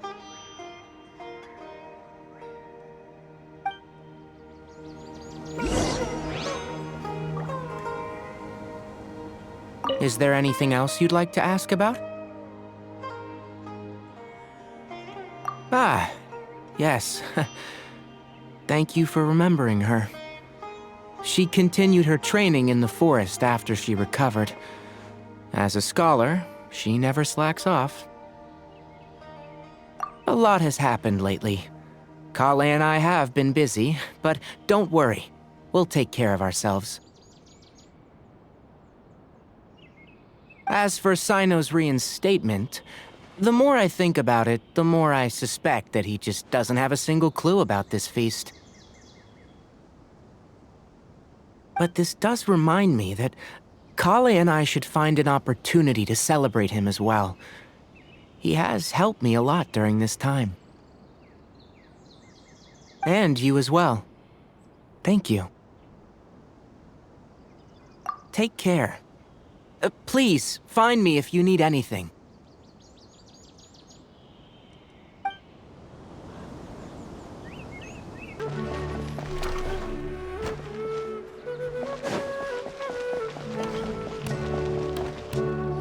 Well, there won't be any problems if the feast starts at that time. Everything has already been prepared. Mr. Zubair, I finished tallying things up here. Well, except for the guests. Is a simple reply really that much to ask of our guests? It's affecting our arrangements. Oh, it'll be fine. Besides, it never hurts to get things ready in advance. I was thinking the same thing. The feast will be held sooner or later, right? Hey, Nilou!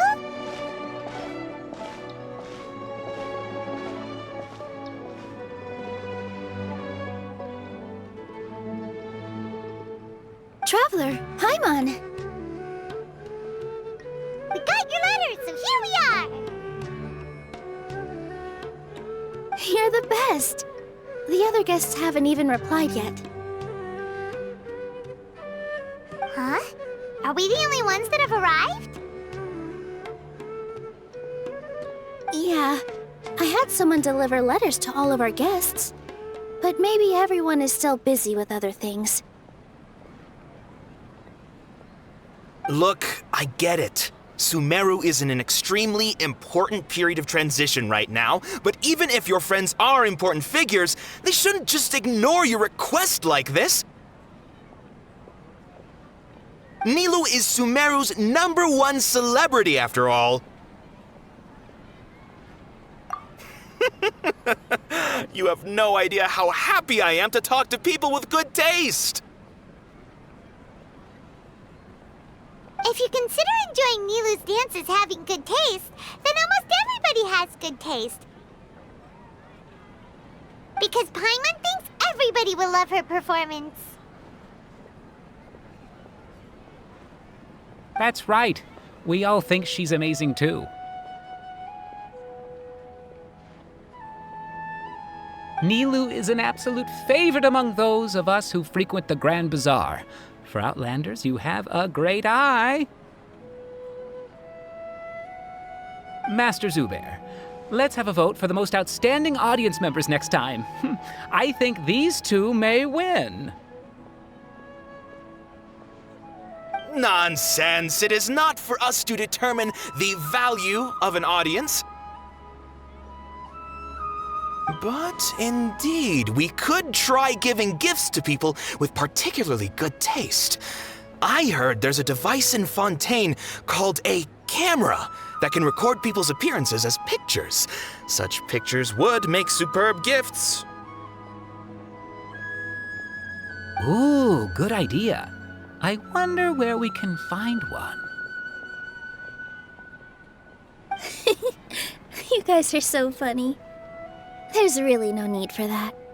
I'm satisfied just being able to perform here. There's always a lot going on at the Grand Bazaar. Yeah, and that's why I love it here. Traveler and Paimon, could you help confirm if the letters were actually delivered? If for some reason they didn't receive the letters, then please tell everyone that there will be a feast here. go check out how everything in Sumeru is going now.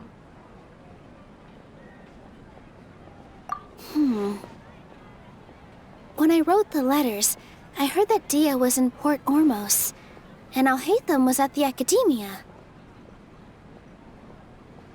As for Sino, we've only heard that he appears at the Akademiya from time to time. I'm not too sure about Rahman's whereabouts. My guess is that he's with Dia.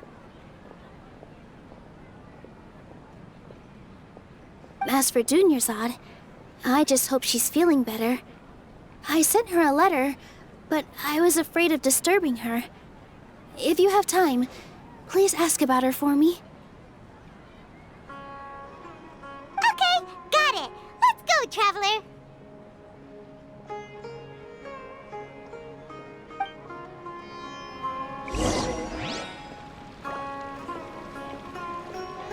I'll go to the Adventurers Guild later and ask Ms. Catherine if she knows how to get one of those cameras. Yes, please do. I'm sure the audience would be thrilled at the chance of receiving commemorative gifts. It could be our special surprise that we prepare for everyone. I think it's an amazing idea. Who knows? If we take more pictures, they might even become the signature souvenir of the Grand Bazaar. And Nilou will become even more famous. Ha! It won't be long till people are fighting for front row at your performances. I've heard that this camera is not just something anyone can use as they please. It must be aimed properly, and subjects should pose for the best results. Oh, should we get ready then? Perhaps we should wear something a little more appropriate.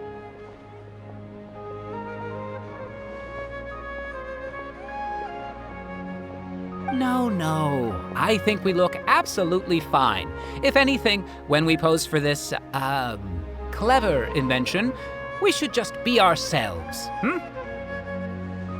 You really think so?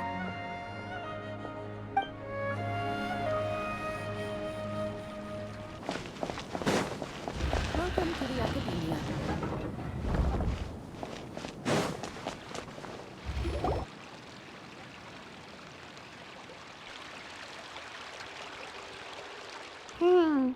We haven't seen Alhaitham anywhere. Let's ask that person over there.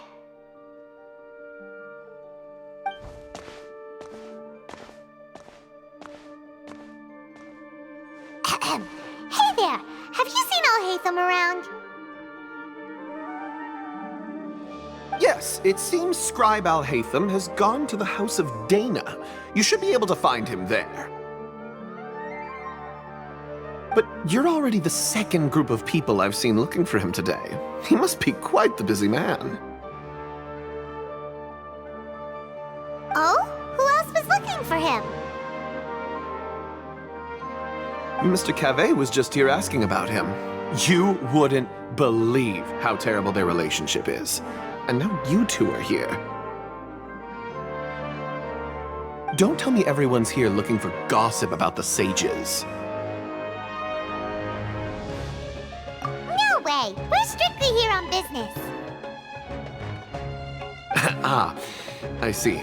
Sorry, I thought maybe everyone's as interested in rumors about the sages as I am.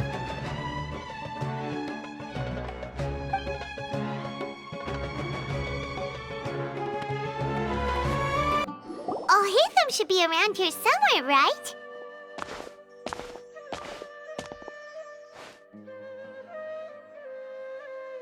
Oh, he's over there! But it looks like he might not have time for us.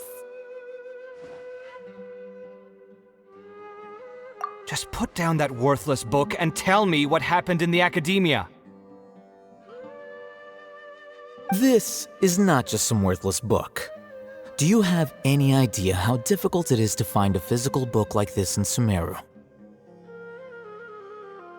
It doesn't matter. It's probably just another thing that you used your authority to get your hands on anyway. Just put it aside. Listen, I came back today only to hear that the sages have disappeared. Oh? You sound surprised. I thought you would already know the inside story. Would I be here asking you if I knew? You're the scribe, not me. So just tell me what you know already. Well, I almost became a sage. Huh? Oh, don't sound too surprised now.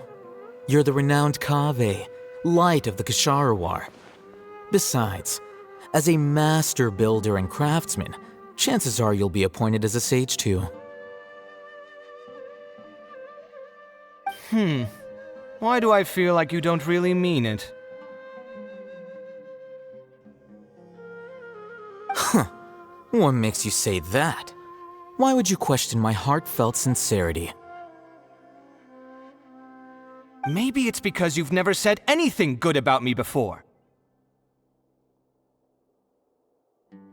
Yeah, well, I share a similar sentiment, and anyone who knows you as well as I do would surely do the same.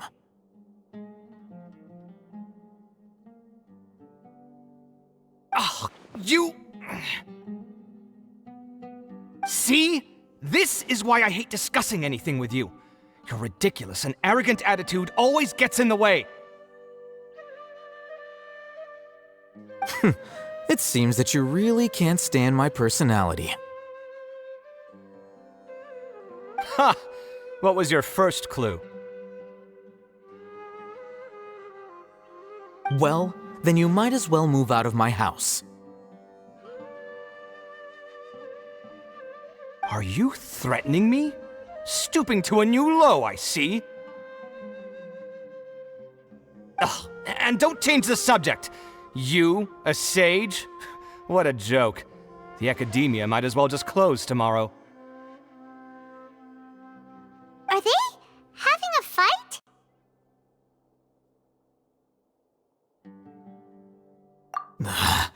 Forget what's going on with the Akademiya. Haven't you been busy with your construction project? Tell me, when are you going to build yourself a mansion? Don't get me started. I get angry just thinking about it. So, what great building did our master architect work on this time? Like I need to tell you. Keep your nose out of my business. No, I think we deserve to know. Where were you when Sumeru needed you most? I was in the desert for a large project, but considering Haravatat's utter ignorance of architectural and aesthetic matters, you probably wouldn't understand. Which is truly unfortunate. I can only pity the man who doesn't understand the first thing about beauty and romance. Unlike a true... Hold on, wait a second. What do you mean by when Sumeru needed me most? Well, while you were out fiddling around in the desert, many people came together to save Sumeru from a crisis.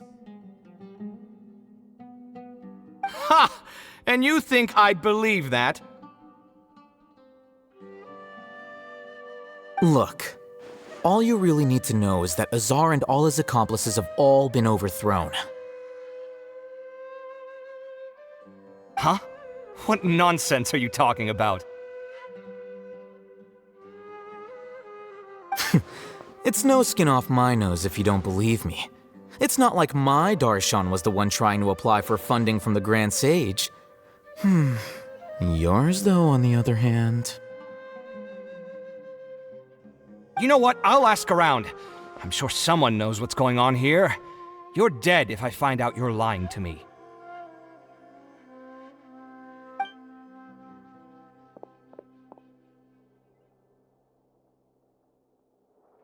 Hey, Alhaitham!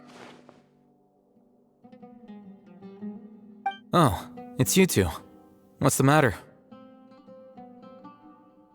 We're running some errands for Nilu. Have you received her letter?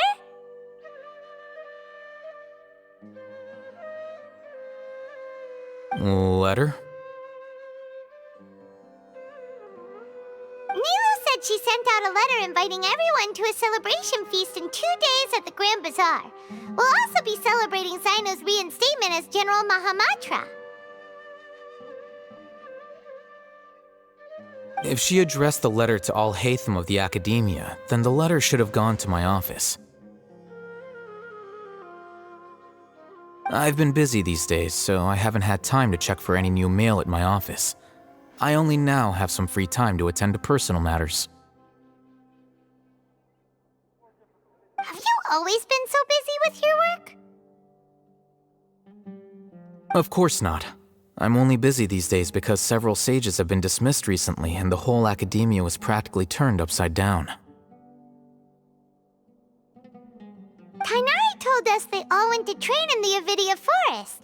Apparently they will spend the rest of their lives there.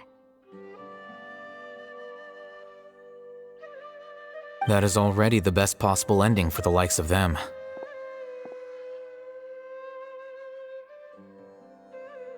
Four of the 6 great sages were possessed by their desire for power and attempted to create a new god. In order to pull it off, they even imprisoned the other 2 rational sages. To imagine such things could take place in the Akademiya. I don't know where to begin. Yeah, you're right. Feels kinda strange to hear them called that after all this time. But then again, the 6 great schools sounded pretty impressive too. Yes, at least that's how they're supposed to sound.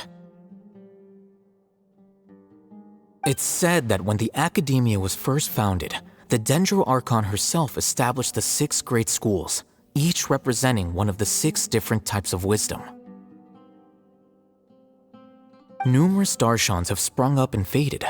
Only the 6 Darshans attaching themselves to the 6 great schools have stood the test of time and obtained permanent seats in the Akademiya. Now, the 6 Darshans are nearly synonymous with the 6 great schools, and the leaders selected for the schools are the 6 great sages. Among the 6 great sages, there is one central leader, the Grand Sage. Unfortunately, only the sages from Vahumana and Amorta remain now. They were imprisoned for opposing Azar and were only rescued after Azar's downfall. So who's managing things in the other 4 schools now? Do they need to find someone new? Yes. Normally, new sages are selected based on a strict set of criteria. Oh, didn't you just say something about becoming a sage? If they pick you, then we'd have a huge connection in Sumeru. Yes, about that. You didn't let me finish my sentence. The person in charge of personnel affairs nominated me to be the Grand Sage in place of Azar and help Lesser Lord Kusanali manage the Akademiya. But I refused. Huh? But why? Ugh, can't you be a little more ambitious? I'm not even interested in being one of the 6 great sages. Like I said before, I don't like being a leader. Oh, all right. So are you busy these days trying to find others to take the job? That's not my job either. I'm only responsible for handling important affairs within the Akademiya before the new sages take office.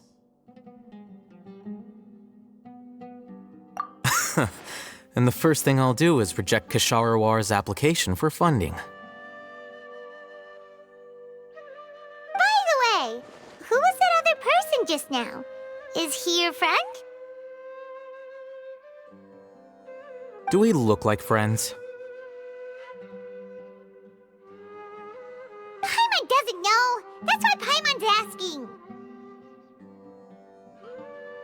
His name is Kaveh, my roommate. You could say he's the representative for Ksharawar scholars.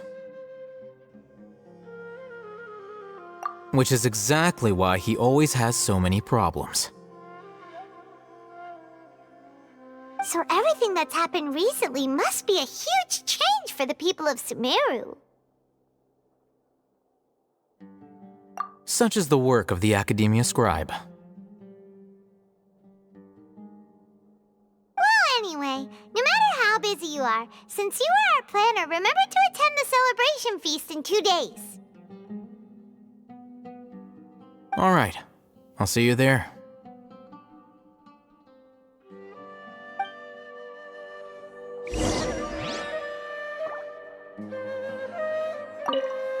The House of Dana is the last quiet place in the whole Akademiya now.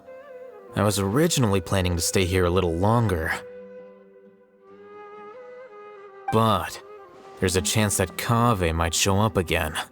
Tuh, what a nuisance. I'd better go somewhere else.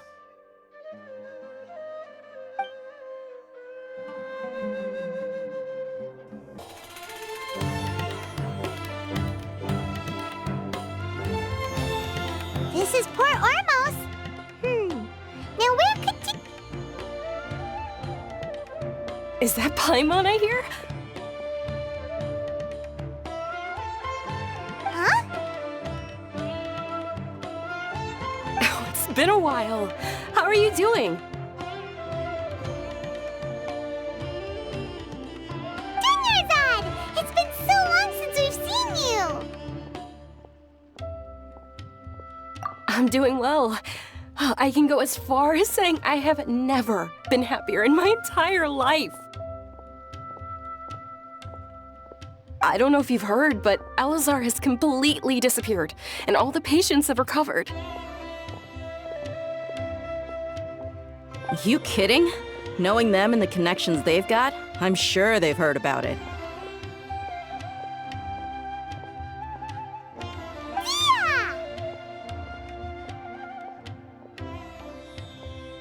That's right.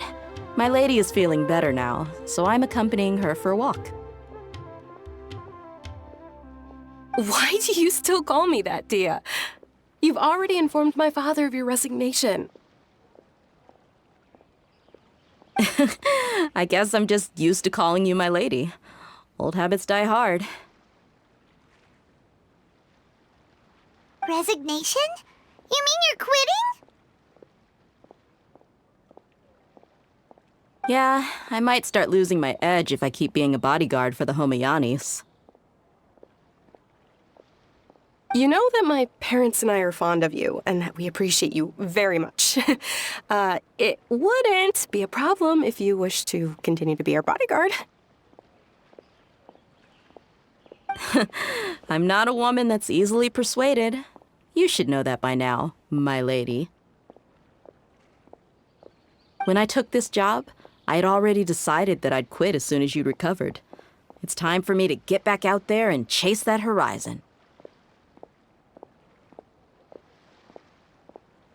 So what are you gonna do now if you're not gonna be a bodyguard anymore? I want to take a risky job and put my body to the test again. Huh? But we literally just finished one of the most dangerous jobs ever! Are you getting bored already?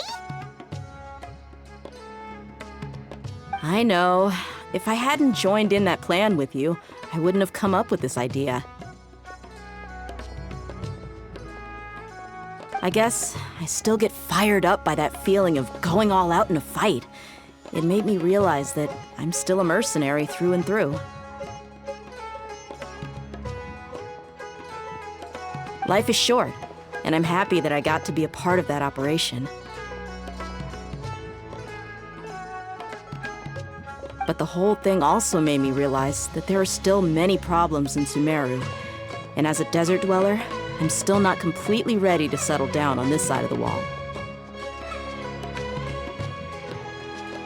Well, I remember a friend had someone bring you a message.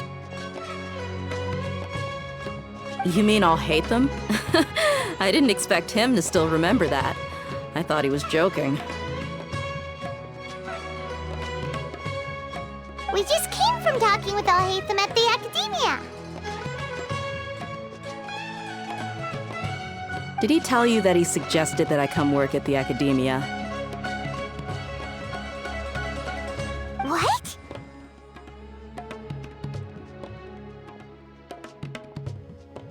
I heard that Azar and his cronies fell from power, and Alhaitham told me that now was a good time to find a job in the Akademiya, but only if I wanted to.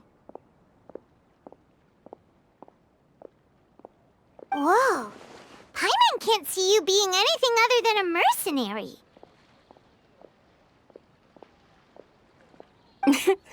Me neither.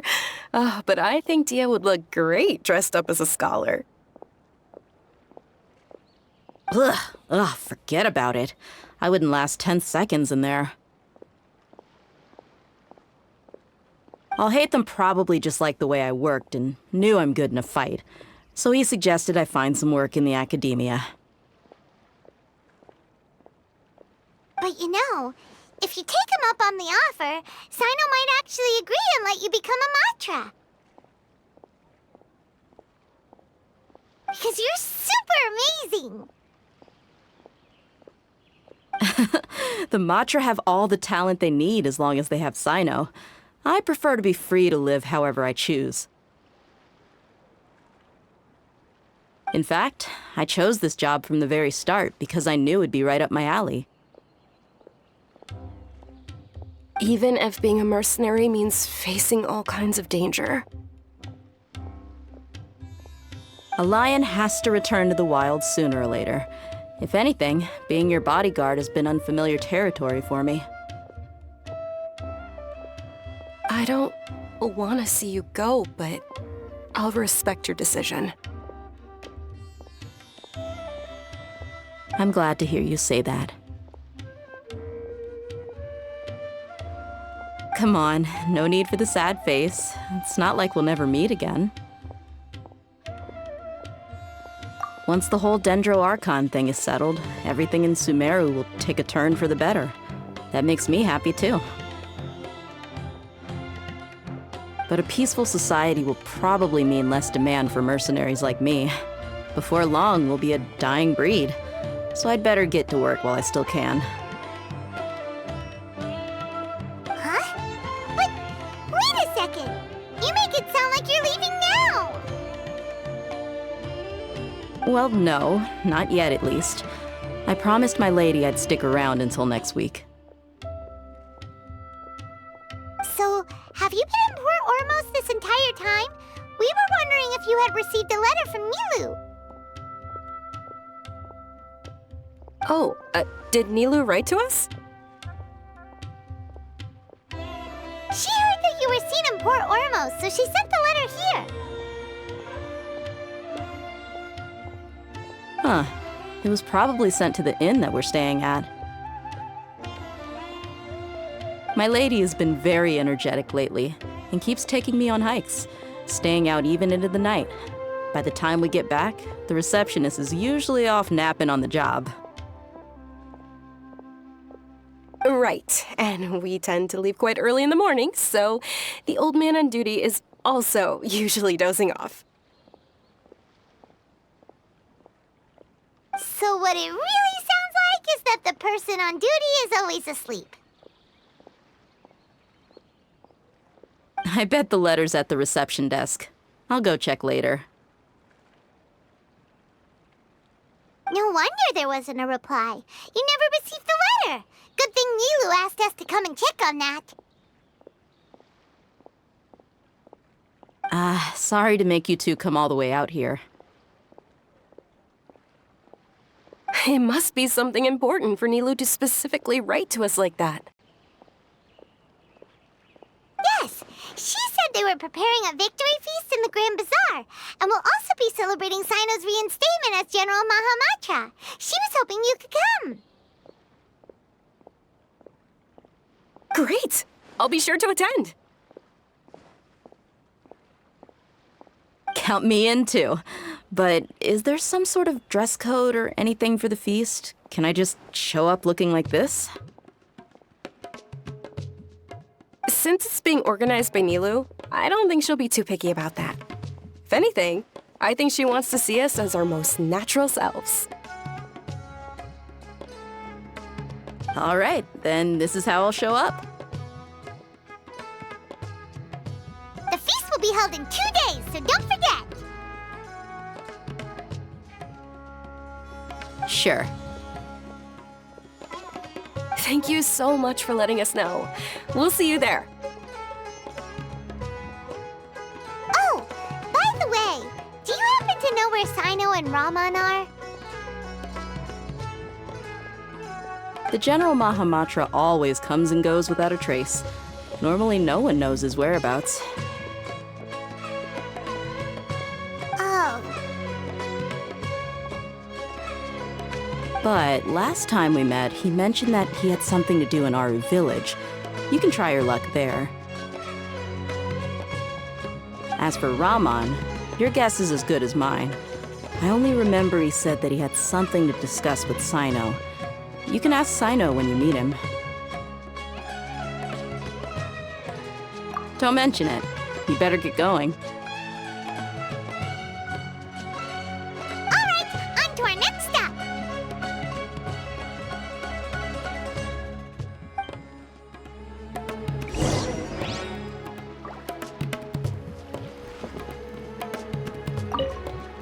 After recovering from Elazar, everything seems so different to me.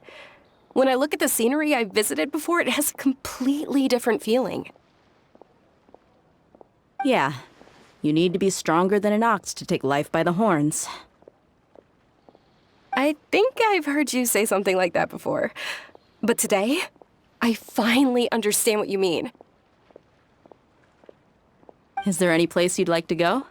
I can accompany you. I've got time. What if I tell you that I want to go to the desert? Fine by me. If we go to the desert, I can introduce you to my friends there.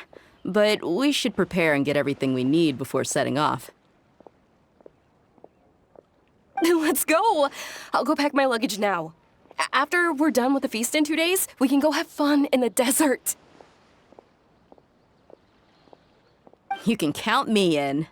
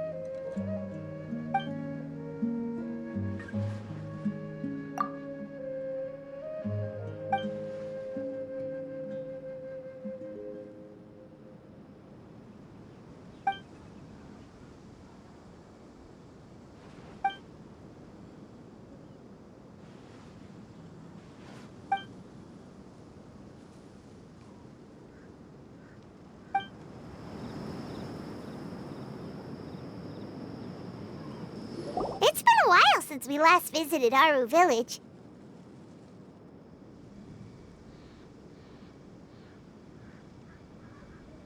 Ah, there's Sino!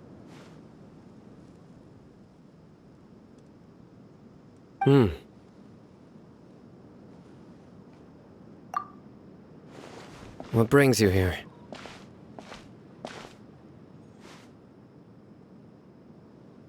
We recovered well, and Tanari agreed to let us leave, so now we're out and about again.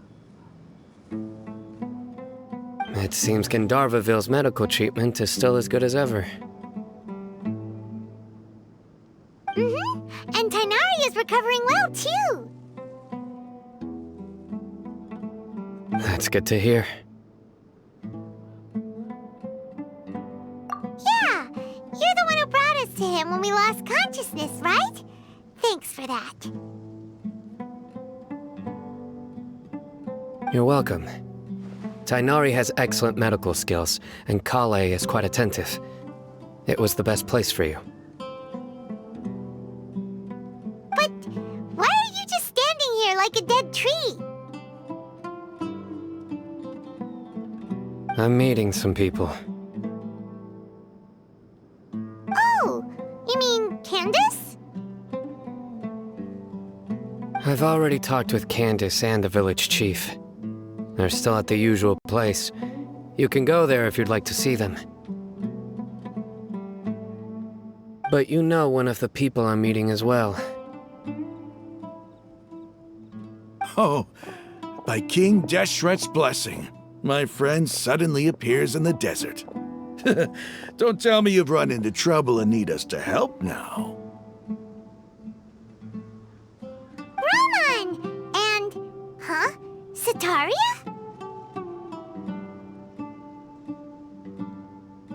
Oh, you know me? Oh, well, you're pretty famous in the Akademiya. Don't worry, these are our friends. No need to be so guarded. I see. I'm doing well. Many good things have happened recently. Same here. Really, I feel that my whole life has started to shine after suddenly finding a new direction. Oh, tell us everything. Yeah, you go ahead. Alright, well, I suppose I should start by saying... I've decided to leave the Akademiya. What? It's not that I've given up on being a scholar. Instead, you could say I've found a new identity. I will no longer pursue research like a typical scholar, but I have not completely given up on my relationship to knowledge either.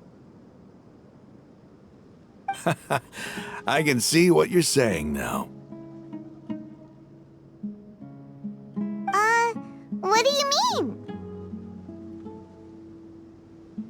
I plan to leave the Akademiya and return to teach here in the desert.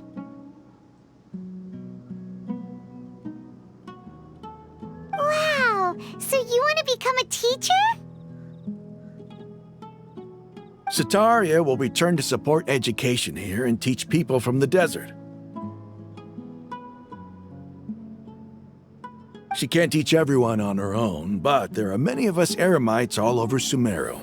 She came to discuss a collaboration with me and hoped that I could bring her ideas to the Eremites. Yes, it's my hope that the Eremites can help me select a group of smart people with the best aptitude for teaching. I'll teach them, and after they've finished learning from me, they can go educate more people.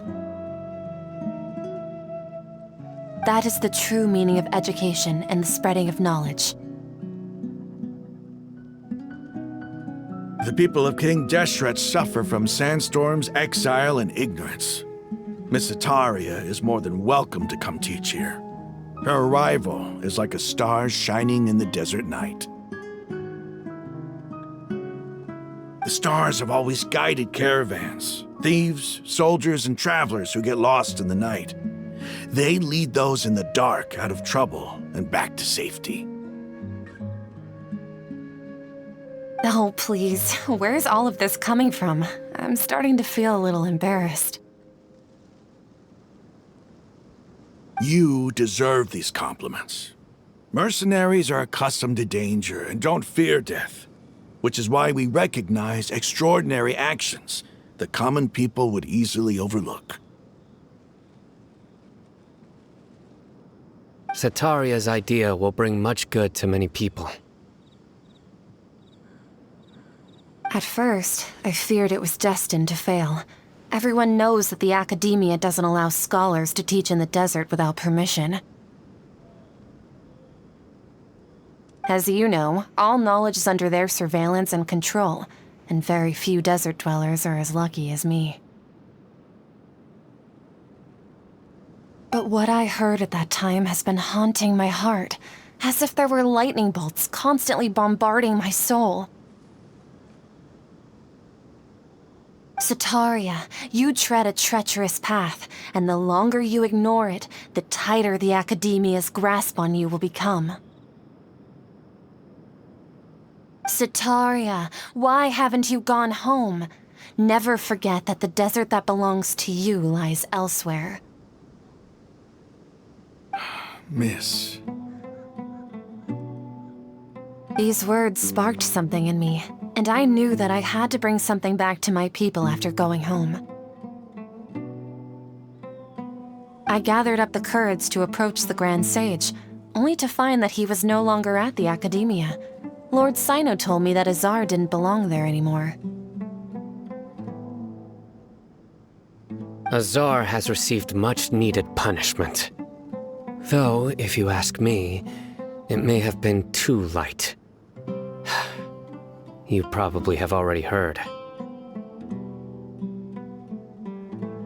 Lord Sino helped me obtain permission to leave the Akademiya for the desert, and accompanied me here to discuss collaboration with members of the Eremites.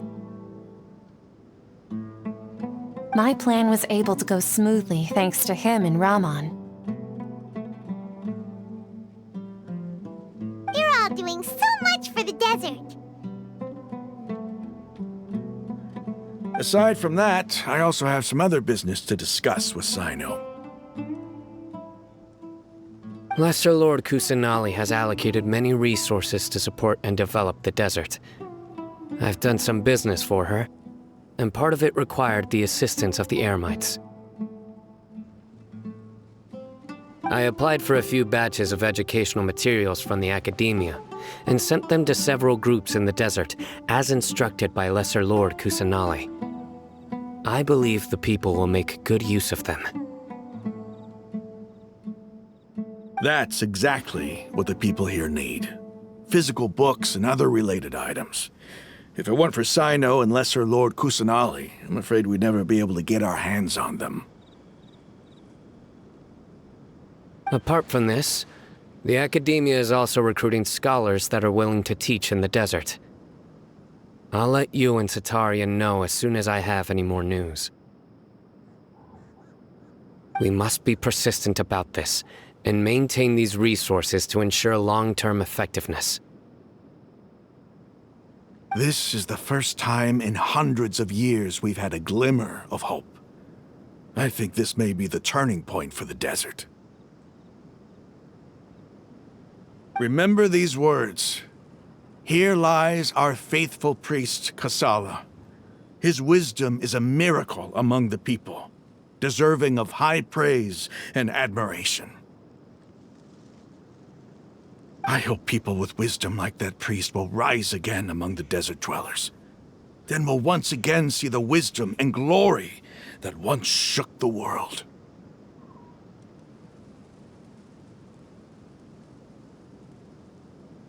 Enough about us. Are you here to discuss some business too? No, not at all. We're actually here on behalf of Nilu. Nilu wanted wanted to write to everyone, but she wasn't sure where the letters should be sent, so she asked us to come find everyone personally. A celebration feast will be held in 2 days at the Grand Bazaar. She hopes that all of you will be able to attend. At the feast, we'll also be celebrating Sino's reinstatement as General Mahamatra. Although, judging from your appearance, it seems you've already been reinstated. Paimon thought you would only start working for the Akademiya after the feast. Celebration? Feast? It's the first I've heard of it. Tighnari was right. He really didn't know. This feast is for you, Sino. Sounds to me like you'll have to be there.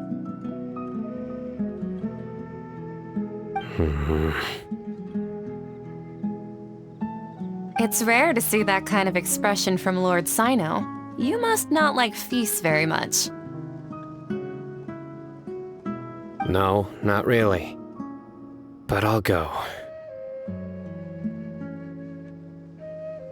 Well, I still have a lot to handle here. Besides, I need to look after Miss Sataria in the desert, so I'll have to pass. I'm afraid I won't be able to join you. Although, if you'd be so kind, please give a message to Miss Nilu for me. The message is... I'm sorry for how I treated you before, but now I understand the beauty of your dance. It's like a light shining in the sky. You and the art you symbolize are not only beautiful, but also lively and powerful, so much so that it was prohibited.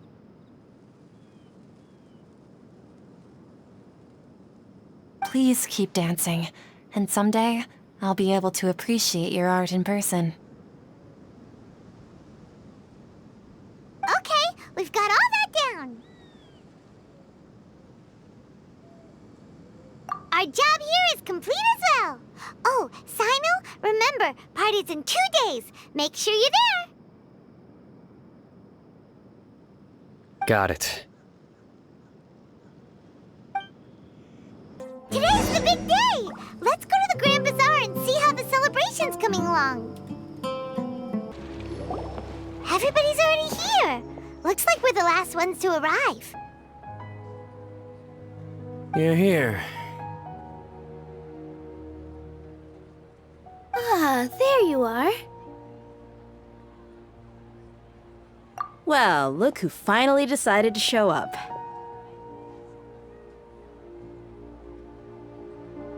You look like you came here immediately after finishing up some work. I'm very happy to see you here. But we're not late, are we? It's just that everyone else arrived ahead of time. I propose that the last one who arrived be put in charge of today's speeches.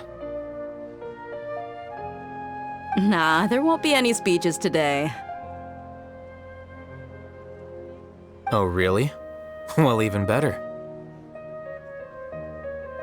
Come join us over here. Let's share some great food and drinks, and chat about all sorts of fun things. Everything looks quite good.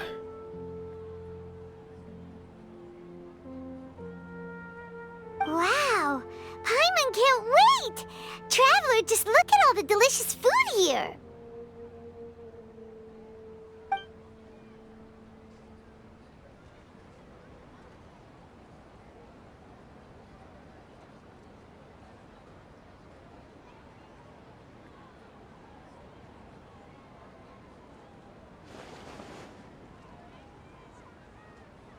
Whoa, it's so delicious! Oh, this grilled meat tastes amazing! The food was specially prepared for you by everyone in the Grand Bazaar. And we have gifts that were sent by the residents of Sumeru City when they heard we were holding a feast. Everyone that came said that you saved Sumeru, and wanted me to thank you all on their behalf. Feels kinda nice to be seen as a hero. I could get used to this. Being a bodyguard is also a hero's job. You've always been amazing, Dia. My lady sure has a way with words. Thanks. I'm glad to hear it. And I'm happy to meet everyone that participated in the great plan. Don't mention it. Come to think of it, we've really done something impressive together. It's unbelievable. We owe it to our abilities. And luck. Really? Why do I remember everybody thinking that luck was against us and feeling like we hardly had a chance of succeeding? That's how I remember it too. It's luck that brought us together, and it was luck that let us form a team. Then, it took even more luck for us to formulate a plan and implement it successfully. Moreover, judging from the results, everything worked out well. Yeah, everyone gave it their all when it mattered most. It was almost like a performance. We took the stage and put on our best show. Everyone played their part, and thanks to everyone's efforts, the performance was a great success. So, would you say we're good actors too? It's such a blessing that Lesser Lord Kusanali was able to return to power at the Akademiya. Yes! Even after being abandoned and neglected so many times, she's finally returned. Uh-huh. Lesser Lord Kusanali once used all her power in a great disaster, which resulted in her losing all her wisdom and memories of the past. The Akademiya basically abandoned her because of it. This should be something everybody should remember. Huh? You look surprised. I didn't say anything wrong, did I? No, everything you said is correct. That's good. Something wrong? Yeah, what's with that face? You knew all of this already. Even if those two giants of the Akademiya are here, I still have to say it. Those sages really have some nerve. 500 years ago, Lesser Lord Kusanali used all her power for the people of Sumeru, and what did they do in return?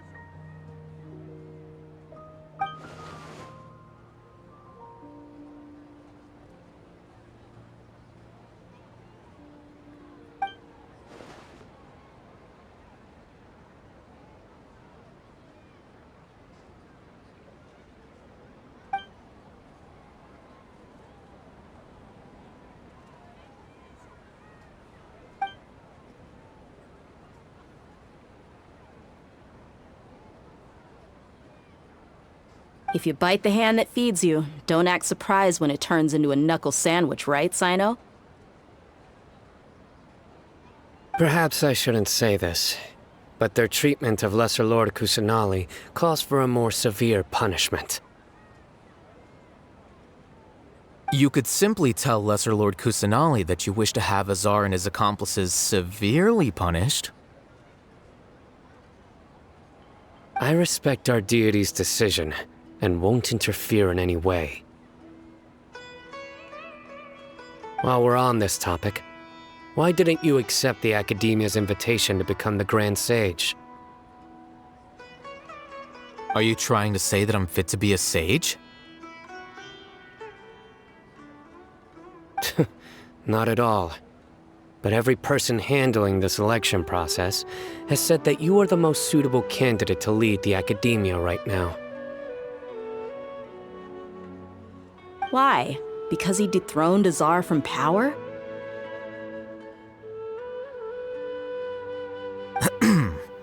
Could you try to put it another way? This is a good thing, yet you're making it sound like I overthrew Azar for my own personal gain. But seriously, though, I always wondered if you had some personal motives behind it. I did have my own motive, but it had nothing to do with being a sage. If the rules of our nation were suddenly cast by the wayside, then it wouldn't be long until chaos ensued. I had no intention of letting their dreams disrupt my life. By that, you mean your life working as the Akademiya's scribe.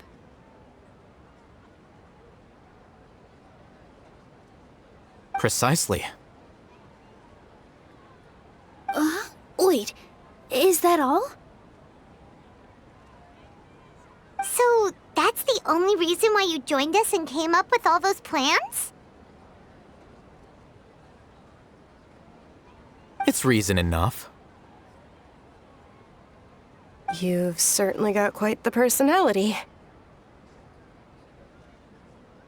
You flatter me. All right then. How about you? You've already resumed work as the General Mahamatra, right? That's right. Will you be happy with that life? It's not about being happy. There are merely a lot of things that I must do. Even so, keep your spirits up and try to be happy, okay? And try to smile more every day, just like I'm doing now.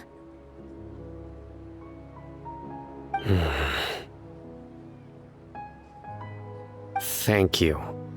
I'll keep that in mind.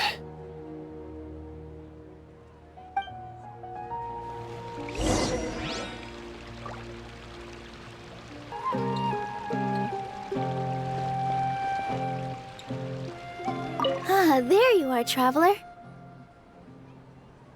Well, how is it? Are you enjoying the feast today? If there's anything you're unhappy with, just let me know.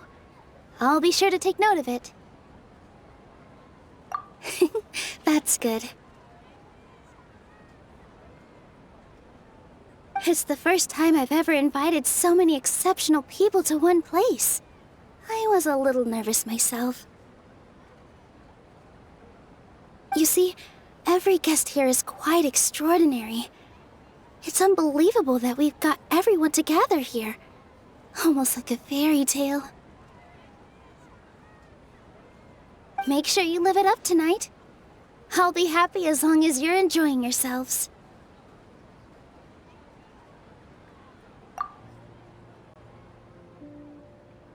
I'm honored to have her think of me this way.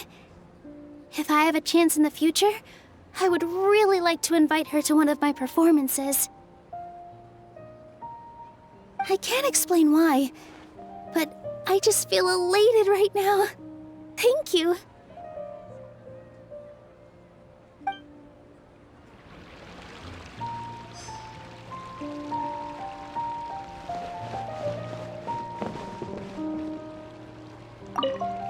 The atmosphere here is good, and everything is delicious. Yeah.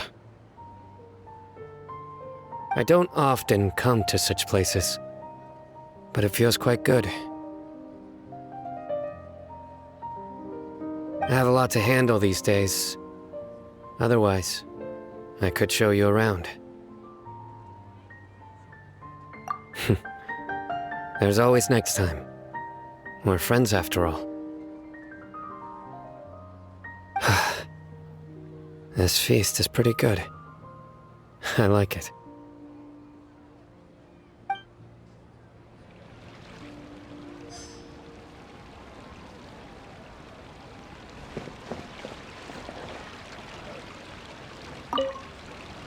I seldom participate in such lively gatherings, but the atmosphere here is quite good.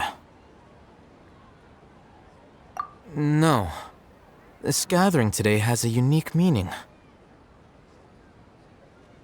The Grand Bazaar is lively because the people here feel happiness from the bottom of their hearts, unlike the farces at the Akademiya. That happiness is an emotion that'll be forever alien to those bookworms who have driven themselves insane by studying. I seem to have taken both keys when I left the house. Oh well.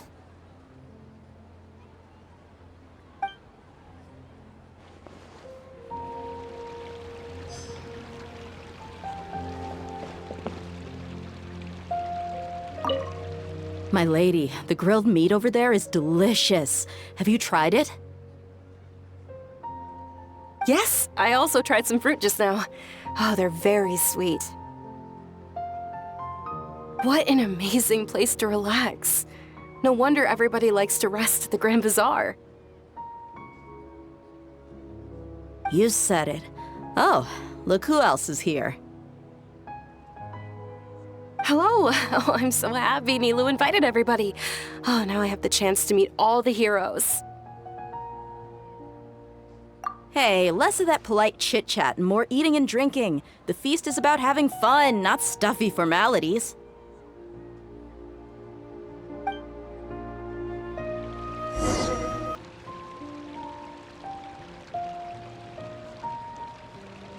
Hey, what's wrong? Your head is starting to droop.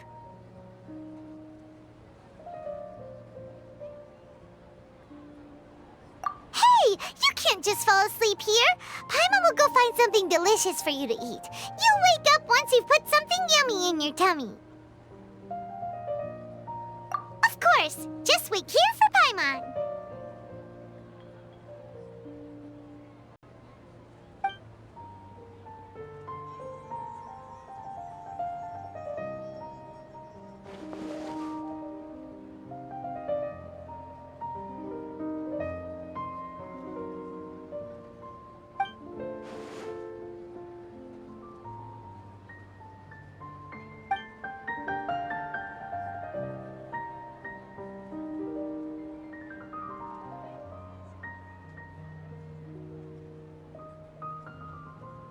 It's me.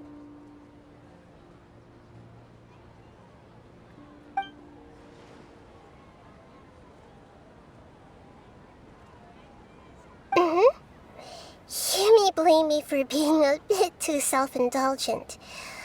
I was thinking about talking with you, and the next thing I knew, I had made a connection with you.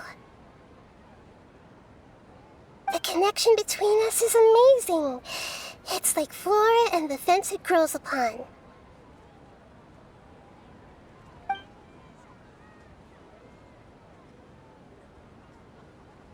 I heard there's an amazing celebration feast today at the Grand Bazaar. I wanted to have a look for myself, so I snuck in. Lately, I've been so busy dealing with all the fallout from recent events, so I really haven't had any free time. Although you've already helped me with a lot, there's still one more thing I hope you can help me with.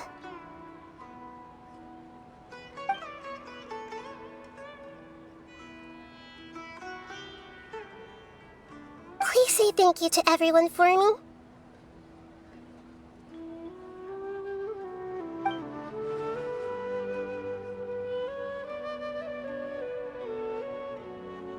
Oh, is it not convenient for you to do that for me?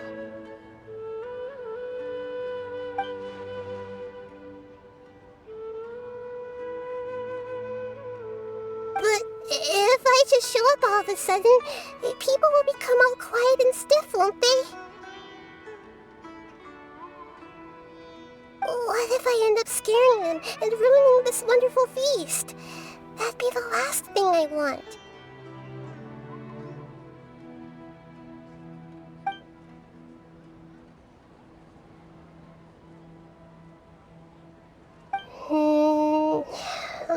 think about it.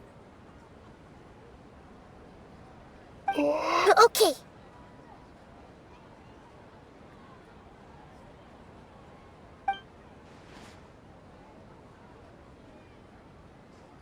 Yes, I have.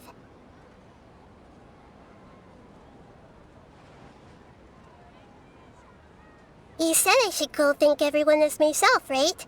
So... I've decided to borrow your body for the time being. Please don't blame me. The flora also climbs up to the fence to get closer to the sky.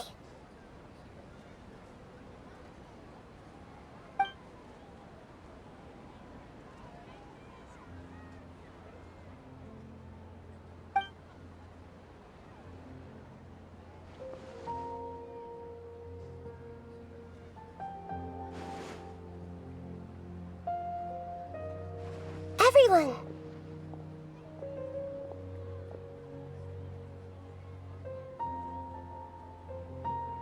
Are you awake now? Paimon was just about to bring you the food. It's me. Huh? That voice. Nahida? Hold up, what's going on? I didn't expect to have a conversation with the consciousness of Lesser Lord Kusanali in the Grand Bazaar. Interesting. Is this also a part of the feast? No, of course not. Are you... Lesser Lord Kusanali? Hello, Nilu. You know who I am? Yes, I already know every one of you. Nilu, Alhaitham, Sino, Dia, Paimon, and Dunyarzad.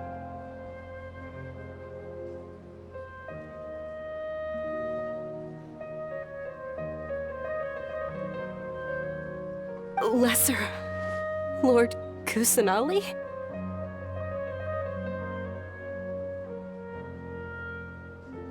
I took the liberty of occupying the traveler's body so that I could thank all of you in person.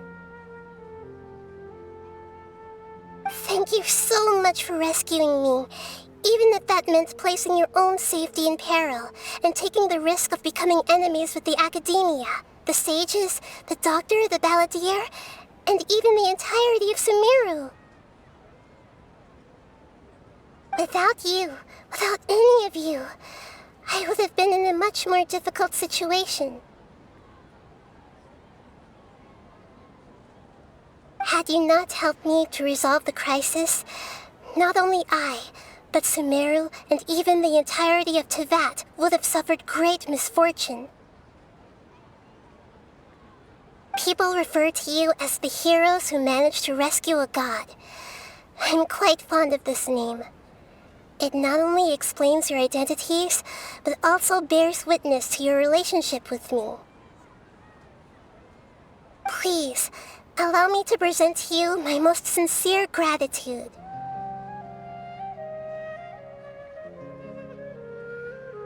Lesser Lord Kusanali, you have done so much for Sumeru, and I didn't even have a chance to do anything for you.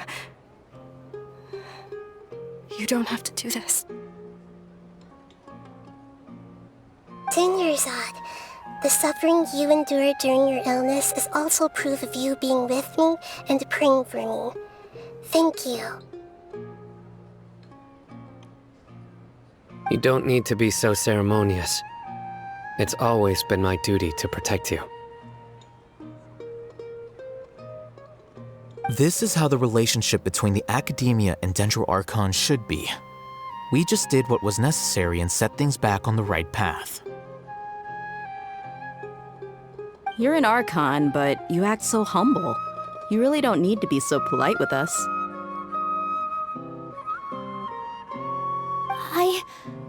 I'm honored to have been able to take part in this plan. I hoped you liked the dance I dedicated to you.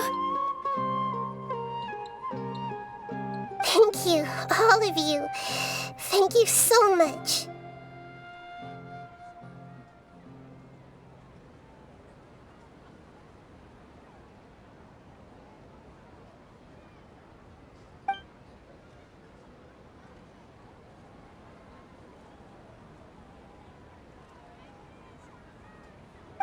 Yeah.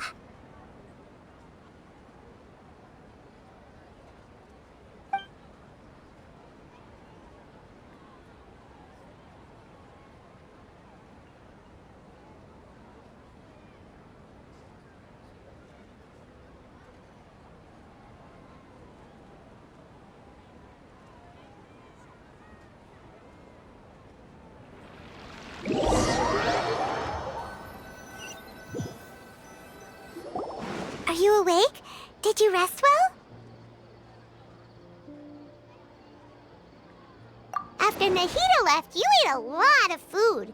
You've become a glutton. That just means you still have a lot to learn from Master Paimon, the Sage of Gluttony! Alright, since you're awake now, should we go and have a chat with Nahida? She should be in the Akademiya right about now.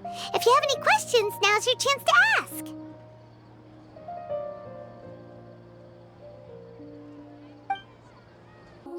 Nahida!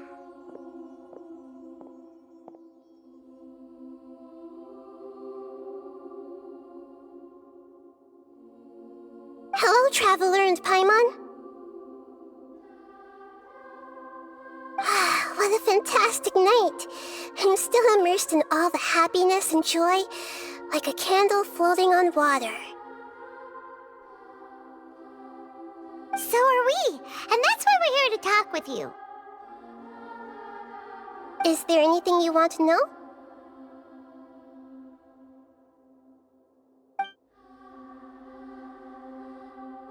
After recent events, the Akasha can no longer function as it used to.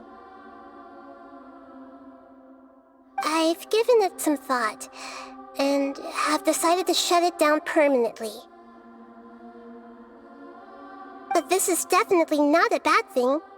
Even from the beginning, I've been planning to shut it down.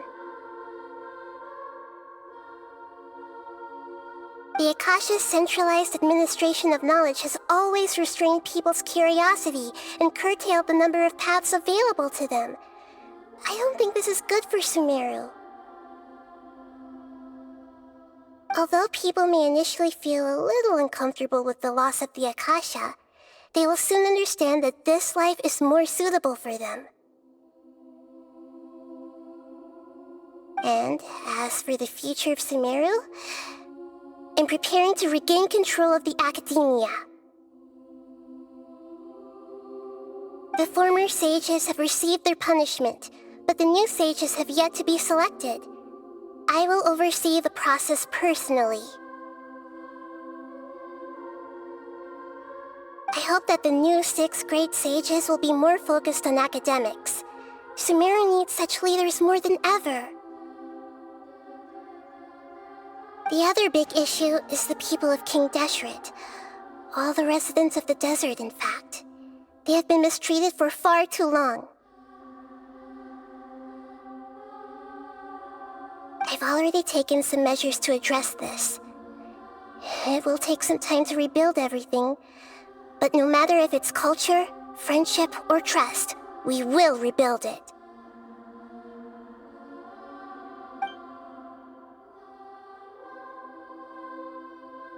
You mean, what happened after the doctor put you to sleep? You guessed correctly. The top-ranked Fatui Harbingers, up to number 3, possess power comparable to that of gods. I was no match for him in that kind of situation. However, in spite of the bad situation, I still managed to make a fair deal with the doctor. I'm sure you remember the entity that changed your fate, the Heavenly Principles. In fact, the Heavenly Principles has been quiet since the Conria disaster 500 years ago. I used this point as leverage against the doctor. I told him that the Heavenly Principles may be awakened if I destroy the Gnosis. Although it's just a bluff, he still fell for it.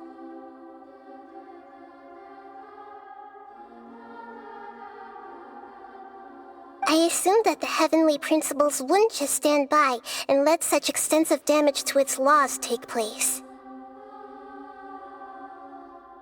And as for what I exchanged for the Gnosis,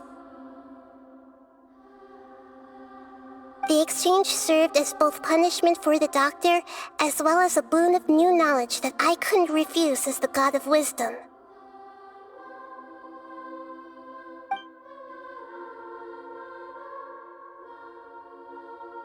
He's still in a coma. I've hidden him like how one would hide a feather.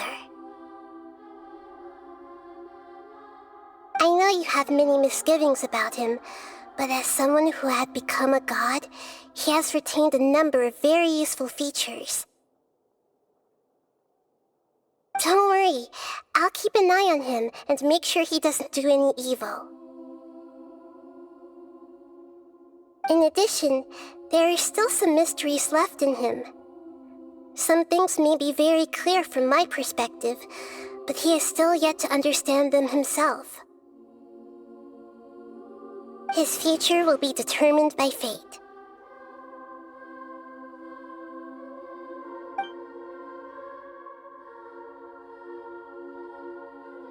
Is that where you're headed next? Fontaine, the Nation of Justice? As far as I know, that nation operates in a judicial system.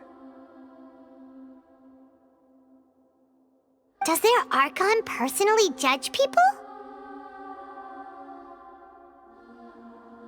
No, there's a Chief Justice in Fontaine. Generally speaking, the Hydra Archon, Focalor, won't preside over individual trials.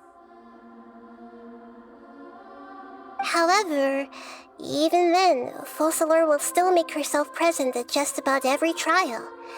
It seems that she just likes to immerse herself in that sort of atmosphere. As Archon, she still reserves the right to influence the final verdict. Anyway, let's just say she's got, a very unique personality.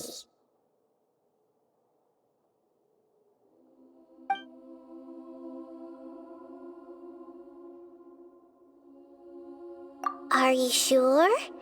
Isn't there something else you haven't asked about yet? Huh? You mean... About your brother. While you were resting at Gandharvaville, I took some time to perform an Irminsul search for information on your brother.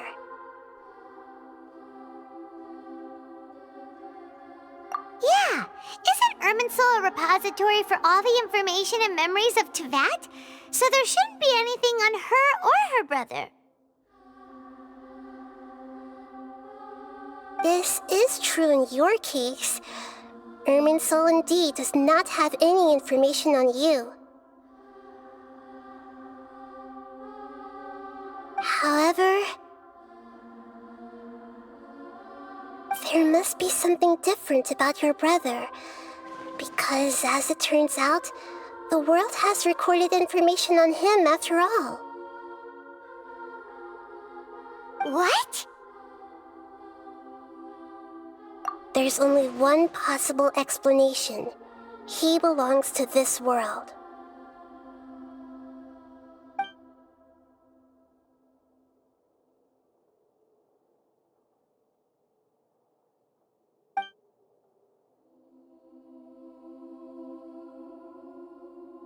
But nothing about this makes any sense!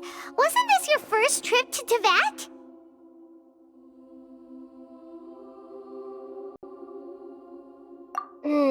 According to the records I was able to access, your sibling suddenly appeared in Conria. After the Conria disaster, he began his journey through the 7 nations of Teyvat.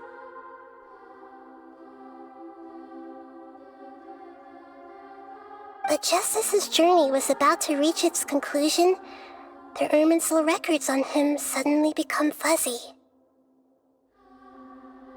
What do you mean, fuzzy? Did something happen to him? All I know for sure is that somebody, for reasons only they can know, is deliberately obfuscating his fate. And whoever it is, if they can do that, who knows what else they're capable of. But even that wouldn't explain how he somehow comes from this world.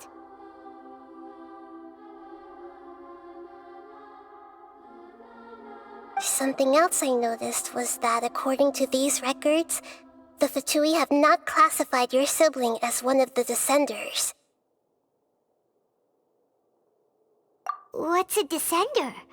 Paimon's never heard of it.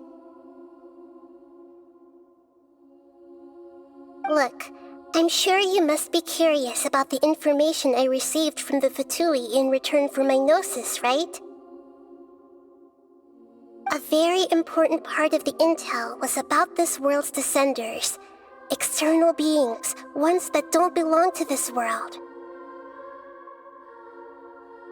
Traveler, you are Tevat's fourth Descender. Huh? So the Fatui count 3 other Descenders before the Traveler, and her brother isn't even one of them? That's right. My current hypothesis is that the first Descender was likely what we now call the Heavenly Principles. As for the other Descenders, I still need to verify their existence. It could take me some time.